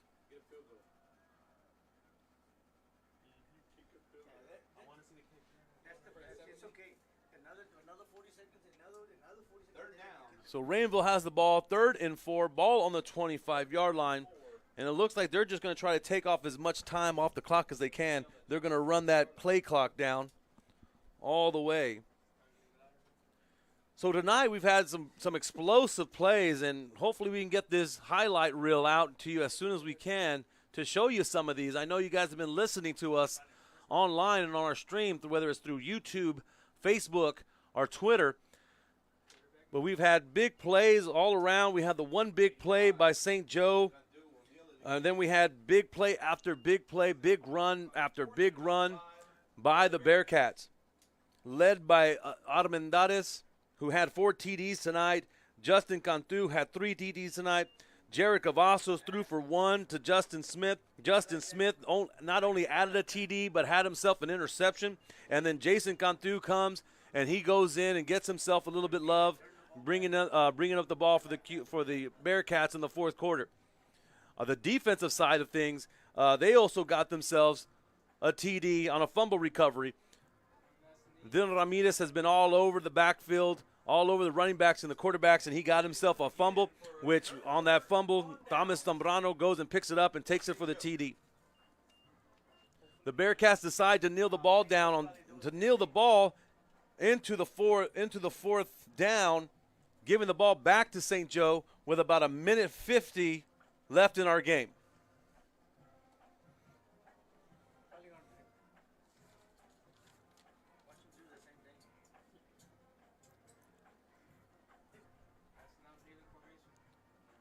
So what's coming up ahead for these two teams? Who'll meet PI next week, and Raymondville will be going to Kingsville to take on King High. So St. Joe gets the ball. Gain of about 1, brought down by number 23 of the Bearcats, Jason Medina. Second down and about 11 for the Bloodhounds. So there was a loss on that play, and not a gain of 1, but a loss of 1. So they're looking at 2nd and 11.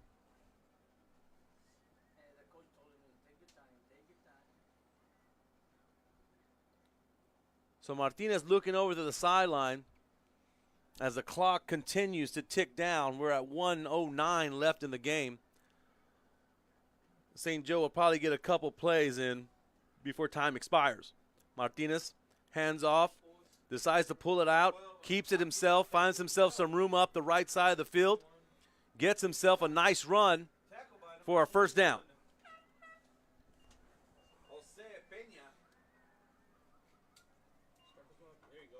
Jose Peña meets Martinez to finally take him down, but not after a nice gain of about 15.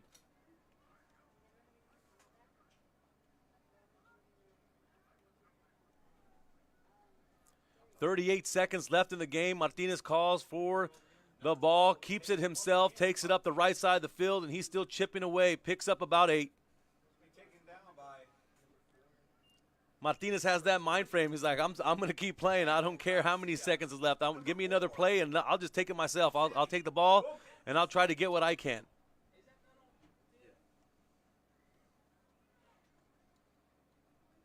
Martinez gets a snap. Once again, decides to call his own number, takes the ball up, and tries to get that 1st down, and he does.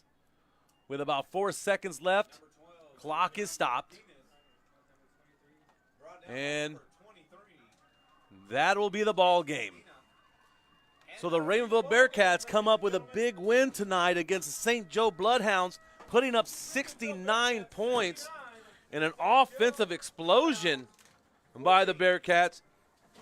Big plays and big numbers tonight for Raymondville's two stud running backs, Justin Cantu and Zaravian Armendariz. Armendariz ends up with 4 touchdowns tonight. Justin Cantu ends up with 3 touchdowns tonight. Quarterback Jared Cavazos threw himself a touchdown to Justin Smith. Justin Smith got himself a receiving touchdown and also comes away with a pick tonight. And then to clean it all up, Jason Cantu comes into QB play in the 4th quarter and picks himself up a touchdown himself. Defensively, wow, Raymondville's defense said, let's go. I am challenged. They were challenged tonight. If you were listening earlier to my broadcast, I was talking about Kawachi, who is St. Joe's stud running back. The kid had 2 200-yard games before coming in tonight. So he was going to be the guy that Raymondville was going to key off of. Well, the Raymondville defense stepped up. They stepped up. They gave up a big run to Kawachi to start the game, but then after that, Dylan Ramirez, Noe Zambrano, the big boys up the middle said, hey, let's get ourselves together. Let's stop that, and that's exactly what they did. After that, St. Joe struggled to get any positive yardage.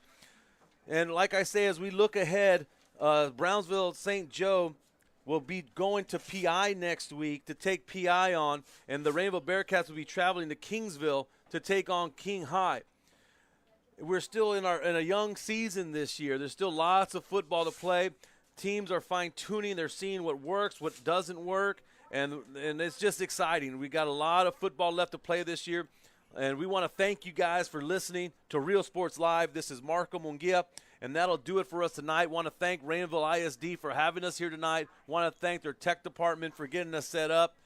Remember, like, share, follow Real Sports Live, YouTube, Facebook, Twitter.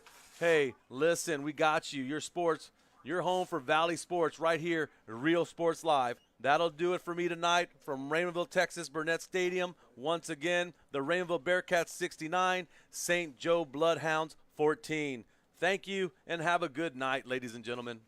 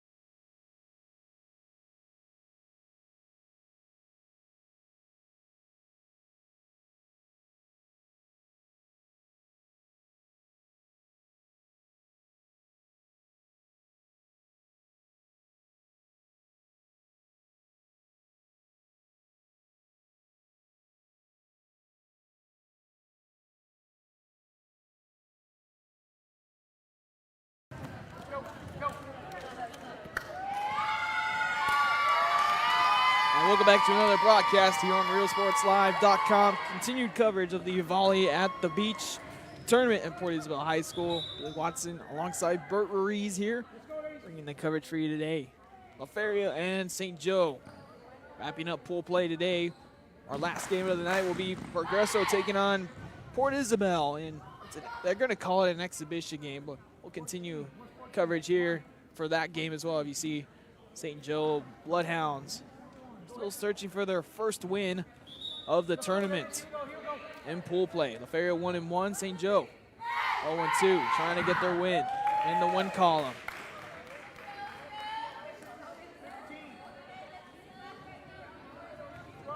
They look to do it against La Feria, who's 1-1. As we get set to go, to serve to start us off will be Espinosa. We're all set and underway. Salinas the first touch. Fraga sets up far side Ochoa. Across the block and in. First kill of the day goes to La Feria. Nino Ochoa. Now send back Rian Fraga.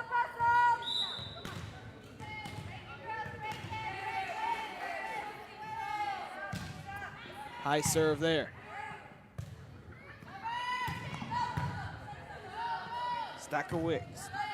Stackowiak, check that, is going to be one of St. Joe's most targeted players, trying to put the ball down. La Feria trying to bring it across, they do. St. Joe looking to set Stackowiak up here, they do. Here she comes, a big spike there, and a big kill for Stackowiak and St. Joe as they get on the board.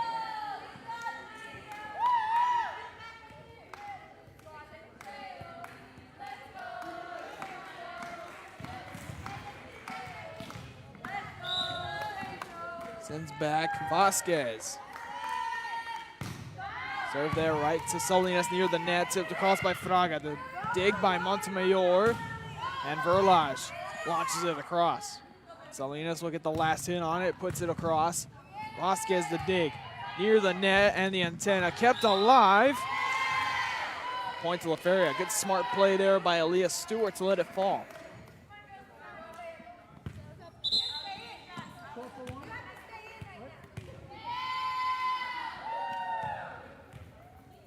As the Lionettes bring in Gabrine Beltran to serve it up. Serve right down the middle near the net. Gonna have to get underneath to keep it alive. Verlage couldn't launch that in. It's point for La Feria. 3-1 lead for the Lionettes.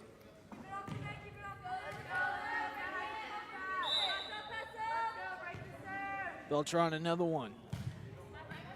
Montemayor is the first touch. Back set to Stackowiak, and that one's into the net. Another point for La Feria.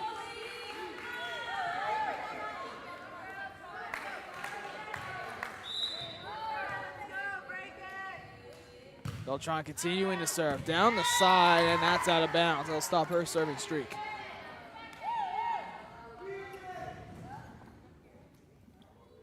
Sends back Stackowiak to the service line.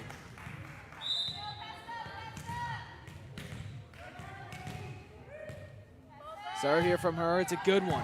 Seen a lot of really good serves from her today. Ochoa, big swing, a Stewart one there. Kept alive and brought it into the net there. Started off with that Ochoa swing and then Stewart finished it off. As Hino, I keep saying Hino Smith, not Geno Smith. Hino Ochoa to serve, down the sideline. Now one just out of bounds.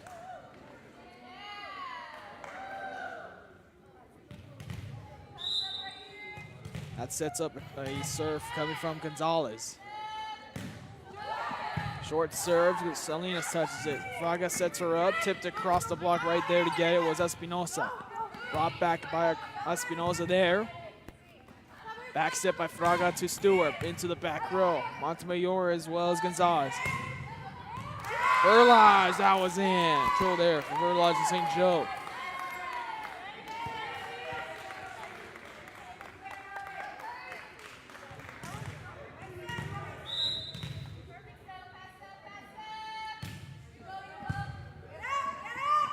Fraga tips it across the line. Punch back across by Hassel. Fraga the setup far side. Salinas, a huge hit there. That's out. St. Joe ties it up.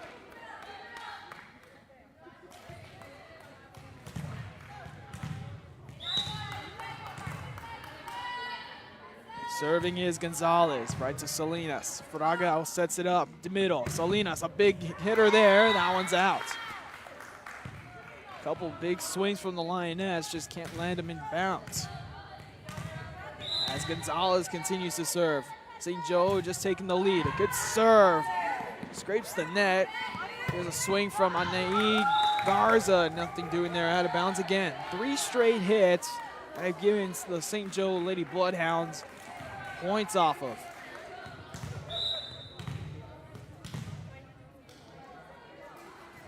Another good serve there. An ace there for Gonzalez. What a run it's been.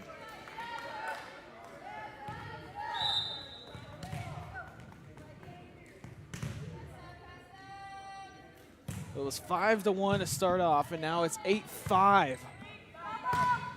So 8 unanswered points. Here comes Verlage, tipped across the block there from Stewart.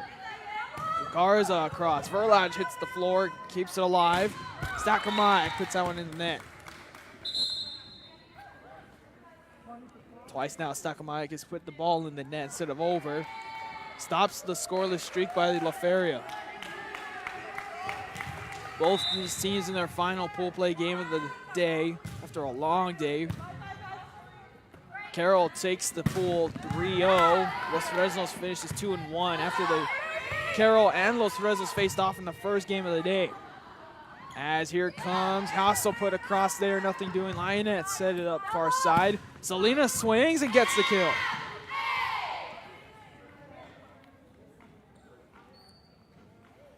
And in that first game with the Lady Tigers and the Lady Falcons, it was back and forth all the way through the first set, and then Carroll won 26-24. And that was the closest it was going to get, and then Carroll took the second set, a little bit more space than the first set. Good dig there from the Lionettes, and they bring it and they get it into the net. Another point for St. Joe. Feria started pool play off today as well against Carroll.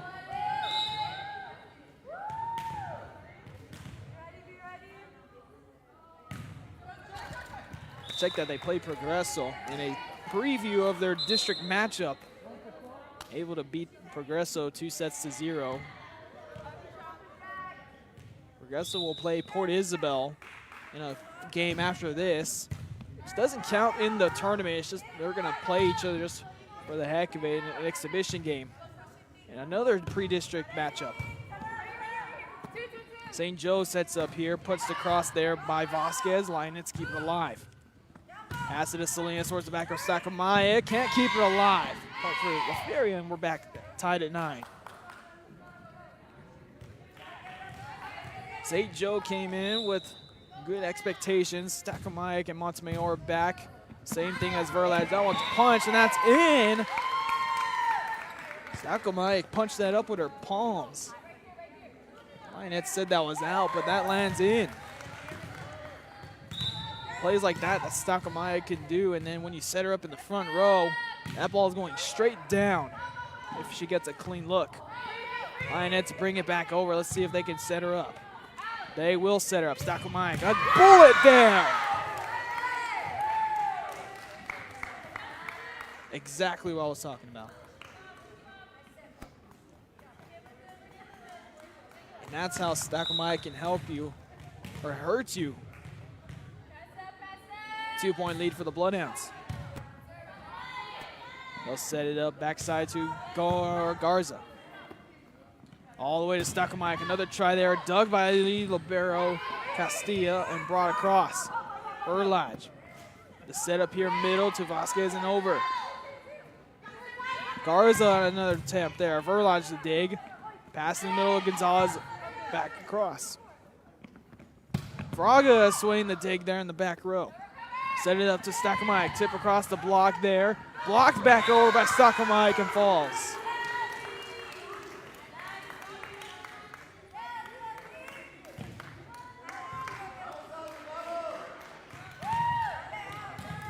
LaFeria, on the other hand, coming in with a lot of inexperience. They have 3 players back. A lot of these coming back up on the JV, so a lot of new faces on this varsity squad. There's a good kill there for the Lionettes.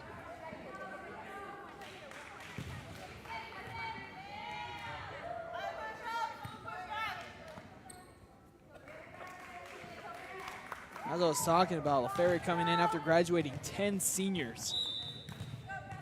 Ended up district champs last year, trying to repeat, but they have a long ways to go with that. With this young group, Zakamaya with a running star, able to get the kill off a runner.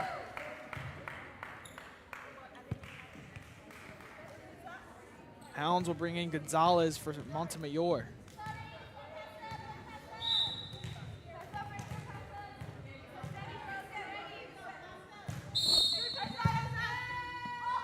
Rotation violation against LaFeria, point to St. Joe.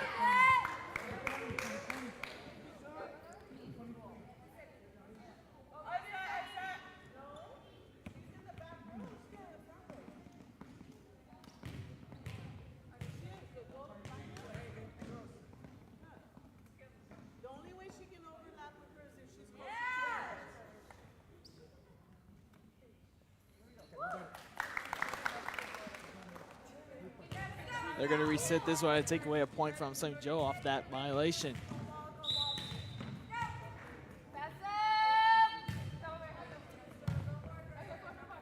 Should be 13-10. Ochoa swing there. Out of that talk. Kept alive. Set up here, kept alive. Good swing there from Gonzalez. Ochoa brings it across. Set up here, back set. That'll be 4 touches.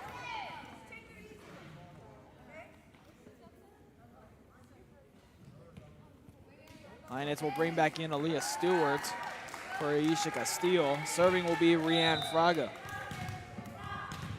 Lionettes down 2. Had a 5-1 lead, then surrendered it to a 8-5, trailing to St. Joseph. Brought back across by Cabrera. Set up here, Stockmeyer. Here she comes, tipped, blocked partially there by Ochoa, and it falls.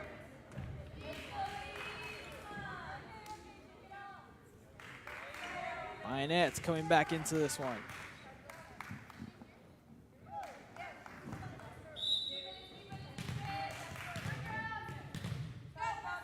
Fraga serving again. Near the net, tipped across, blocked by Ochoa. She'll get a touch at Stockmike right there for the block. Ochoa thought she had a clear look, but Stockmike came flying in.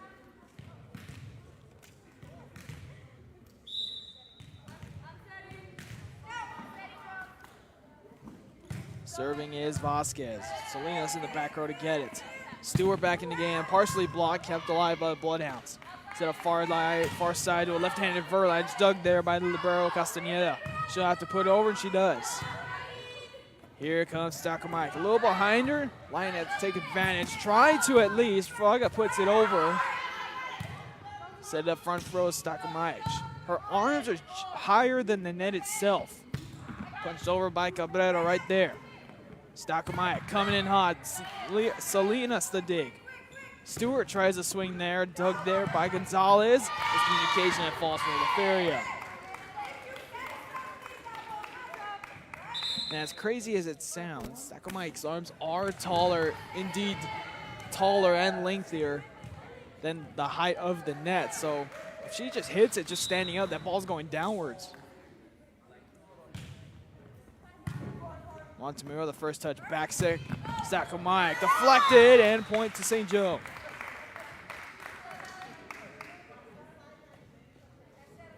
Ball went all the way back to the other side of the bleachers. 2-point lead for St. Joe.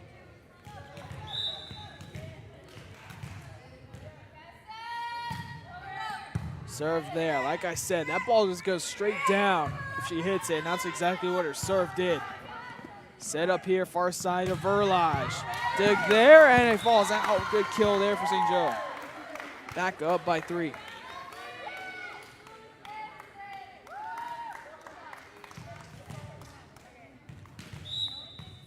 It's back to Stakowiak.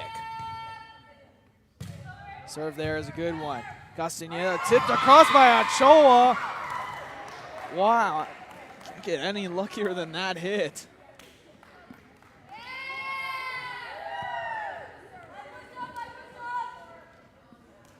Sends back Hino Ochoa, who just got that lucky hit. One of the seniors, one of the 3 seniors on this squad. That one tipped all the way out. That 4 seniors, about 4 seniors on that team. That one's out. Laferia brings it back within 1.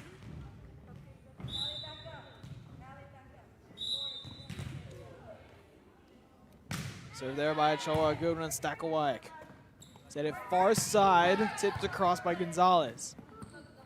Salinas, Stakowiak hits the floor, Verlash sets it up back over to Gonzalez and back to the Linettes. Look to set up again, Salinas. At the net, that'll be 4 hits. That's twice that Laferia's come within 1, and then they surrender a point to St. Joe, making it back to a 2-point game.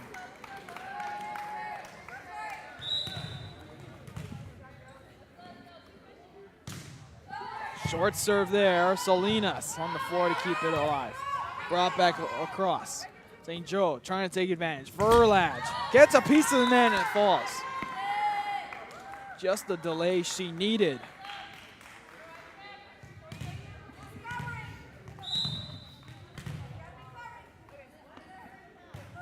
That serve hits the net.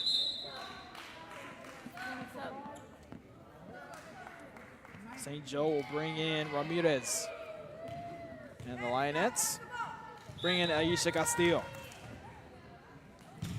Serve there, a good one. Stakowiak the first touch all the way over to Hasso and across the net. Set up far side, Salinas hits the back corner for the kill. Big kill there for Salinas.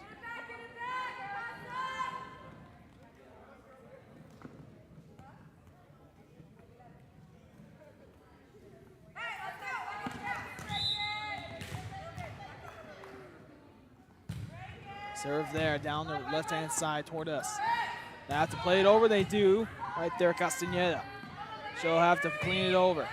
1-point lead for St. Joe. They haven't tied in a while, and they will now.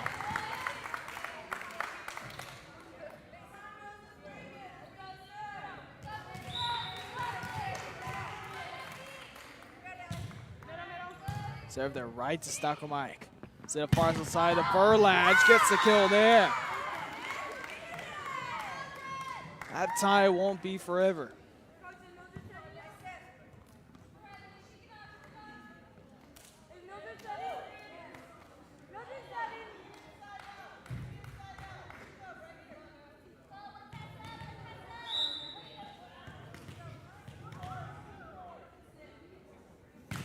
Serve there, a good one to Castaneda. Near the net, kept alive. Salinas backtracks, has to float one all the way out. That one lands out. Another point to St. Joe, now it's a 2-point lead.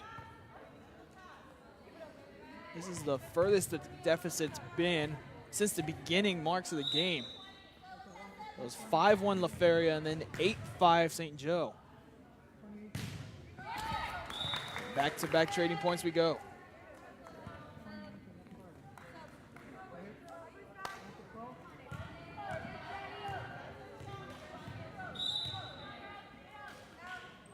Salinas serves. St. Joe trying to get things going on offense. Tipped across Vasquez right there. Castillo to dig it. She'll hit it over with the left hand. Right there. Ramirez. Stakowiak tried to hit but got in the way. Vasquez put it over. Salinas answers back. Set up here to Hasso. Tipped across by Garza. Bodies colliding. Tipped across. And a lift called there. All tied at 20.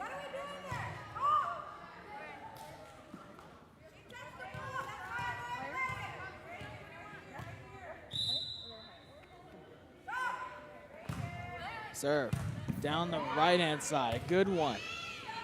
Punched into the net. LaFeria takes the lead. And time a call by St. Joe. It's the first lead that LaFeria's had since the 5-1 mark of the game. Back after this. Music lovers, you have to stop and see the assortment of records, tapes, and records memorabilia at Forever Memories today. Located at 237 North Sam Houston in San Benito, Texas, there's over 10,000 records on display and more coming every day. Looking for your favorite album from the past, first pressings, collectibles? How about a 45 with a single you just have to have? Freddie Fender, Johnny Cash, Hank Williams, Elvis, Beatles, blues, rock, classics, Tejano, it's all here. Organized and priced for you. Forever Memories, 237 North Sam Houston, San Benito. Back here after the St. Joe timeouts. LaFeria with a 1-point lead, which caused the Bloodhounds to call timeout. As we resume play, serve there, good one. Back set to Hasso, right there Fraga for the dig. Kept alive, Fraga swings and gets the kill there. 2-point lead for the Lionettes.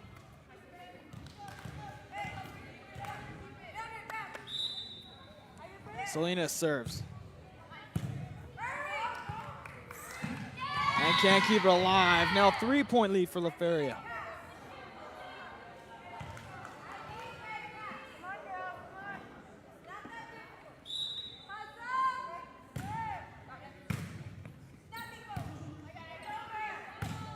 Back over to LaFeria. Into the net. That'll be 4 hits. Another point for St. Joe. Sends back now. Ramirez. Check that. That's Hasso. To serve. Down 2. That one into the net. Now it's game point LaFeria. So Castañeda will serve on game point.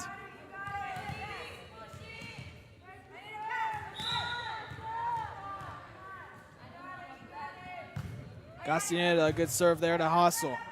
Verlach up to Stakamag, nothing doing. Towards the back after a mishandled. Ochoa puts it across. Stakamag hits the floor. Pass to Vasquez and across. Lioness trying to end it, take the first set. Ochoa swing blocked, partially kept alive. They'll bring it across. And a lift call there. LaFeria takes the first one 25-21. Very close set, back and forth we went. But LaFeria prevails and wins the first one 25-21. Back after this. Everyone's a winner at Kano Auto Sales 2 in Harlingen. Choose from a wide selection and score big today on West Expressway 83. Right now, check out this 2014 Hyundai Elantra GT. This car is loaded with a leather interior, satellite radio, Bluetooth, and it's yours today for zero money down and $175 a month. That's right, no money down. Drive away today, just $175 a month. Or feel the power of this 2016 Dodge Challenger. This includes the RT Scat Pack, includes navigation, satellite radio, a reverse camera, an Alpine stereo system. Practically new with just 31,000 miles, powered by a 6.4-liter 392 Hemi engine. This today on the lot at $33,999. Financing is available with lending for all types. Every deal's a winner at Kano Auto Sales 2, in business since 2002, Harlingen, Texas. Hi, thank you for watching Real Sports Live.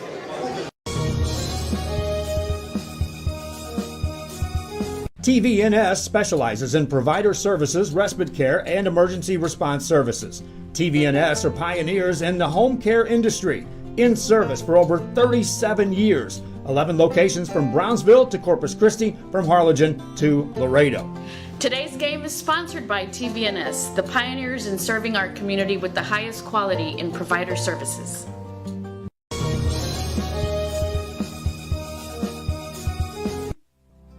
Our professional advisors at Employee Retirement Services have been providing financial and retirement planning for many years for employees of different employment. If you've spent your career in education and are ready for the next chapter, let the professionals at Employment Retirement Services help. You've worked hard, and now it's time to relax and enjoy with peace of mind and security. Help fulfill your retirement needs. Come experience the difference with us. And let's plan your retirement together. Call us at 956-440-8774 to schedule your appointment today. Start of the second set coming your way. LaFeria steals the first one, 25-21, and the second set begins with a Rian Fraga ace.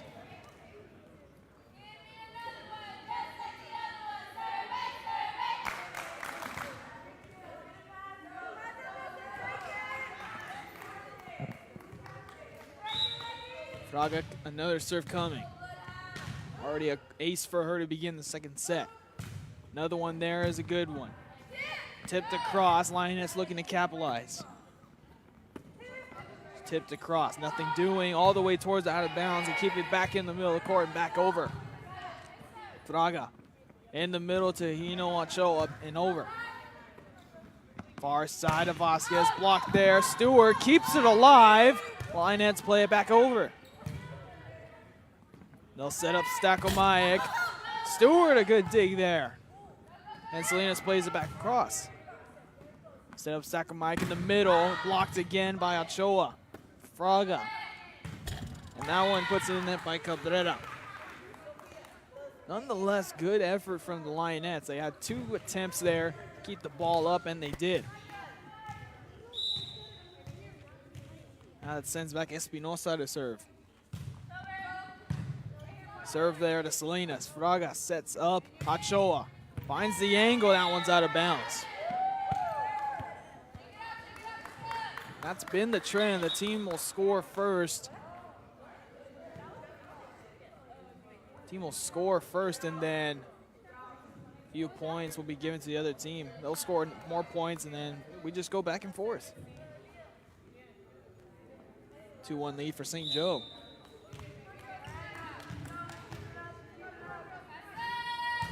St. Joe down the line. Fraga sets up Salinas in the middle, running. Blocked by Stakowayak.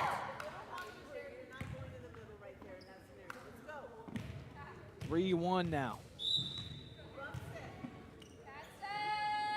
Lionettes receive this one. Fraga sets up Stewart, can't get it over. Miscommunication on some part there. As Fraga will come out, bringing in Caitlin Longoria. Ochoa and Stewart had a miscommunication on that last one. Stewart receives the serve. Longoria set to Salinas. Toward the sideline. Browns play it over. Free ball here, Longoria. Sets it up to Cabrera. Good swing there, Montemayor, the dig. Tipped up near the net, and that's a point to LaFeria. A better set from LaFeria there.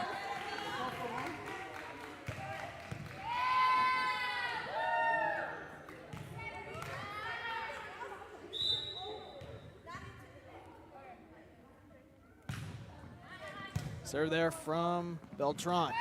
They'll set up Stakowayak. Punch back over by Ochoa. Stakowayak wanting it. She'll play it back.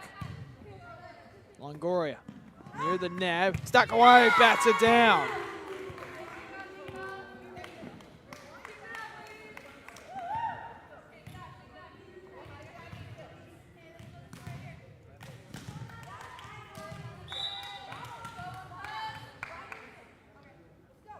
Check that, it should be 5-2 my bet. Stewart. Castaneda plays it over right there. Vasquez on the day. They'll set up Stakowayak again. Big kill there, Stakowayak. 2 straight points off of her.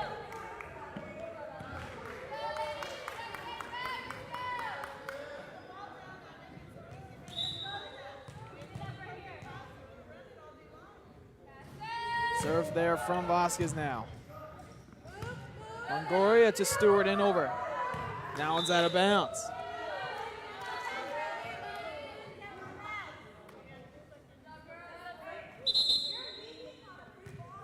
Fraga. Check back into the game for Longoria after a good couple of touches from Longoria setting the ball. Serving is Vasquez. Down the middle there, Castaneda. Fraga will set up back to Ochoa, and she can't get it over.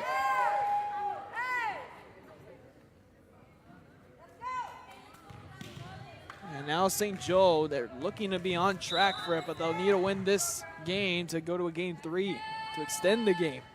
Since LaFeria won the first one. Beltran Castaneda puts it over, and that's out of bounds. 9-2.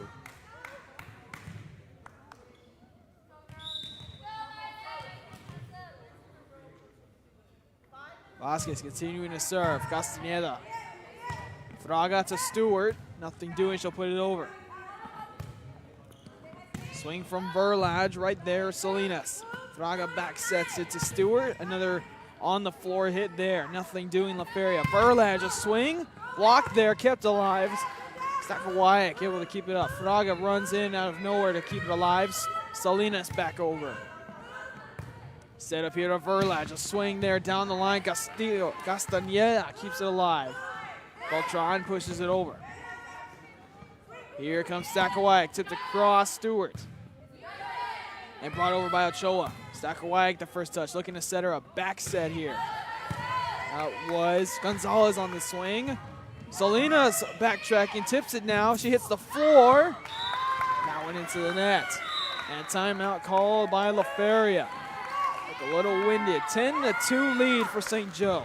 Back after this.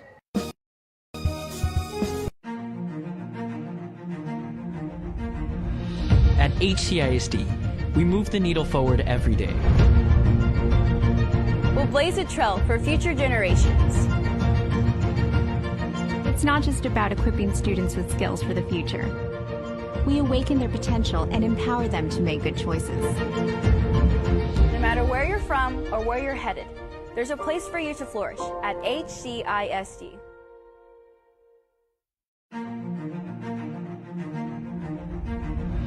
At HCISD, we move the needle forward every day. We'll blaze a trail for future generations. It's not just about equipping students with skills for the future. We awaken their potential and empower them to make good choices. No matter where you're from or where you're headed, there's a place for you to flourish at HCISD. St. Joe put that one into the net. An ace serve here for LaFeria. Added the timeout. 2 straight for the Lionettes. With Hino Ochoa serving. Serve there, low again, hits the floor. Hassel rebounded back across. Set up here to Verlage. In there for the kill. Another point for St. Joe.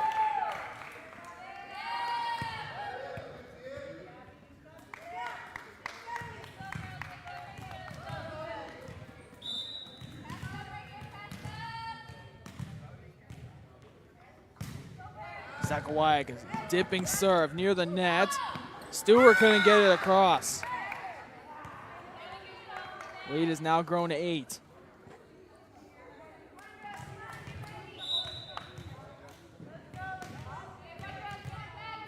Stackawayek, dangerous server, right to Salinas. Fraga will set her up.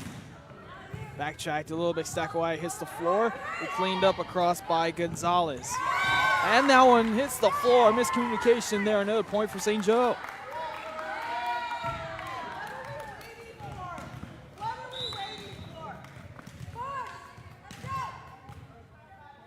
Stackawayek continuing. It's an ace serve there for Stackawayek. Something going on the LaFeria side. They call another timeout. 10-point lead for St. Joe. Fans, if you want to look your best at the next game, then let Chewy's Custom Sports go to work for you. From custom designs and graphics to mass production in-house. If it's hats, shirts, buttons, mugs, cups, banners, and more, then Chewy's is there for every team and every sport. A veteran-owned company in touch with the community. It's Chewy's Custom Sports in San Benito. Hi, we're Mission Veterans, and thank you for watching Real Sports Live. Woo! Back here at the LaFeria timeout. 10-point lead for St. Joe. Looking to force a game 3. Stackawayek continuing to dominate from the service line. Here comes Salinas with some effort in there for the kill. The most active we've seen the Lionettes in this set. Finally end this long run from the Bloodhounds. Lead is now down to single digits. Serving was Castillo. Set up back. Gonzalez on the floor goes Castillo, and that one into the net. Another point for St. Joe. No stopping the Bloodhounds yet. Sends back Gonzalez to serve. Serve there, short to the front row, Salinas. Castillo, the back set to Salinas. Right there, Stockmire for the dig. Burlage on the set, tipped across right there, Castillo for the dig. Fraga to Salinas across. Controlled by St. Joe. Hit there and dug by Castañeda. Salinas another try. Right there, the Bloodhounds. Garcia in the game now, tipped across by Hassel, and it falls.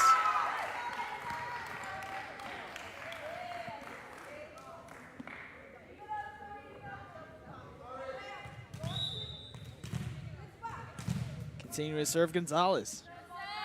Now back up to 11-point lead. Make it 10 after that service error. Feria brings in Sofia Cabrera to the front row.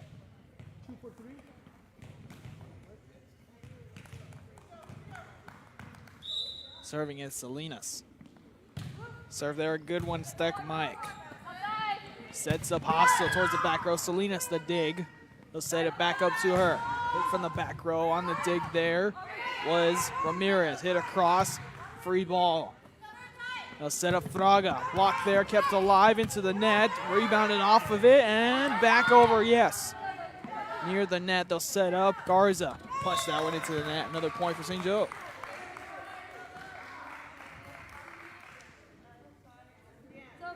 So if this goes to a third set, it'll be up to 15, win by 2.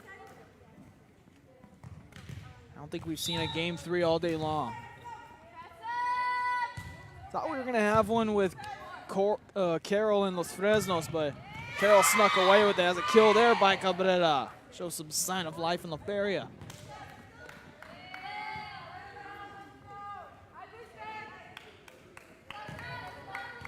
Castañeda back to serve. Serve there is a good one. Played by St. Joe, tipped back across by Ochoa, and it falls.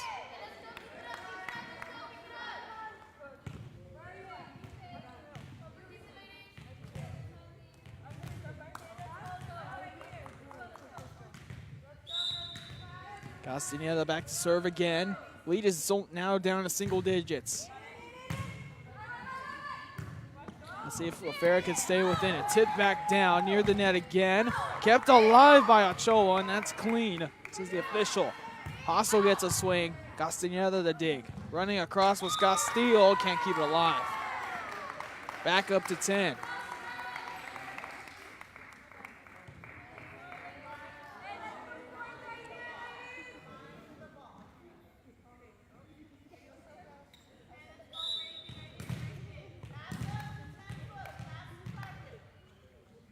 Hostile, a good serve there. Castillo, tough Fraga. Down and away off the deflection. I'll make a sub, taking out Castillo and bringing in Aaliyah Stewart to the front row.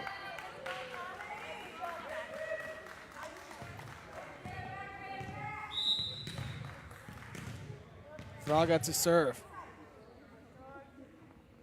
Good serve there. Handled, and that'll be an ace.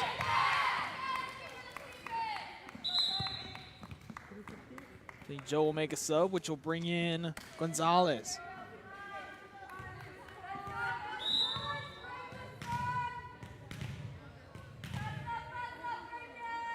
Fraga, another serve, and it's another good one. Tipped across, kept alive. Salinas punches it back across. Burlage, the setup to Stockmire, who puts it down and away.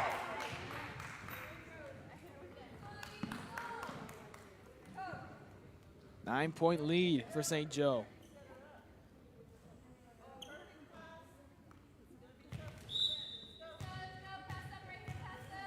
Serving is Espinoza. A high one right into the back row. La Feria. Fraga sets up Ochoa. That one out of bounds. Another point for St. Joe. Looks like we will be going to a game 3.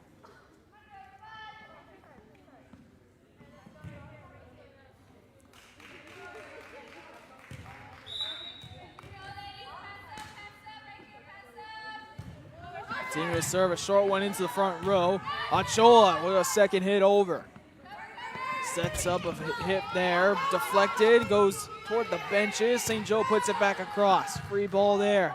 Linus trying to take advantage. He'll take a hit from Cabrera, and that one's in. Ferry showing a little bit of sign of life after a rough second set.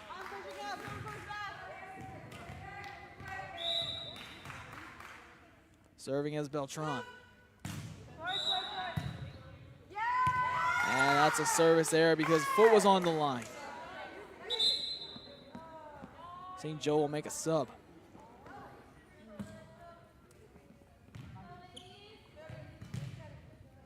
Bring back in Ramirez, and serving will be Vasquez. Toward the benches. Played back in by Fraga and over by Stewart. Play it towards Stakomajic. 4 hits called there.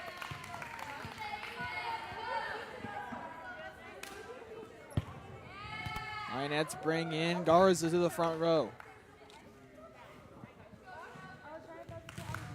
As Ochoa goes to the back to serve.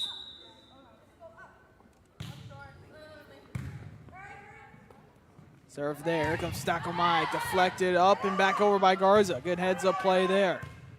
Near the net again. Stakomajic blocked by Garza and it falls.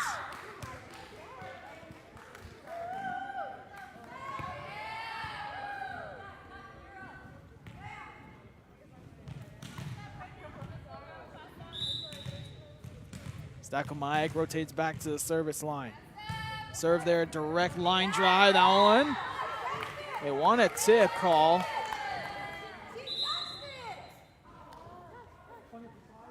They want a tip call and they keep arguing that. Nothing gonna fall this time.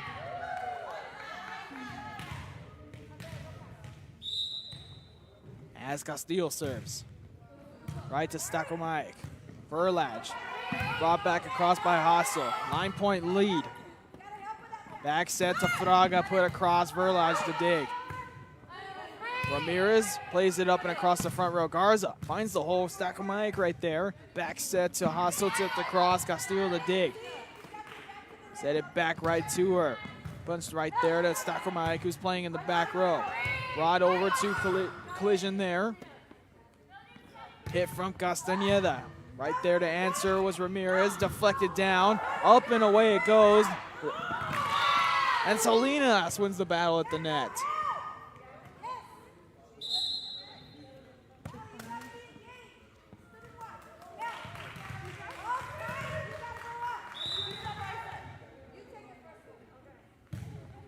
Serve there, gets a piece of the net and falls.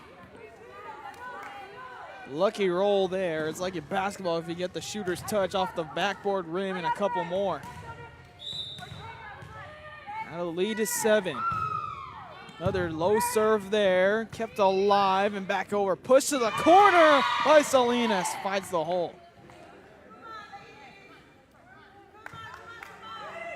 Lead is 6. A little bit of tension growing if you're St. Joe. Need 3 points to extend this game. Serve there, right to Stakomajic. Low, brought across. Garza tried to punch it across, but it was into the net. Big opportunity there, missed. As Montemayor rotates back in. Needs 2 points to extend the game. Montemayor, a good serve to Castañeda. Salinas tipped it back across, met by Montemayor. Sets up middle to Hasso. Right there, Castillo on the dig. Fraga back sets it to Garza. Right to Fraga, and she gets the kill. Timeout call by St. Joe. They need 2 points to extend this game, but Left Area trying to crawl back in. Back after this. We are this close. We're this close. We are this close. Of wanting to making history. This close to changing the world. We are this close. This close. This close to making sure no child suffers a crippling disease Ever again. This close. We are this close to ending polio. Ending polio. All we need is you. This close. If we don't act now, we may lose this chance forever. Help Rotary make history at endpolionow.org.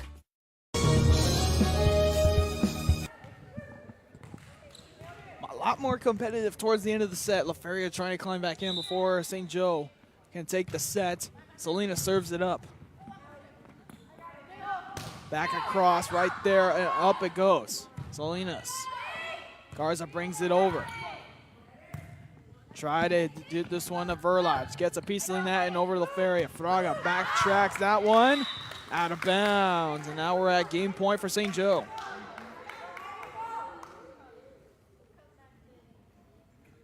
A little bit of tension relief for St. Joe with them going into game point. LaFeria put up a fight and put up a lot of points to come back and make it a little bit interesting. But St. Joe on the verge of extending this game. Gets a piece of the net on the serve. Castillo running toward us to keep it alive. Cabrera plays it over. They'll try Hasso and they'll send it all the way to the other side. Point to LaFeria, not done yet.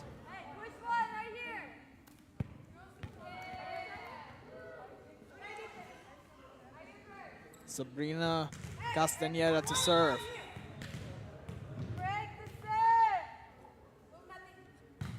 Good serve there. Set it up to Hasso. Lionettes all over. Castañeda plays it over. A try, Stakawayak. Dangerous hit there. Fraga left-handed over. St. Joe right there, trying to get to 25, hit the back corner. Castañeda touch. Castillo and Salinas. Come on to me over the dig. Sets it up middle. Hasso trying to end it, and now it goes into the net. Say it again, not done yet. LaFeria trying to climb back in. They won the first set 25-21. But St. Joe's trying to extend it. Try to go back row there. Cabrera with the dig. Back set to Fraga and over. If Stakawayak can do anything. Right there, Cabrera. Two straight deflections. Deflects it over. Met at the net. Right there, Cabrera again. Fraga puts it over. Nothing doing for LaFeria. They'll set it up back to Stakawayak. Right there, Cabrera. And Castillo will bring it across. Trying to end it. There goes Castañeda hitting the floor. Salinas puts it across. Progresso and Purisville on standby, and the kill there for Verlage, and we're going to a game 3.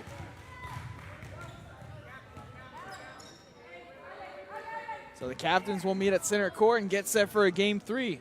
We'll get set for that. Back after this. Fishing fans, here's your chance to catch some fish and help out athletes at the same time. Mark the calendar now and plan on attending October 20th as the 3-Up, 3-Down San Perlita Booster Club Fishing Tournament looks to be the biggest and best yet. Located at Laguna Madre Baits in Port Mansfield, Texas, this tournament is set to provide 100% of the proceeds directly to the athletic programs. Artificial lures only with a blackjack format, no fish over 21 inches, $150 per team or boat, maximum 4 people, and the grand champion is a team closest to 63 inches with 1 red trout and 1 flounder. Food raffles, baked goods, a silent auction, and terrific prizes from some great sponsors. Registration is October 19th. The tournament is October 20th. See you there at the 3-Up, 3-Down Fishing Tournament in Port Mansfield, where catching fish is helping athletes in a big, big way.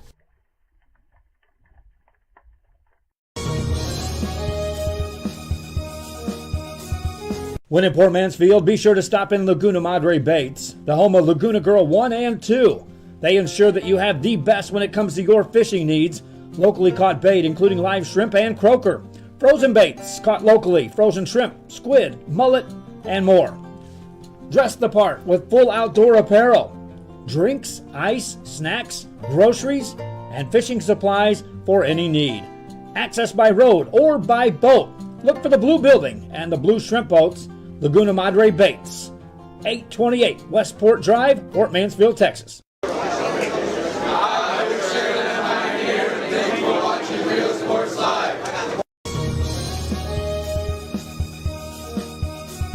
Before you have time to worry, we'll get you taken care of fast and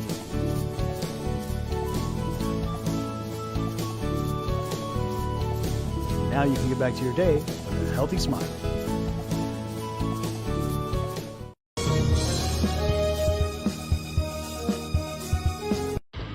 Truck Techs in Harlingen is your source for lifts, wheels, and tires. Talking trucks of any size, any model, and any year. Specializing in accessories with top-of-the-line products to bring that special look to your truck in a professional way. Lifts, wheels, and tires, with financing available too.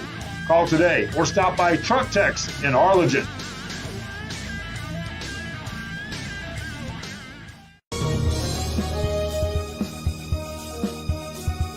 For your construction needs in the Rio Grande Valley, check out Hosanna Construction in Pharr. Formerly known as Guzman Construction, Hosanna Construction can design and build your home or take care of your home improvements. 802 East Expressway 83, Pharr, Texas, Hosanna Construction. Formerly known as Guzman Construction. Call now for free consultations at 956-435-0381. Hosanna Construction, committed to serving you.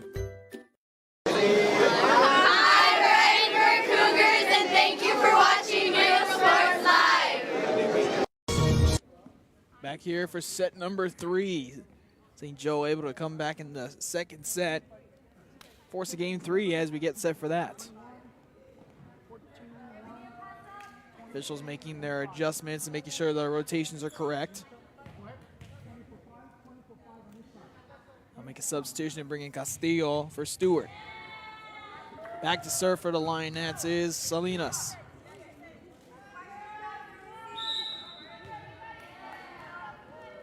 Salinas will get us going in a 15, race to 15. St. Joe all the way to the back and bring it across La Feria. Set up back here to Fraga. Montemayor there, but the point goes to La Feria off a violation at the net.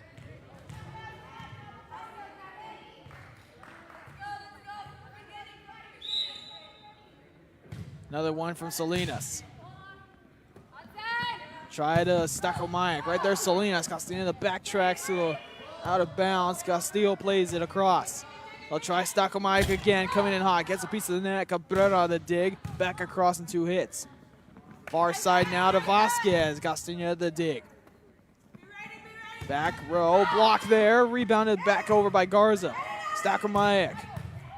Great dig there, Castañeda.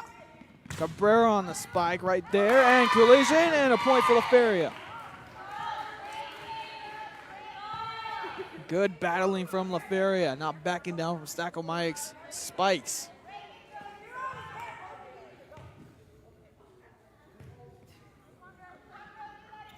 Salinas will serve as they wait for someone to tie their shoe. 2-0 lead for La Feria. High serve that time, played by Montemayor. In the back row, and Stakomayak runs to get it. Castillo sets up Cabrera. Spike there, able to get the kill.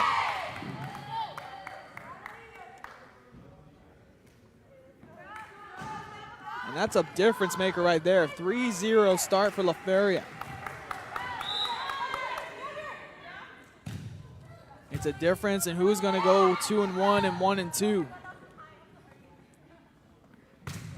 Hit there. Back across. Backtrack it, a back set to Fraga. They'll try Stakomayak down the line. They call that in.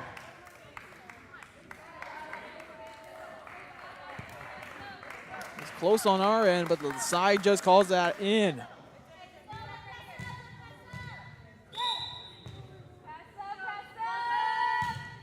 Serve there down the other sideline, and that's out. So like that, La Feria gets the point back.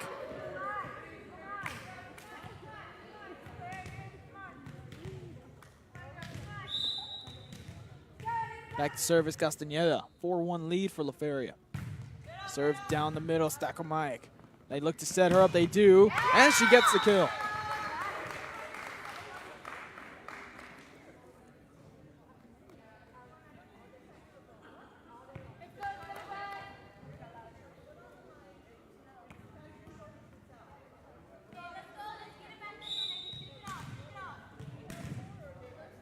Serving is Vasquez. That one short. Point for La Feria. Back-to-back service errors for St. Joe.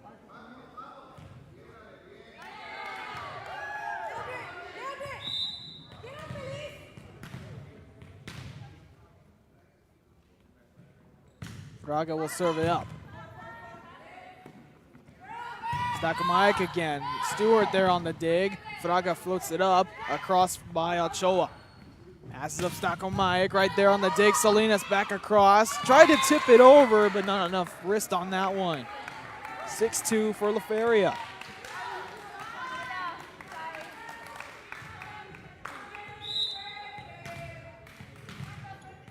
Fraga will serve again. Good serve down the middle. Here comes, kept alive. Lionets didn't think it was still alive, and that allows the ball to fall.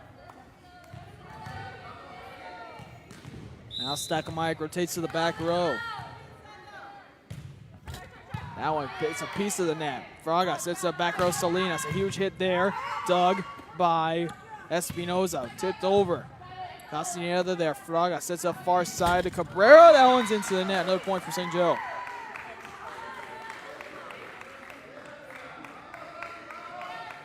La Feria started off well, and now St. Joe climbing back in, just like the first set actually. Stakomaik down the line and that one out. 3 service errors for St. Joe in this set alone, especially early on. And Beltran comes in to serve.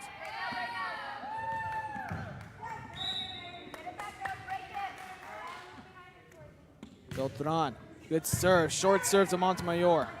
Calling it was Hassel, brought across, Beltran the serve. Fraga sits to far side, Salinas tipped across the block. Hassel was there, so is Verlage. Salinas answers back over, one hit. Can't keep it alive, another point to La Feria. And timeout call by St. Joe. La Feria halfway there to taking this game. Back after this.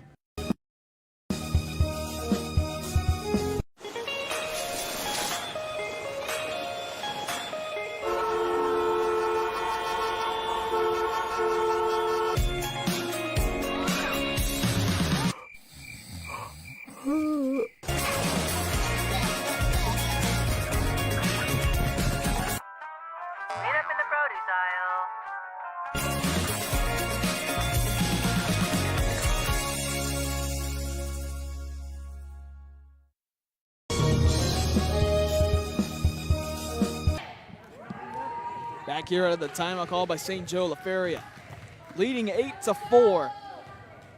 But St. Joe being haunted by service errors, trying to put those behind them and catch up before it's too late in this third set. Get things going. Stakomaik from the back row. Dig there by Castaneda. Getting more comfortable with the game going along. Short hit there played by St. Joseph. Back across by Gonzalez. Back set by Fraga to Stewart. A hit there. Doug kept alive. Montemayor will put it over. Gets a piece of the net. The lucky roll. A contact made at the net by St. Joe.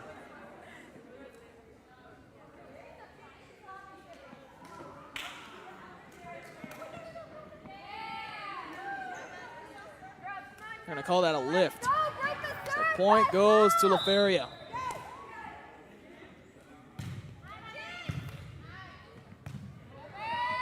Back row hit coming. Stewart right there.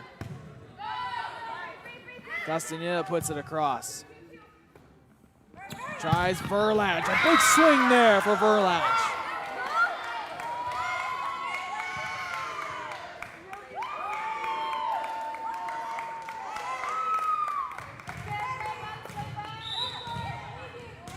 St. Joe trying to get back in it. Serve there. Fraga back set. Likes that back set. Here's the hit from Ochoa back across. Comes St. Joe. A hit there. Great dig from Fraga. Tried a back set with nobody there. Lead is now down to 3.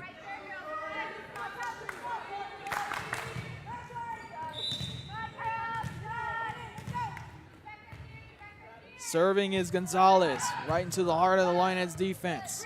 Brought back across by Castaneda. A little trouble doing that. Here comes Verlage, a swing and the kill for Verlage. Here come the Bloodhounds. And LaFeria calls timeout. Lead is now down to 2. St. Joe not giving up yet. Back after this.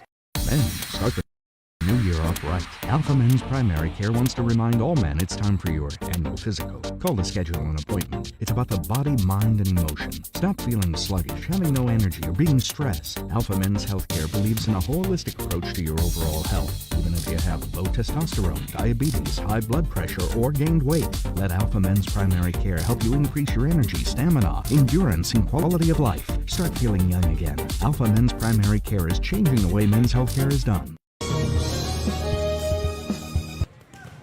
After the timeout, LaFeria looking to glue the pieces together and finish this thing off, only holding a 2-point lead now. St. Joe trying to unglue those pieces as a kill there from the Lionettes. Get things going out of the timeout. I was just saying, St. Joe trying to continue to unravel this Lionette put together. But a kill there might have shifted the gears coming out of the timeout for LaFeria. As you see, Port Isabel getting onto the court. They'll be taking on Progresso next. It's a non-tournament game. It doesn't really count. They're going to play each other. I have to confirm that as well. I spoke to a coach about that. That'll be our next game. St. Joe tips to the corner. Hino Ochoa right there. Fraga played across by Garza.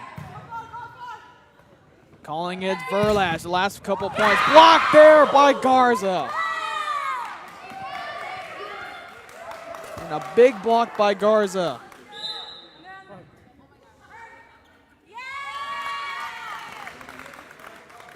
And just like that, another timeout call. The game's getting closer, folks. Back after this.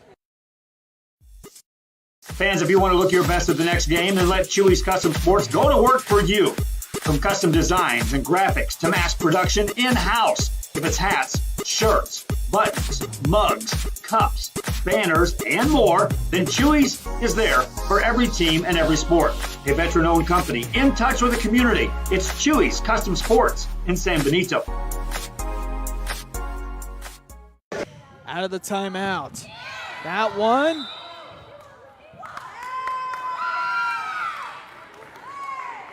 That one serve is out of bounds.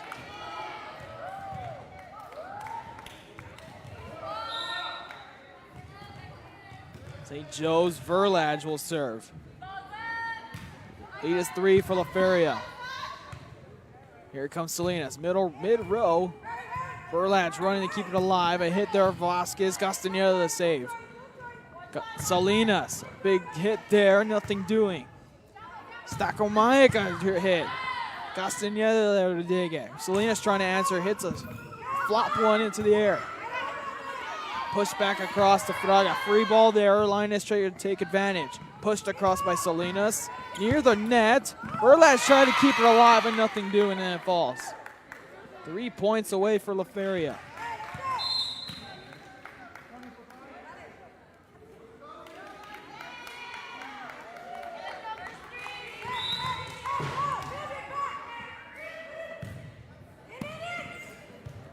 Trying to keep it over. They can't. Ace serve there for LaFeria.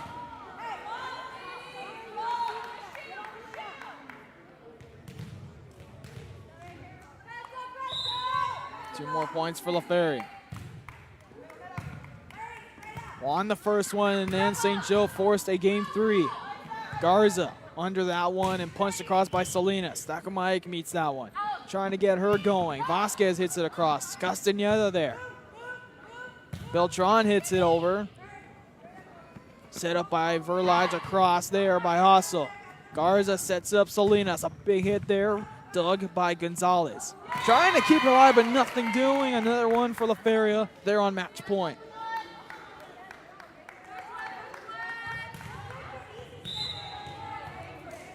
Castillo serving match point. Near the net, and that falls. LaFeria survives a surge from St. Joe in 3 sets. So St. Joe will finish 1-3 in pool play. LaFeria moves on at 2-1 on the day.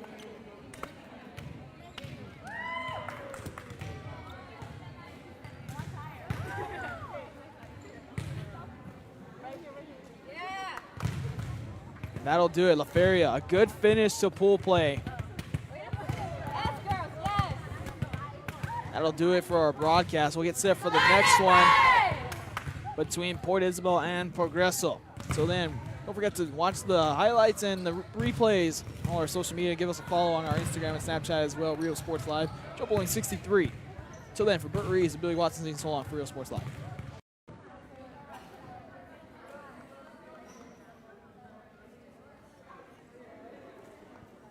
And welcome back to another broadcast here on RioSportsLive.com. Our next game features St. Joe and Corpus Christi Carroll.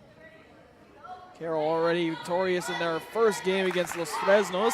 St. Joe coming off a loss to Los Fresnos. St. Joe trying to search for their first win. Carroll trying to go 2-0 in the pool. 5 teams in this pool, so there's about 4 more games to go. We might take our lunch break next game. So just to be aware of that, Carroll will be in the gray tops, blue sleeves. St. Joe in the red and black shorts. Hope you've enjoyed our coverage so far today. With all the tournament action going on, we've got coverage and mission for that tournament as well. Joe Bowling on the call over there this morning. Had the long drive there. And then we had the early morning here in Port Isabel. They got a longer day going on over there as well. So we got a lot of volleyball coverage today as we get set for this one. St. Joe out of the gate will turn it back over to Carroll. They look to capitalize quick. A big swing there down the line. And they call it out. So first point to St. Joe to get things going on this one. On that swing was Jaden Deegan.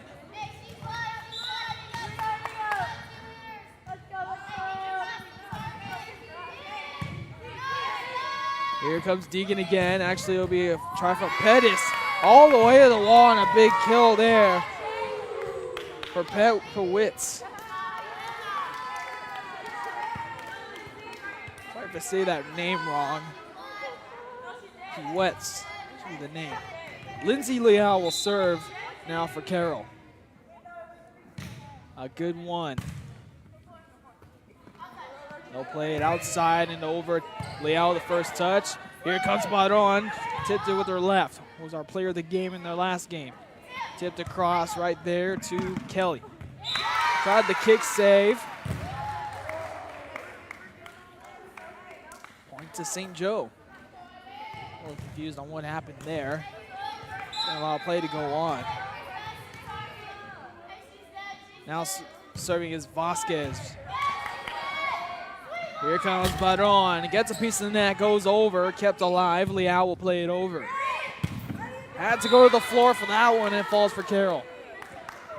Miscommunication on the Bloodhound side, Lady Bloodhounds. Of course, losing their last game to Los Fresnos. Went back and forth for a while, and then Los Fresnos, the Lady Falcons, opened up a lead. Serve there into the net by Deegan. So St. Joe regains the lead. This is one of the tougher pools on paper in this tournament. So serving now is Stakawayak. Down the line, ace serve for Stakawayak and St. Joe.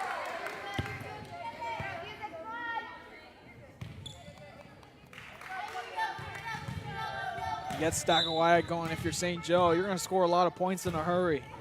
Good serve there to Leal. They'll set up far side to Delgado, and she'll put it down.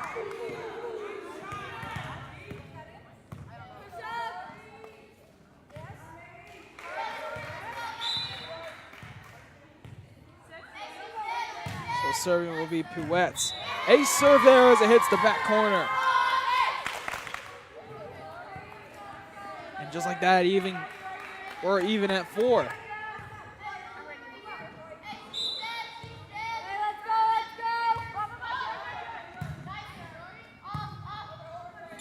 There's a swing there from Gonzalez. Carroll all over it. Here comes Delgado again. Dangerous flyer and an insane verticality player. Leal didn't let that go out of bounds. Another point to Carroll.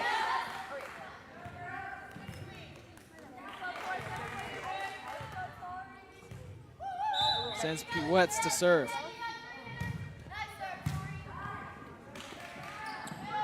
A swing there from Verlage and into the net. 2-point lead for Carroll now. Fans, if you're joining us, especially if you know anyone from Corpus Christi, one that they know that go to Carroll High School, tag them in a Facebook post or send them the link. Share the link as well because they may be wanting to watch this game. That's how we spread and how we develop. Here's a try there. A big swing from Baron, and that falls. Try to keep it alive. That was Espinoza on the floor near the bottom of the net. But in the end, Carroll on a big run. As Piwetz continues to serve.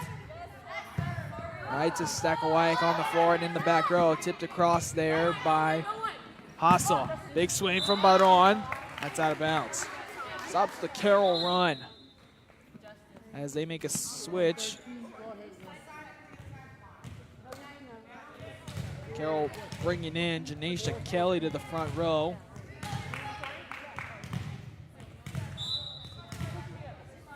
Also bringing in Sydney Alvarez.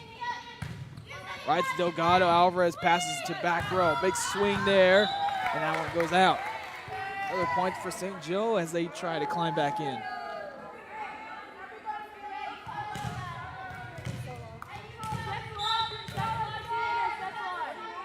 Serving is Gonzalez. Back set to Baron, and that falls. Smart play for Baron. She definitely has the height advantage to put a line drive down. So we'll see that out of her. She hits the back row to serve this time out. Montemayor hits the pass. That's near the net. And that falls off the deflection from Kelly. He was on top of that one.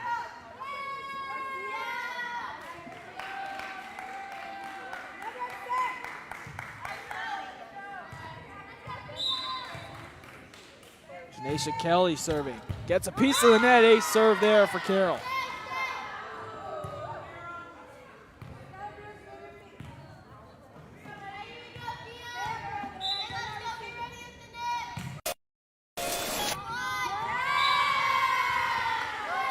Another point for Carroll. And timeout call by St. Joe. 2 straight points for Carroll, and they lead now by 5. Timeout called back after this.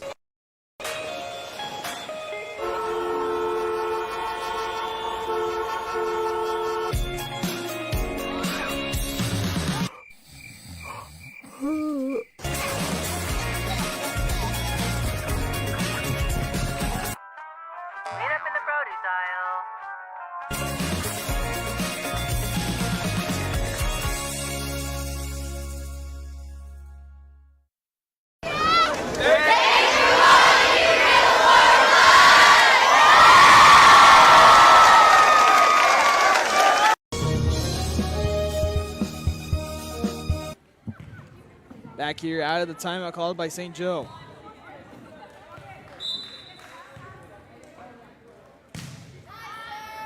Good serve played by St. Joe. They'll set up middle. Stakawayek a swing, nothing doing. Lady Tiger set up to Quiroga, who's in the game for the first time. 2 hits called, point to Carroll.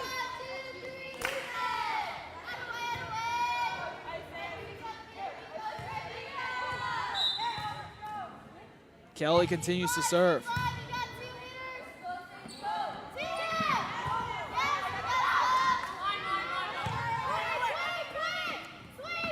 Delgado coming in hot and swings on a big kill there.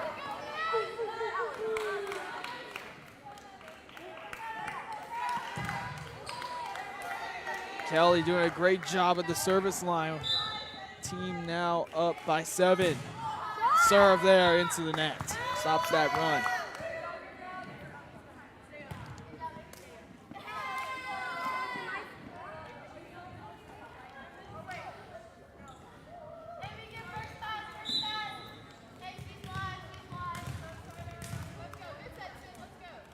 Verlage will serve it up for St. Joe. Has to dive, and it's ace for Verlage.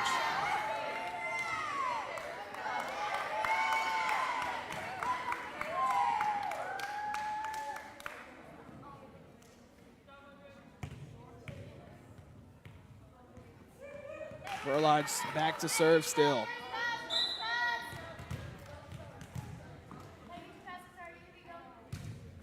A high one there, another short one, and back-to-back aces for Verlage. Lead is starting to shrink for Carroll.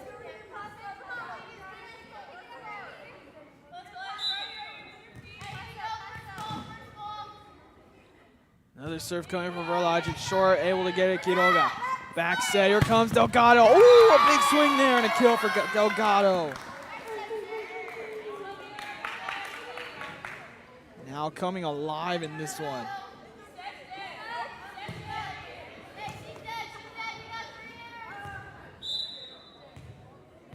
As Delgado is back to serve. St. Joe trying to stop that run. Blocked there. Quiroga tips it back over. St. Joe keeps it alive, throws it over and too far. Sails out of bounds. Quiroga was there battling. As Delgado will serve it up again. Serve there. St. Joe a set to Vasquez, and it falls. They'll take any points they can.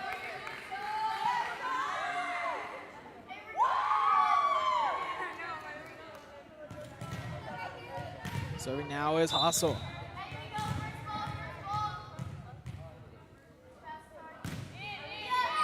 Short serve played back over, and it's an ace.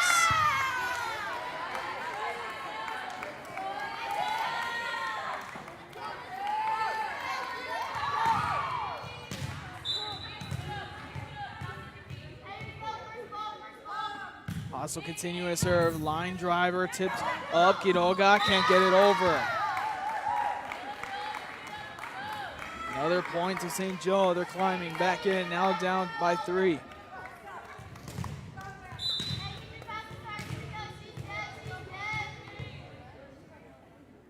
Hassel's doing some good serving.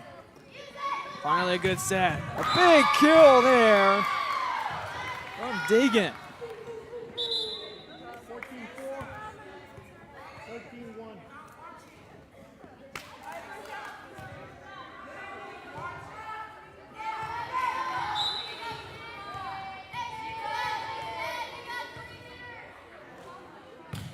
Serve there. Stakawaya can't tip it over. Quiroga had a deflection on it.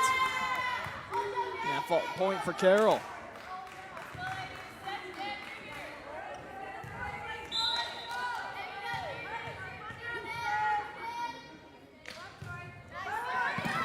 So they're shortening the front row. St. Joe trying to keep it alive, and they do. Back over.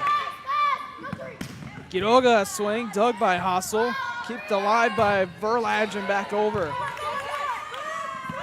Here comes Deegan, and a big one again.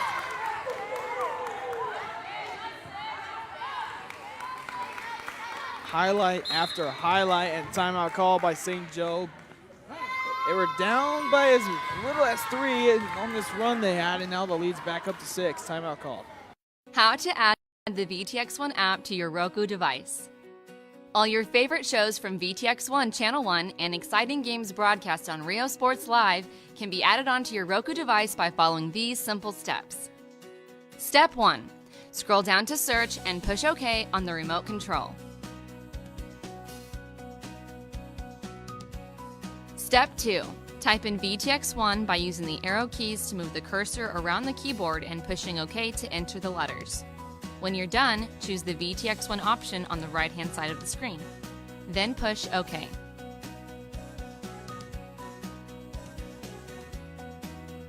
Step 3. Choose the Add Channel option on the right-hand side of the screen and wait for the application to load. Congratulations! You have now successfully added the VTX1 app to your channel lineup. It can be found on the main screen under Home at the bottom of the list.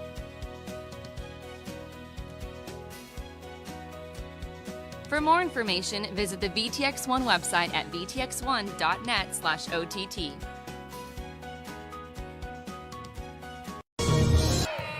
High serve to get us going out of the timeout. Back set to P. Wetz, and she puts it down. Kill after kill after kill is what you're getting from Carroll right now.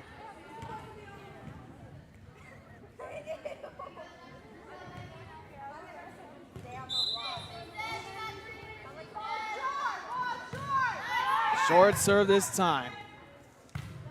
That's what Esam's been doing all tournament. A big swing there down the line. Deegan again.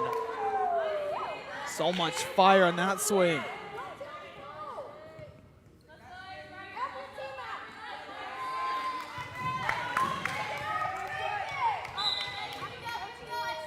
As Esam, now she changes it up.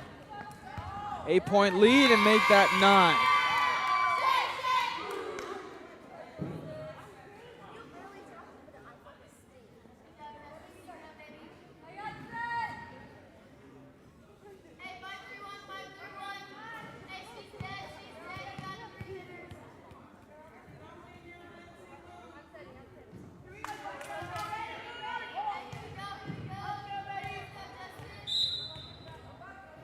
Esam continuing to serve. That's another line drive from her.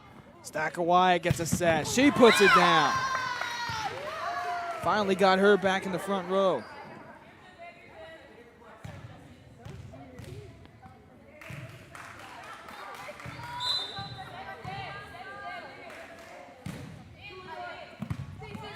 Carroll set up Deegan again. Unbelievable play we've seen from Deegan this game. High flying and soaring in.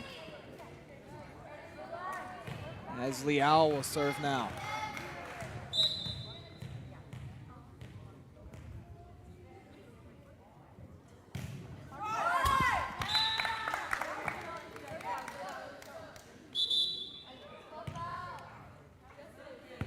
That one heads into the net.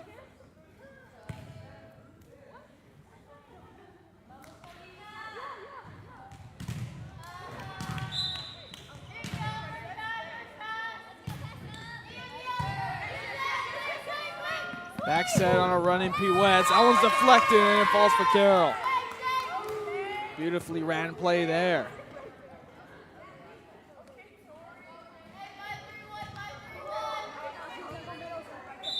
Sends back Jaden Deegan. High set to Verlage. Dug by Liao. Sets this up Delgado. Finds the hole and there's another kill for Delgado.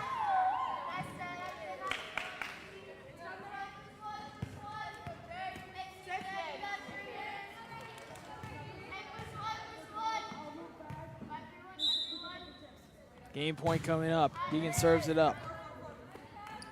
Back sets, punch back over, and it falls. That one falls for Carroll, and they take game number 1.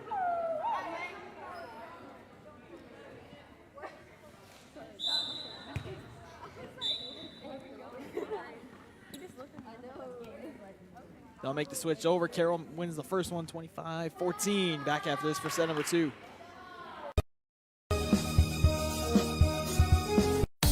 Start the new year off right. Alpha Men's Primary Care wants to remind all men it's time for your annual physical. Call to schedule an appointment. It's about the body, mind, and emotion. Stop feeling sluggish, having no energy, or being stressed. Alpha Men's Healthcare believes in a holistic approach to your overall health. Even if you have low testosterone, diabetes, high blood pressure, or gained weight, let Alpha Men's Primary Care help you increase your energy, stamina, endurance, and quality of life. Start feeling young again. Alpha Men's Primary Care is changing the way men's healthcare is done.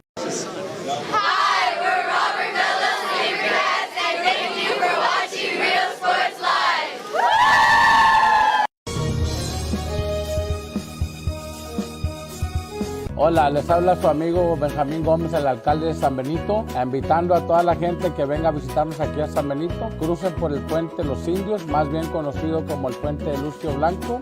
Visítenos a las atracciones que tenemos aquí en San Benito. Aquí los esperamos. Muchas gracias. Su amigo Benjamín Gómez.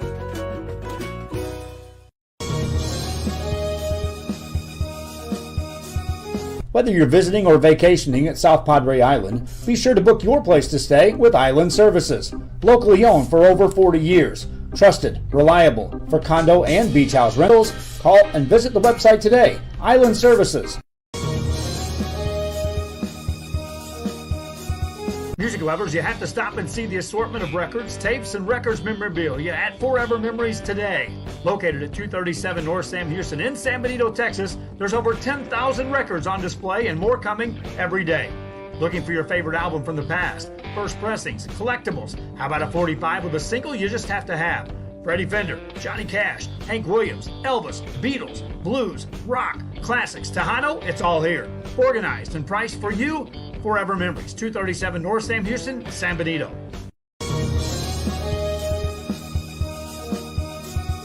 Everyone's a winner at Kano Auto Sales 2 in Harlingen. Choose from a wide selection and score big today on West Expressway 83.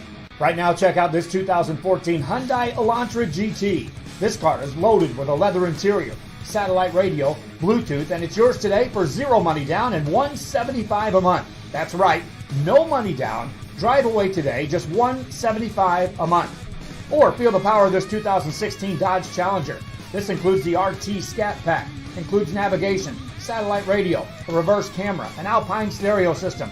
Practically new with just 31,000 miles, powered by a 6.4-liter 392 Hemi engine.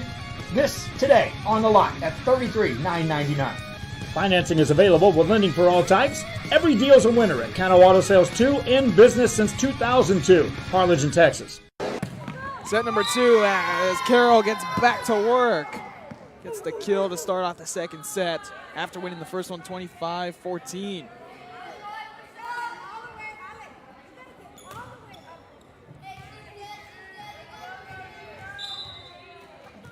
Back to serve now. Janaisha Kelly, or check that, Justice Esom. Has a differentiation of, or variation of all her serves. It could be a high one in the front row as Piwat gets back to work, and a big spike there to 2-0 out of the gate.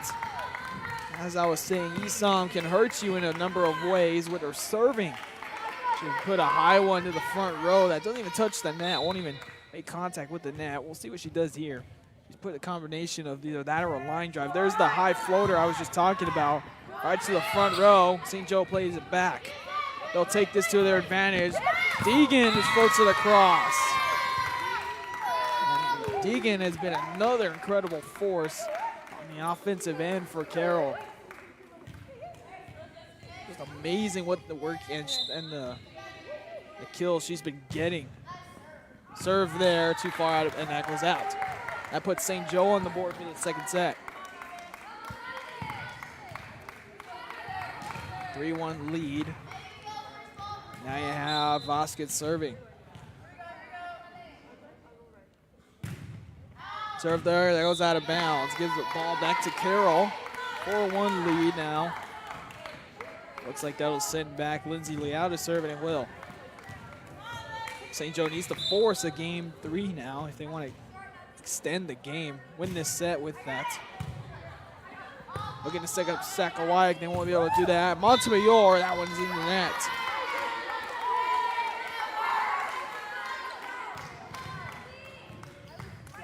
Montemayor couldn't get that one over. Another good serve from Liao. Back set to Sakawayek. Need to get her going. Montemayor, good effort there. Good set to Sakawayek. She tried to put it down. They're going to call that a lift. They'll call that a lift on Carroll. It looked like it was trying to be a tap. They're going to call, yeah, they're going to stick with the call and call it a lift on Carroll. That sends back Sakawayek to serve. Good serve there. Dips as it goes over the net. Set up to Quiroga across the block. Sets up. Gonzalez now goes to the net.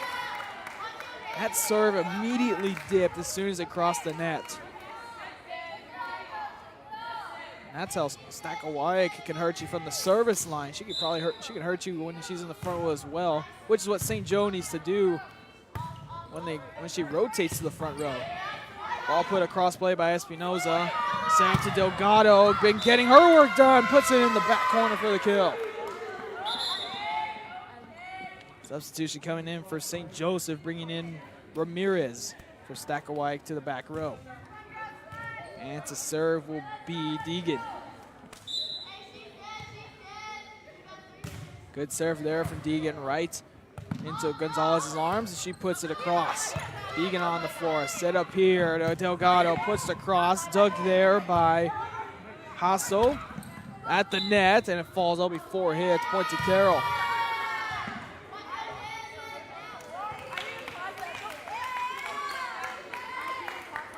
Deegan continuing to serve.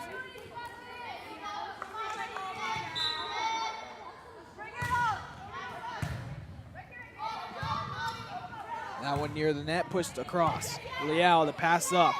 Here comes Pirouettes, and the kill there.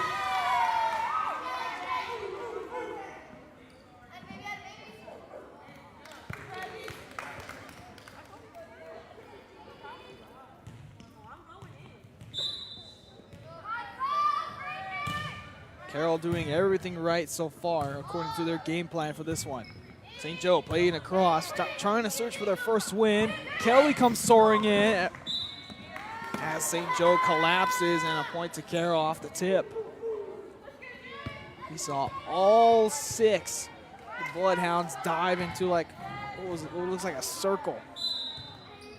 Couldn't keep that one alive. This one pushed back across by Hassel. Get back over the net. Hassel couldn't keep it alive.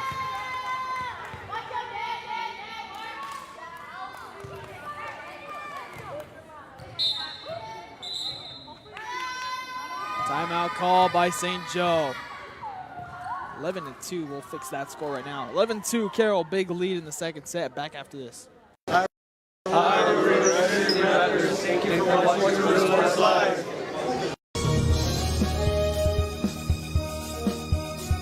TVNS specializes in provider services, respite care, and emergency response services. TVNS are pioneers in the home care industry, in service for over 37 years. 11 locations from Brownsville to Corpus Christi, from Harlingen to Laredo. Today's game is sponsored by TVNS, the pioneers in serving our community with the highest quality in provider services.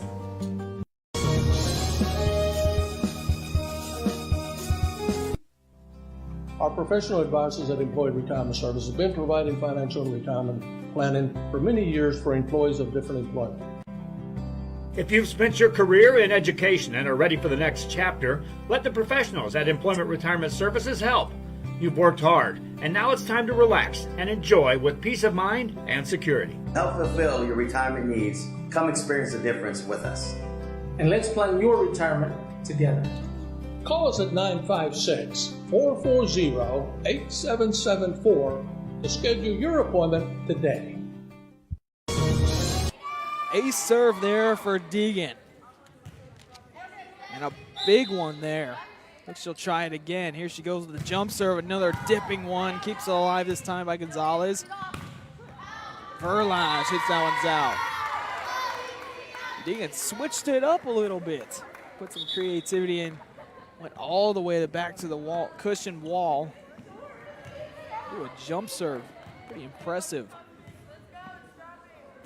So do it again here. That one dips. Ace serve for Deegan. That's an amazing serve.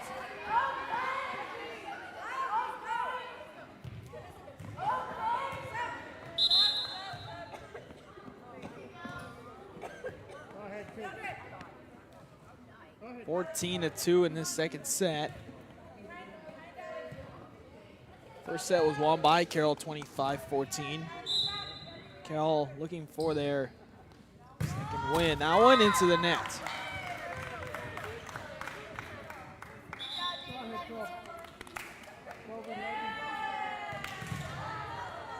St. Joe still trying to look for their first win of this pool play here at Volley at the Beach at Port Isabel if you're just tuning in. Fourth game of the day. This one near the net. Set up, back to Kelly. A runner there, and a kill for Kelly as she just comes into the game. Entire team getting some reps in on this game, in this tournament. Pirouettes will come out, bringing back in Sydney Alvarez. Alvarez serves it up. Set pass from Espinoza, blocked and put down there by Hassel.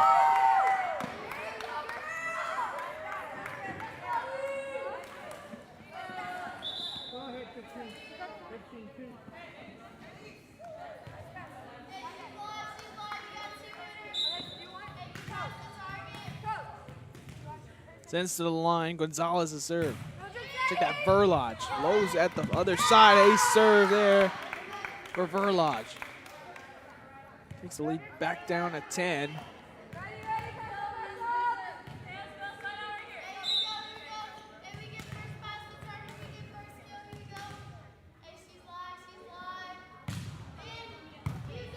Carroll talking, set up here. Kelly tipped it across, back over. They're going to call that contact with the net against St. Joe.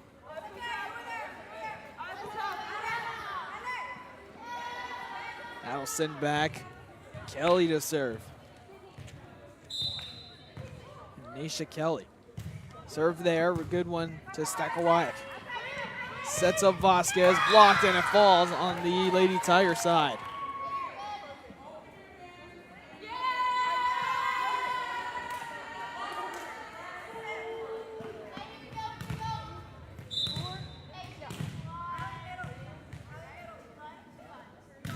Another good serve there. Played by Leal, the Lady Tigers. A runner from Delgado down the right-hand side, and the kill for Delgado. She'll make a trip to the service line now. Lead back up to 11.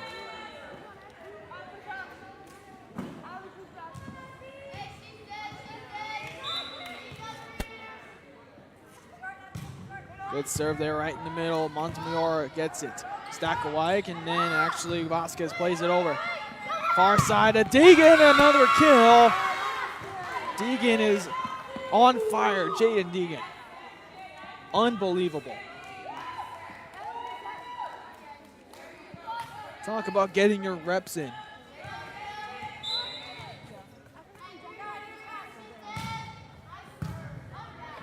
That one into the net, couldn't keep it alive. Point to Carroll again. That lead is now 13. You're St. Joe, you just need to take a quick breather. Almost have Stakowicz back in the front row, and actually they do. Need to get some points in production out of her, and they will try here. And there you go, lands on the line, there you go. That's a good setup to Stakowicz.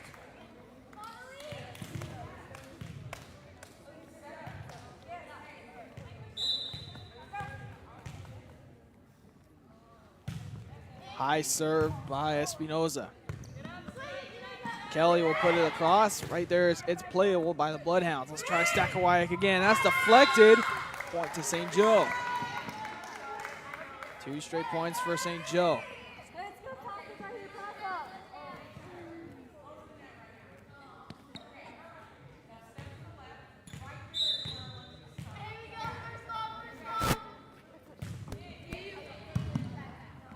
Serve there, near the net. Quiroga's tip was blocked there by Stakowicz.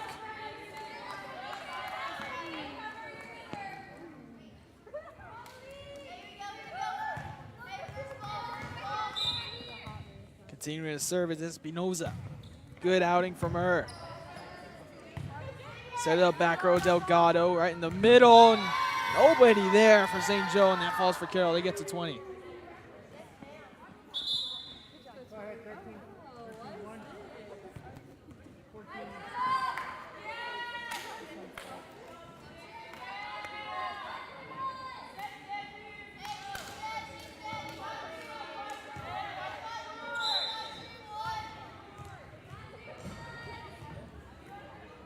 Esom back to serve, a high one. Stakowicz gets the setup, tipped across 3 players. Contact at the net. So that falls for Carroll. And again, smart play by Stakowicz. There were 3 Lady Tigers there ready to block her hit. And a smart play of Stakowicz gets able to tip it over and cause that net violation. So a good serve there from Vasquez to get it going. Here comes pirouettes, and she gets back in the game with a big kill there.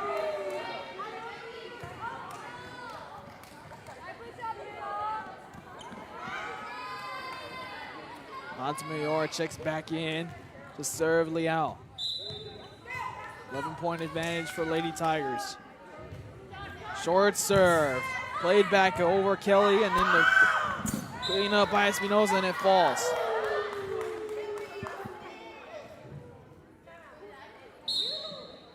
And timeout called by St. Joe. Tigers 3 points away from sweeping St. Joe, but they'll want to talk it over and get some more in back after this.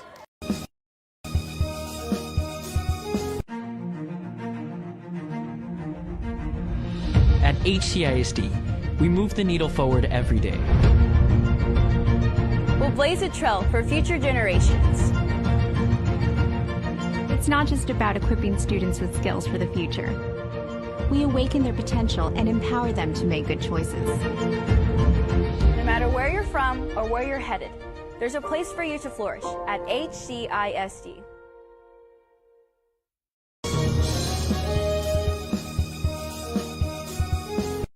Fans, if you want to look your best at the next game, then let Chewy's Custom Sports go to work for you. From custom designs and graphics to mass production in-house. If it's hats, shirts, buttons, mugs, cups, banners, and more, then Chewy's is there for every team and every sport.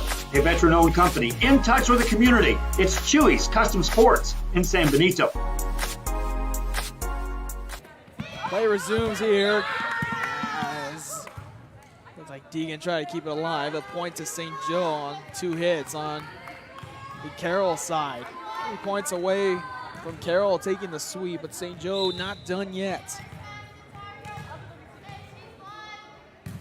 Good serve from Stackawag. A serve there.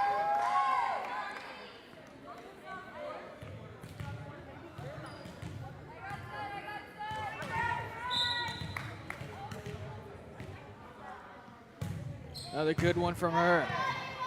10-point lead. Back to Deegan, and she'll put it over.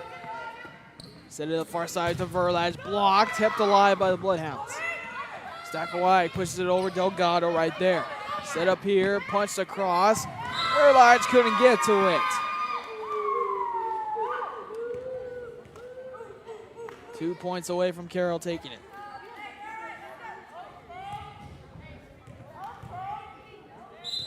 Jaden Deegan back to serve. Doing a normal serve this time. Near the net, back set, right into the middle of the Verlage. Punched over, that's blocked.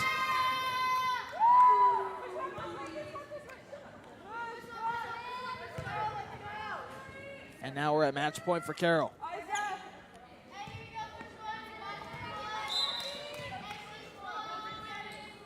Try a jump serve from Deegan. A good one there, and that's how you end it if you're Deegan. Carroll takes straight sets against St. Joe, which takes us to our player of the game. And who else? Jaden Deegan. I'll take you through everything, but man, what a play, what a game that Jaden Deegan had. Number of kills, just dominated the court, and then went to her jump serve, able to impress the camera more. So Jaden Deegan, your player of the game, as Carroll sweeps St. Joe. We'll take a quick break. We're going to have our lunch break now. We'll bring you more coverage in about an hour, folks. Until then, Bert Reeves, Billy wants to say so long for Real Sports Live.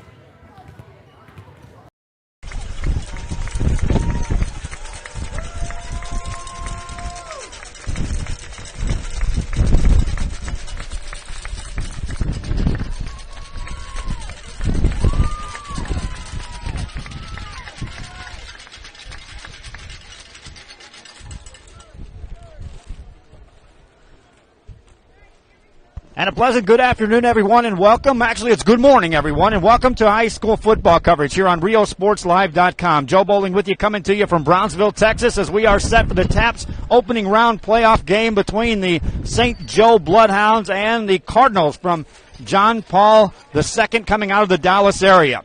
Beautiful morning for football, an 11 o'clock kickoff scheduled here, and we are right on time as far as starting this ball game off.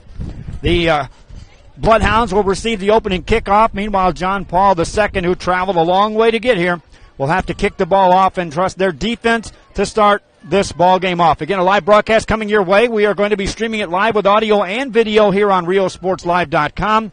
Also, simultaneously on our website, we have high school basketball coverage going on as it's the final day out at the Border Brawl in Hidalgo and Valley View.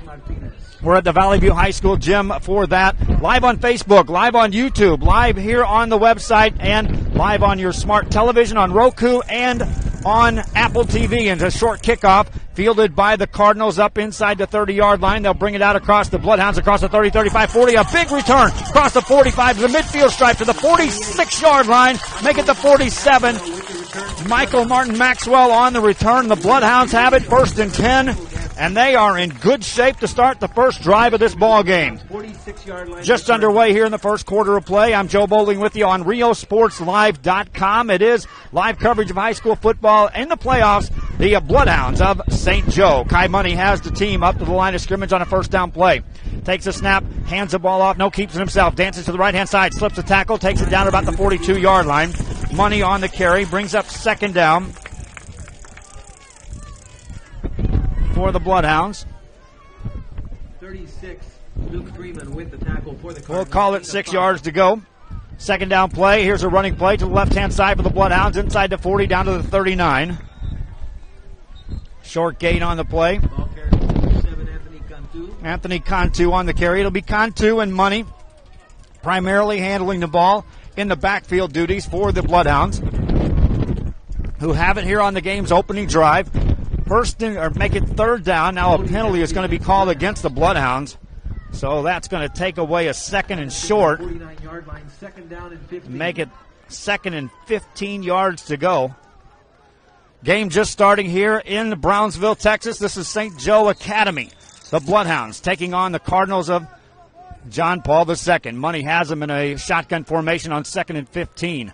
Eyes the defense, takes a look at the throw. Drops back, has time, brushed out of the pocket. Now he's going to run. Cross the midfield stripe. Tripped up as he got to the 50-yard line. And that's going to be punting time for the Bloodhounds as their quarterback, Kai Money, was tripped up just before he got in the open field. From the 40, call it the 47, maybe the 48-yard line of John Paul II. On 4th down, Bloodhounds appear to go for it. Money going to throw, fires a pass over in the flats. It's going to be caught, but it's going to be stopped. Now for a moment it's stopped. Now they may get a 1st down out of this yet. Diving across the 35-yard line. That's a 1st down. Great 2nd effort by Pablo Zalisi. And it sets up a 1st and 10 as they convert on 4th and 12. Money has them in a shotgun formation on a fast-paced offense here to start this game for the Bloodhounds of St. Joe. Money takes a snap, keeps it on a keeper to the left-hand side, got a block, dances inside the 30-yard line, brought down there. That's going to be a gain of 4, 2nd down, and 6 yards to go. This is the opening drive for the Bloodhounds of St. Joe. How about that conversion on 4th down? From the midfield stripe. Money on 2nd down and 6. Turns, hands it off to Cantu. Has some room across the 25, 20, 15, 10, 5. Touchdown, Cantu. St. Joe scores the first points here of this game. And with 10:06 to go, it's Anthony Cantu in the end zone. Opening drive pays dividends for St. Joe. They score the touchdown. They're up 6-0, looking for the extra point. The kicker is Carlo Esteve, or he's the holder. For kicker, Rodrigo Sanchez, left-footed kicker. Snap is a good one. They get the ball down. The kick is away. It's long, high. It's off the upright and no good. So 6-0 your score. Bloodhounds on top. They draw first blood here with the opening drive. We'll be back after this. This is high school football. It's the playoffs coming to you from Brownsville on RioSportsLive.com. Penalty against the Cardinals. We'll keep it here because that's an encroachment penalty against the Cardinals. So it's going to give the ball to another chance for the extra point for the Bloodhounds. So we'll keep it right here before we go to that high snap again. The kick is away, and this one is through. Extra point is good. 7-0 game. St. Joe with the lead. They'll kick it off. We'll be back after this on RioSportsLive.com.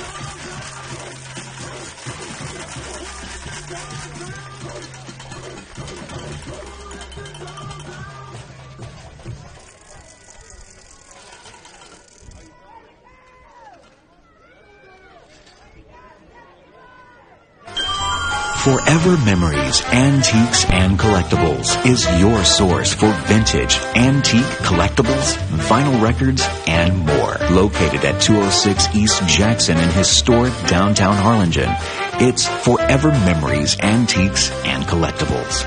It's a step back in time with a soundtrack like none other. Open Monday through Saturday, filled with memories and more. Forever Memories is for you. Back here, Brownsville St. Joe draws first blood. The Bloodhounds on top 7-0 with 10:06 to go here in the first quarter against John Paul II. This team out of the Dallas area played a tough schedule throughout the season and are now going to get their hands on the ball for their first time in this playoff game. Kickoff in the direction of Donovan Johnson. Check that's going to be Carson Collins. Collins brings it up the middle of the field, out across the 30 to 32-yard line, and that's where the Cardinals will take possession on a first down play. They'll try to answer what the Bloodhounds did with their first drive, and that is put points on the board. They'll be led by a junior quarterback, Andrew Barenberg, and he's got help in the backfield. They do have some big-time playmakers on this football team. Jackson Garrett, a senior, will see a lot of carries today. We'll also probably be looking at Carson Collins touching the football, and then occasionally Garrett Dawson. That's the scout on this team. First down play for Barenberg. Takes a snap, turns, hands the ball off, running play across the left-hand side. On the carry was Carson Collins. He'll end up gaining a couple on the play. Brings up 2nd and 8.